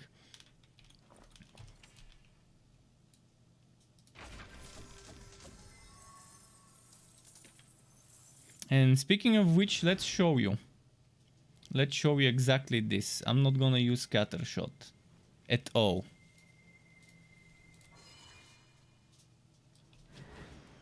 I mean, while I'm experimenting, I wanna demonstrate something. Now we are getting 0 scatter shot. Boom. Now what we are doing is 10 points Scout's Bones.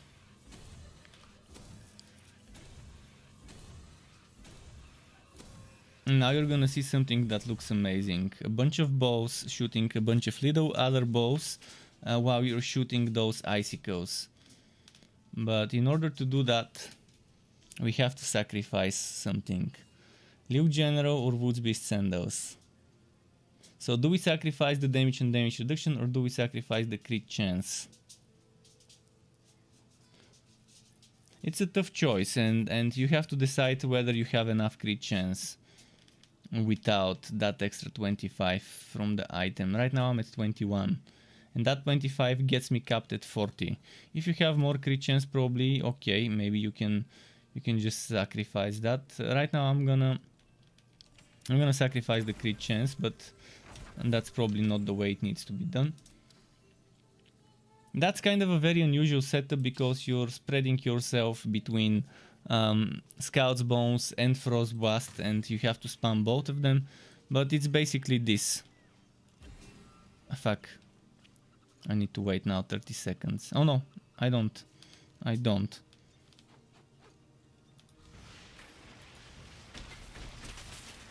And now you can spam this.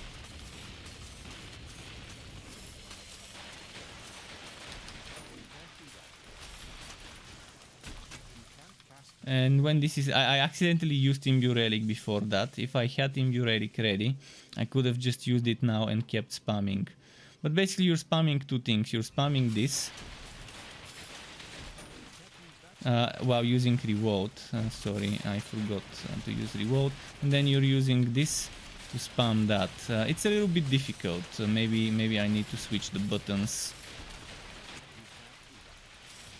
You can see how we're filling the whole screen with little projectiles of ice and little projectiles of poison coming from the big projectile of poison. This is similar to Entropy and Absolver in the same build.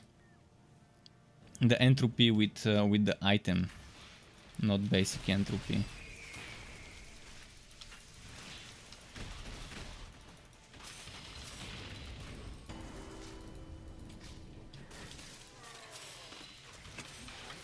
And if you add the projectiles from Ice Shield, see now that's another different build, and visually you're just replacing something that was barely used. Scatter shot, we barely used it, it was just there as a filler, and we're adding something that we're using much more often and squeezing much more DPS out of the whole setup. Just by that little change I made. One item, 10 skill points difference.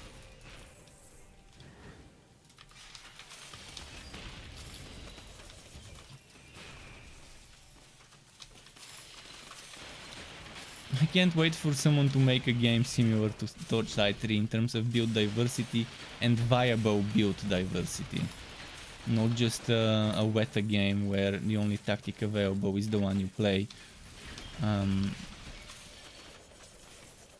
It's rare nowadays to see devs balancing games in such a way where most effective actually means most effective, not only effective. Where even the non-meta builds can do the hardest content just slower and with more struggles. This is not the meta, but it's good enough to get you to the end.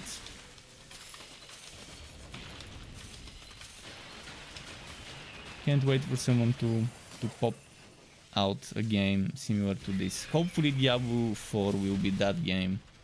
Hopefully. I'm not getting my hopes up, but there are some hopes left for Diablo as a franchise after Diablo 3. Because Diablo 3 still had some good parts. It just failed in some ways to keep me interested. Basically itemization and endgame and build diversity. That's where Diablo 3 failed in my opinion. It had endgame diversity, but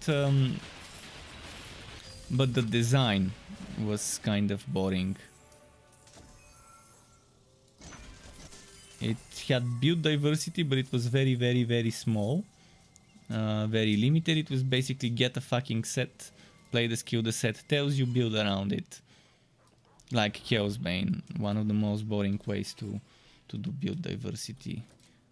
Forcing people to get full sets. Sure, there was litany of nightmares or whatever. This was that LON setup where you don't use sets.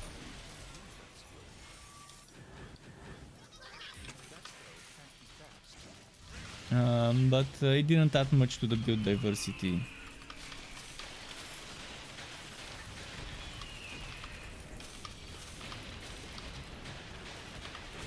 And then those Paragon levels, such a bad system. Again, Chaos Bane copy pasted that system too. And it's good if you do such a system, but limit it to something where you don't need to spend more than, let's say, 40, 50, 60 play hours to max out your Paragons, to max out your legend ranks in Chaos Bane, etc. In Chaos Bane it's very grindy to reach the maximum, the soft cap, because there is actually no cap there. It's grindy, but you don't need to reach the max cap. You need around 6, 7, 800 and then you're fine. You don't need to get 1200 to be fully maxed in Chaos Bane in all of those. If only someone would take the good elements of one game, the good elements of another, make like a Frankenstein of only the good parts of games, I would fucking play the hell out of it. Someone that takes whatever was good and worked with Torchlight 3, whatever was good and worked with Chaos Bane, whatever was good and worked with Diablo 3, Grim Dawn, Path of Exile, etc. Take the good parts of one game, mix them with the good parts of another if it fits. And just don't take anything that was a negative, a failed attempt in a game. Wolsen also had a lot of good parts, but also failed in places where I didn't even expect Wolsen to fail in those places, but it did.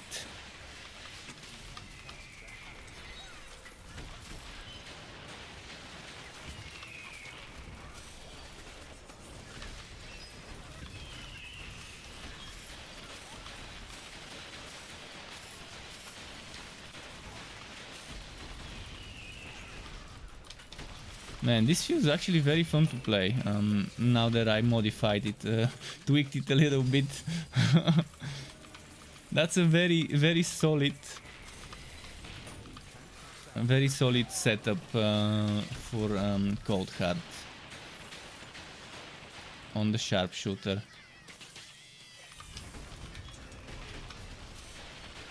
You've got your cooldown skill. And in between fill it up with spamming Frostblast.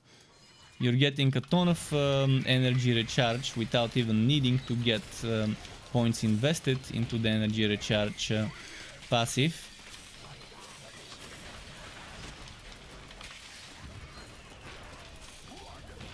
Considering that you have Imbue Relic, see right now I need energy, boom, Imbue Relic, there we go, now we can spam again a bit more.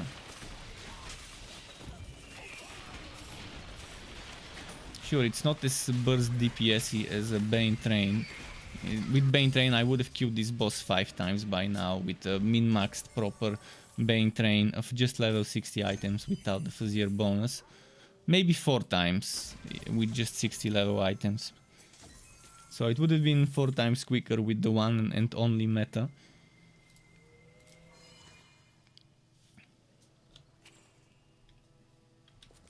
What's the time? We've got around an hour.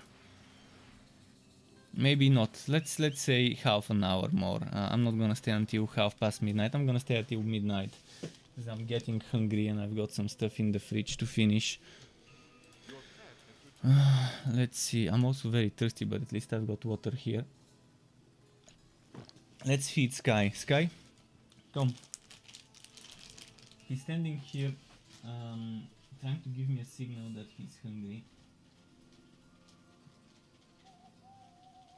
This is his left foot until the end of the day. This was his. I keep giving him. I keep separating his food. For each day, I give him the exact amount he needs to eat because he's on a diet. Makes it easier to keep track of how much I'm supposed to give him by the end of the day. Okay, I'm gonna do another one map and maybe switch to Dusk Mage with Cold Heart. Or maybe I'm not gonna have time to make a new build with the Dusk Mage. By the time I make a build, that's gonna be 10-15 minutes. I'd rather not do it. I'd rather spend my time playing. Because the Dusk Mage is 0 gear, so I would have to gamble for blue items. I can transfer some of that gear from this one to the Dusk Mage, but then I'm gonna have to sort out the... oh wait, I forgot about the pet skills, did I? Oh no, I didn't. But yeah, I would have to, if I go Dusk Mage, I would have to sort the pet skills, the Legendarium, the gear in general.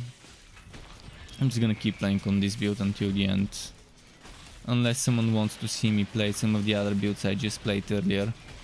That would just require switching items from one hero to the other.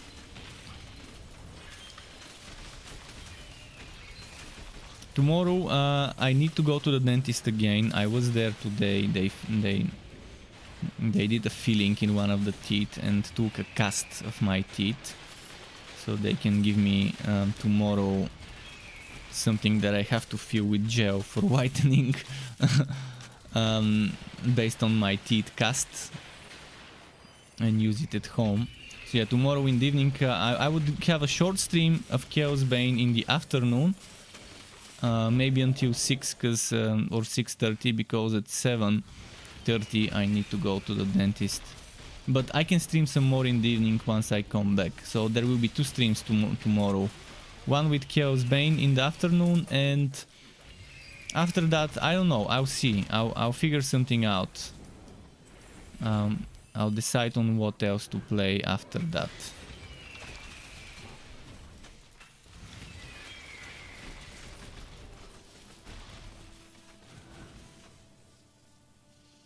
Space Punks was supposed to get a patch, but I think it's tomorrow.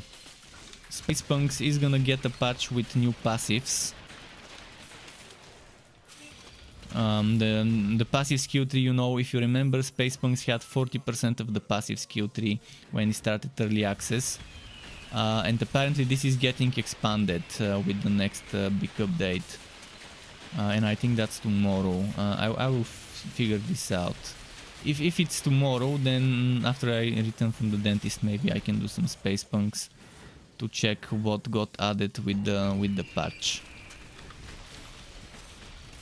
Space Punks is kind of like, sure, there isn't as much build diversity as the Ascent, but it gives you kind of the same vibes as playing the Ascent, except it's not as cyberpunk as the Ascent, but the same type of twin stick shooter co-op game.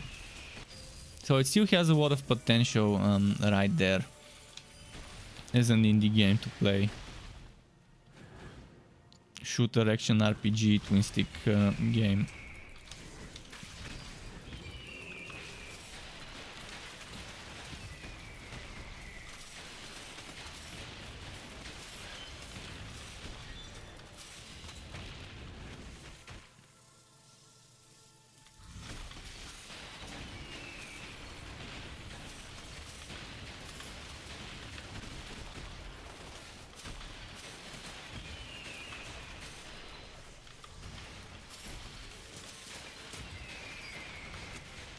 Okay, there we go.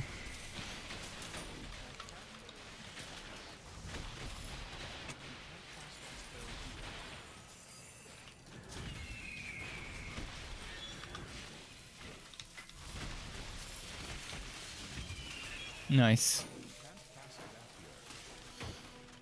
That was a quick map. Okay, let's go in. This is the most... I never even thought about a build like this until today. I never thought about combining those things the way I combine them.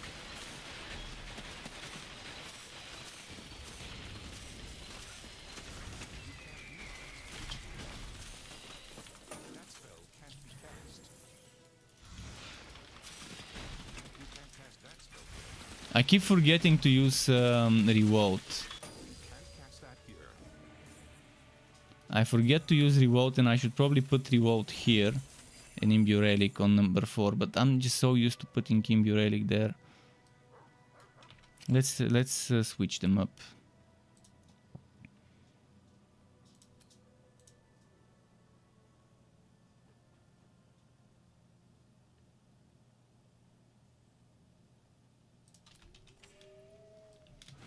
And I forget to use revolt, which means I forget to use scout's bones. As often I can have three times more scout's bones if I keep using revolt.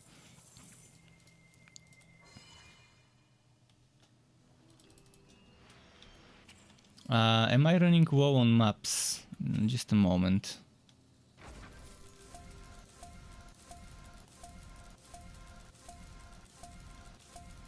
I will start clearing maps fully.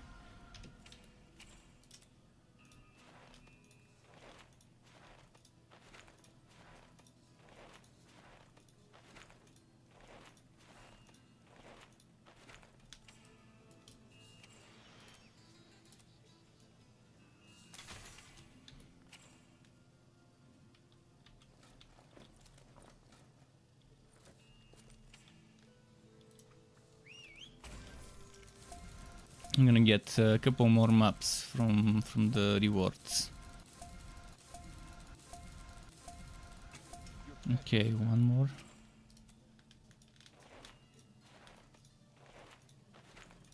And this contracts collection screen got glitched today. As I was collecting rewards from level 700, it went to level 300. This level here, from 700 something went back to 300. No idea why. And it let me collect more than my inventory could carry. It let me collect 14 at once. And right now I've collected 11 and I was going for 12. But it let me collect 14 and I'm not sure how and why. But yeah, somehow there are bugs that happen even on offline that can be kind of broken. We've got 4 maps, that should be enough until midnight. Oh, we even got a leggy. Arc powered shoulders. It's not better. Come on, I'm gonna lose crit damage. Sure, I'm gonna get some defense. The damage to those other stats I don't need. Let me quickly check if there's a better chest, helmet, or shoulders.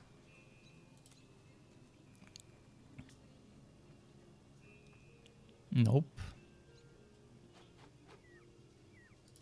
Chest, helmet, or shoulders. Chest, helmet, or shoulders. Snowstorm, no. I'm hoping for something more generic. So this one would give me crit damage and defenses. This one's better. Sure, it's not bonus damage to Oil Shasta, but I don't use Shasta for the damage. I use it to debuff the enemies. Okay, chest, helmet, shoulders. Chest.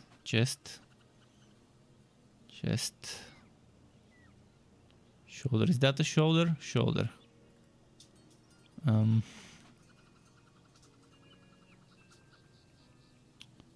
Okay. Shoulder.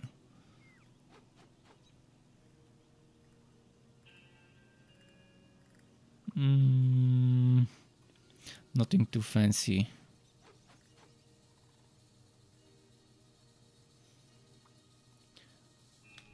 5.4, 3.6, 37. 6.2, 3.7, 30. Seems like a better one to me.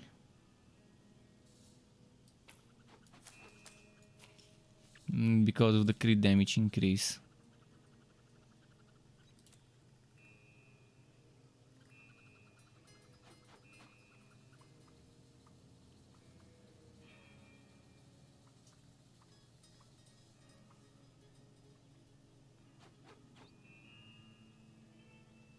The rest seems junk.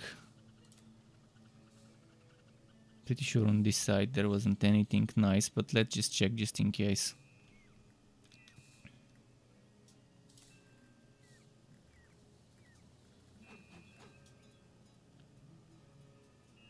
Okay, well, I got one thing I can replace, which is nice. Extra crit damage never hurt anyone. Still haven't reached the cap at 300, but I'm very close to the cap of 300 crit damage.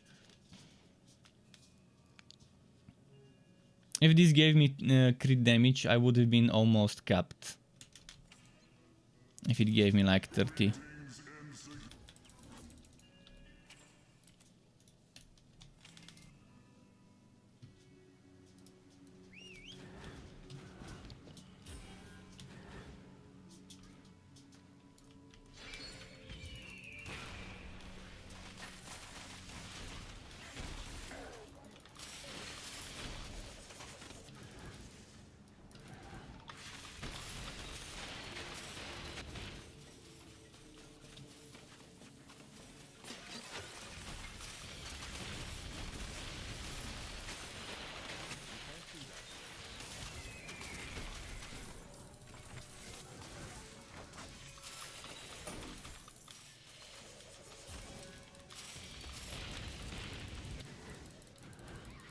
Over here.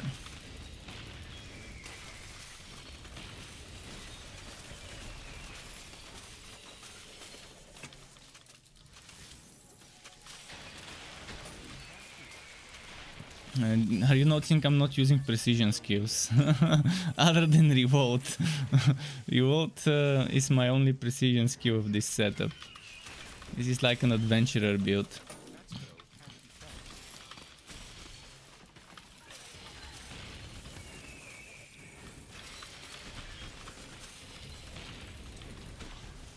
Very out of the box setup. Outside the box build.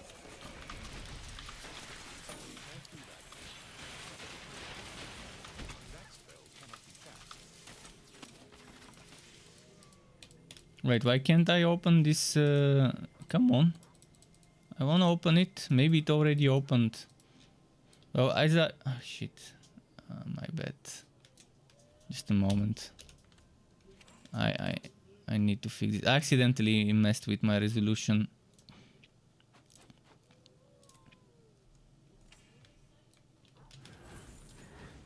I'm gonna clear this fully. I wanna clear this map until the end. I'm gonna return later. I've got a lot of mobility.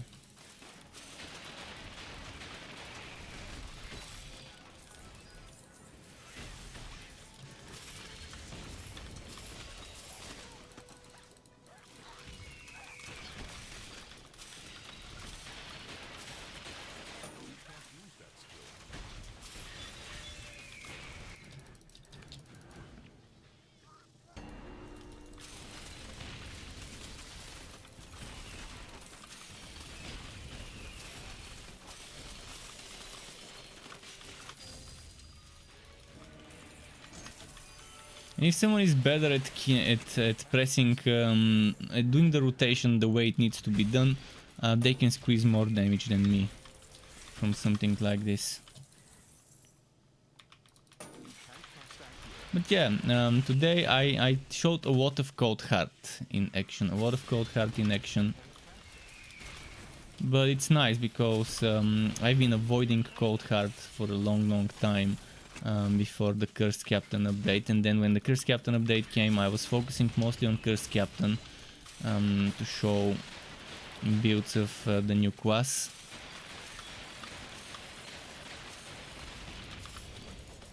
Hopefully this stream today has helped some people figure out some sharpshooter setups with the Cold Heart, some Realm Master Train Power Express setups with the Cold Heart. You can't cast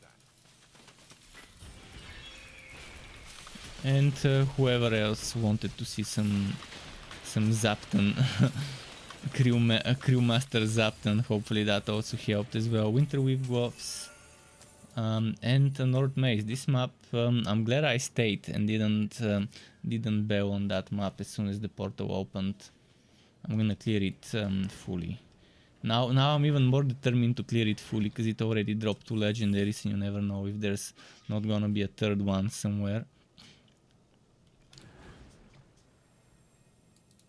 Like 90% clearing of the map would be fine.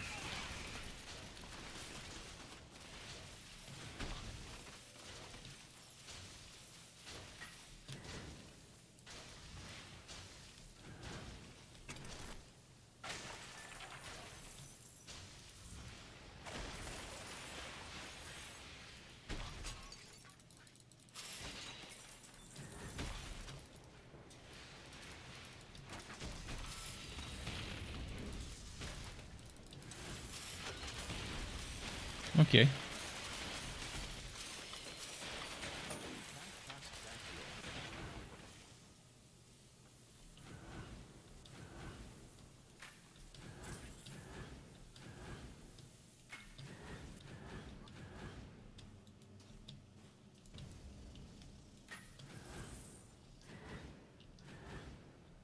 I can teleport there. I wanted to take a shortcut.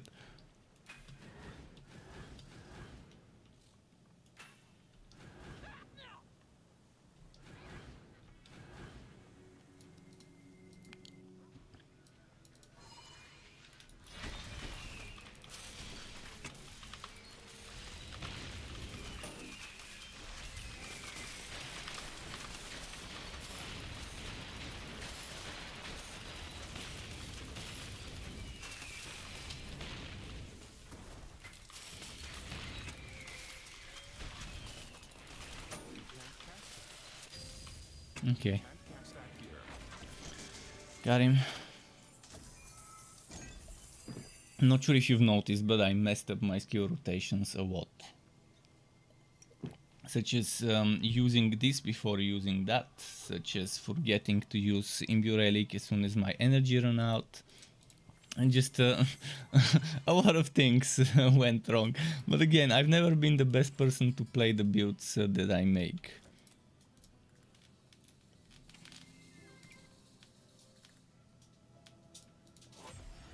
And even if you do make mistakes, the game still lets you be fine. You're gonna be fine. Even if you make some mistakes with the rotation, you can just catch up.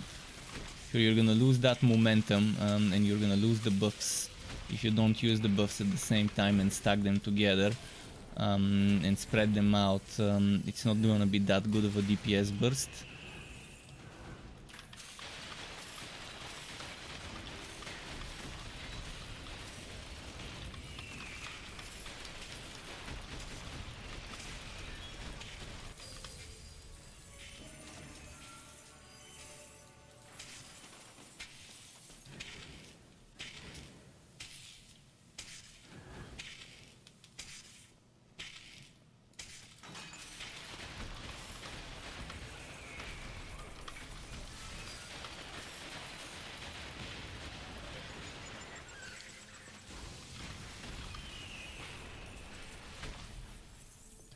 Okay.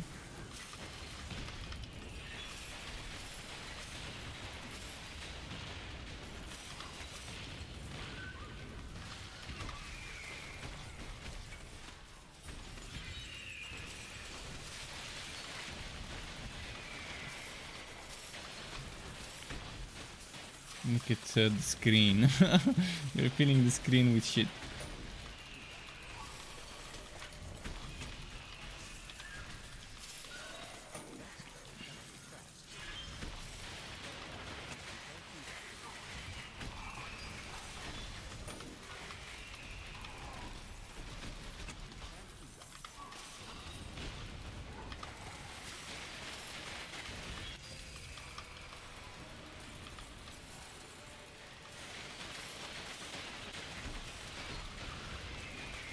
He's in a corner where if I shoot the balls in the corner, we are losing DPS. I have to shoot them somewhere where there's gonna be more projectiles hitting him.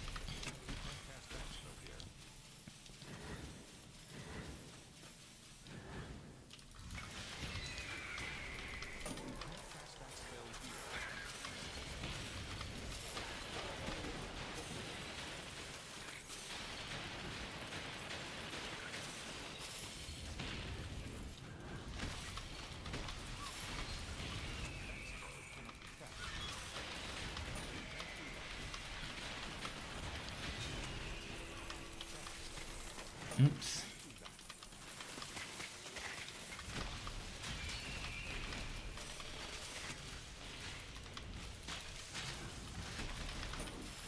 Okay, there we go.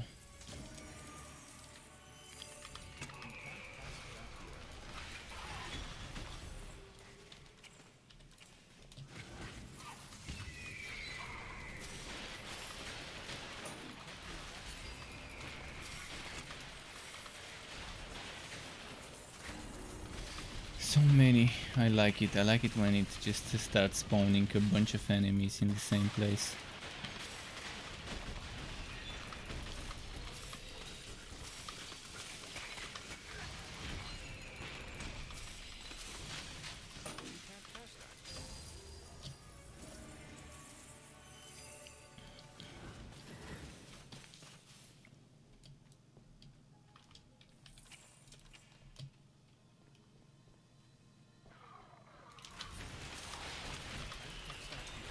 Nice.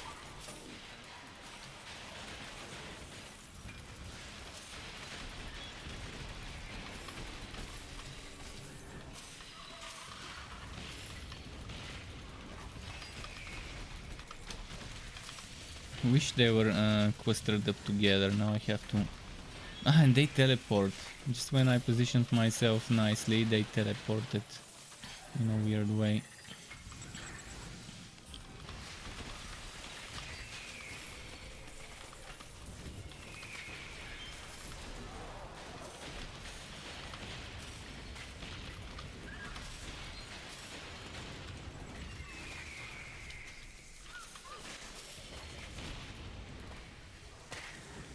What's that? 11:51. Alright, one more map. Or two more maps, depending how quick they are. You can't cast that. And Ryan earlier said he liked my Chaos Bane guides. I'm glad to hear that. I'm currently looking for a new game to make my permanent home. The same way Chaos Bane and Torchlight 3 were my main games. Because there's not gonna be any more Chaos Bane patches.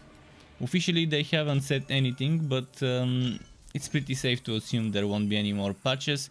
As for Torchlight 3, it's officially known that even if there are any more patches, it won't be from the original creators, so chances are there just won't be any either. I'm really looking for a new game where I can return every patch and revisit it and rework my builds, get them version 2.0, 3.0, 4.0, etc. Make new builds alongside the new reworks of the old ones. But so far every single game I've tried just fails to impress me. Fails to make me believe in the longevity and in the fun factor. The fun factor is missing. There's always something that just pisses me off in the recently tried games. Outriders, I was totally disappointed with the end game design. It was designed for tryhard min-maxer meta players rather than for casuals. What else disappointed me? I can probably say the same about Last Epoch. It's a bit too min-maxer meta game for me. It doesn't give me casual build diversity and viability. Also, it's too grindy. in terms of last epoch, and it takes forever to get certain things. Not a fan of the respecs as well, not a fan of the end game systems, they're boring. I'm not gonna comment on Diablo 3 and Path of Exile, because I just... there's too many things there that I don't like. As for Diablo 2, everything that needs to be done has been done about Diablo 2. And I wanna recycle old builds by starting to play Diablo 2, just because I'm gonna get some views if I play Diablo 2, because there's a ton of people who would play it and watch it. I will try Diablo 2 though, Resurrected. I will try Diablo 2 Resurrected for 3 days while it's free to play for everyone. But unless I get the game for free, I'm not gonna play it. And even if I get it for free, I'm probably gonna play it for like 2-3 days and then rage quit. So that's why the beta is perfect for me. 3 days just to test my patience, to see if I can be patient enough to reach the levels I wanna reach, to achieve the build I wanna achieve, to get the items I wanna get, whether the drop rates would be terrible or not.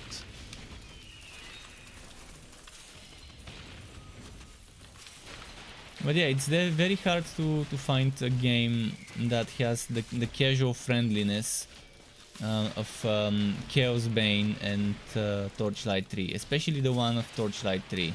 Because Torchlight 3 is much more casual friendly than Chaos Bane.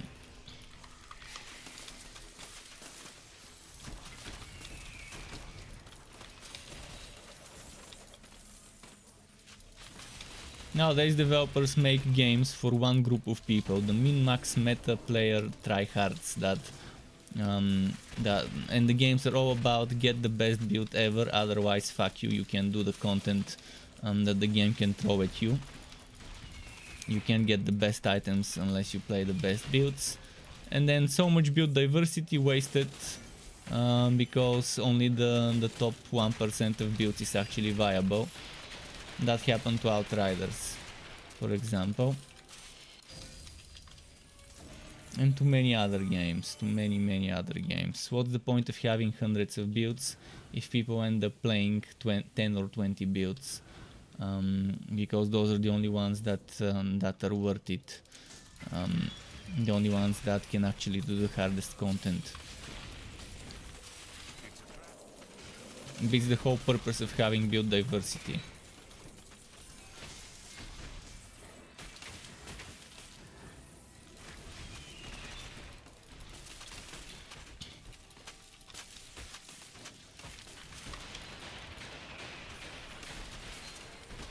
And that's what I like about Torchlight 3.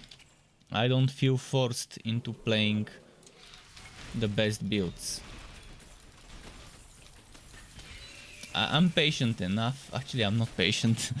Scratch that. If I was patient, I would have already reached Fazir level 251 on a hero before moving on to the next in this game. But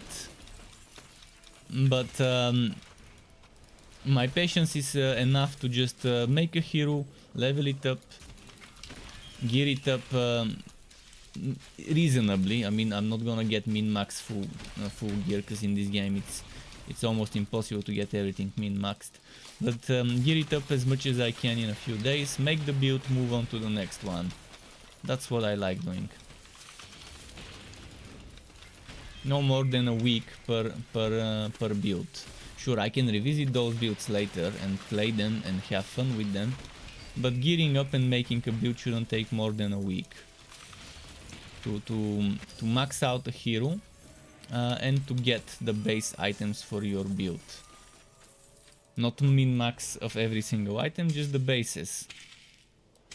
With random stats, maybe not the best stats, but still the items that give you the legendary affixes you need for the build. And in most cases in Torchlight 3 a week would be enough. There are cases where even a year won't be enough to get a certain item. For example, Molten Reach, after the wipe, after Torchlight 3 launched, I couldn't get for over a year Molten Reach, and I still haven't gotten it to this day on the online.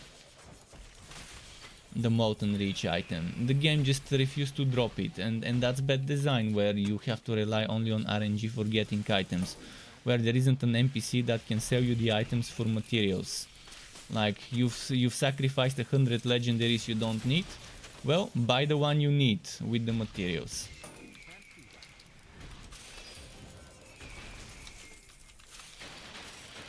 That would have been nice to have.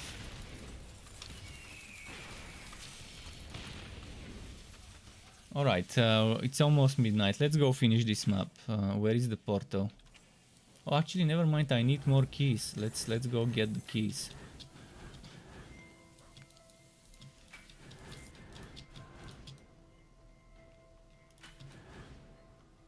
Wait, what? I think the map is broken. Do you see the mini-map showing me a question mark over there? I think that's very, very broken. Oh, we are looking for webs. There was a web over here somewhere that I used to get one key. So around here should be the other ones. They're normally close together in the same place. I'm getting too far from the first one.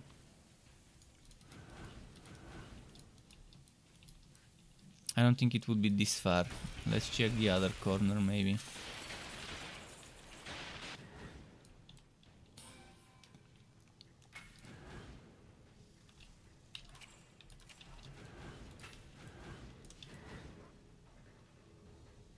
Could it be it only spawned a single web?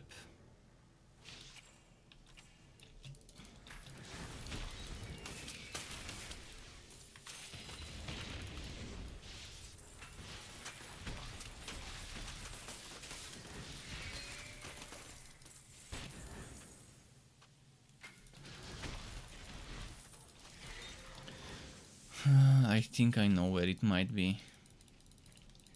That way where I'm heading. Somewhere there. Because that's the parts of the map that are unexplored. And if I had seen it next to me, it would have shown me a question mark, unless it's... Oh, I see it. 2 question marks. 1, 2.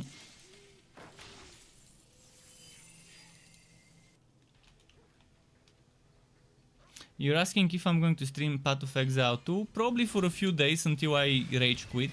I will try it. I mean, it's free to play. The least I can do is try it and give people my honest opinion about things in the game. I'm gonna give it a week probably, if I can even last a week.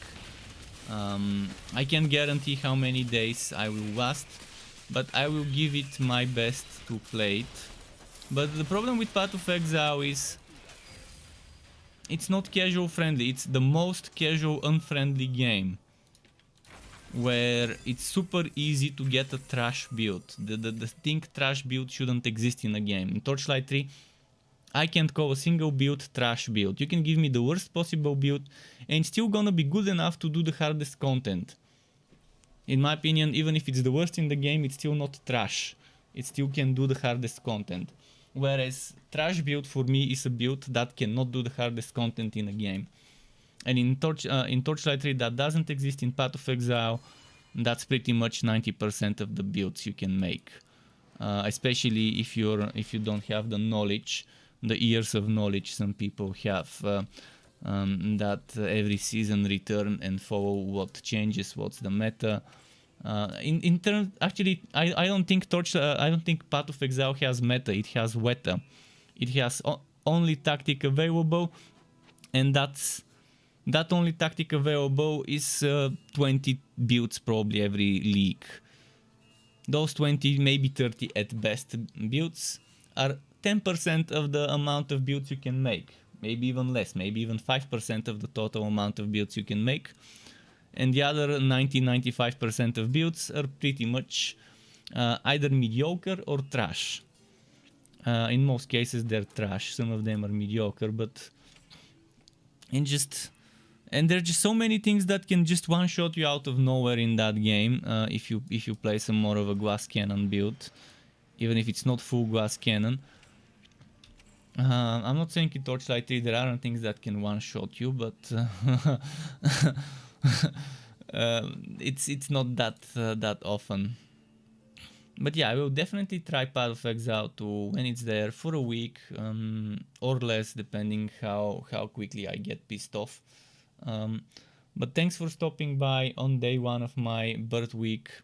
Again, birth week because I don't want to review my actual birth date for security reasons.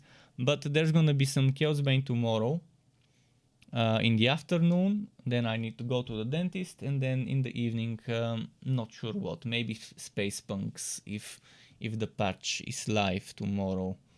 Thanks for stopping by and watching. Keep it cool, and until next time.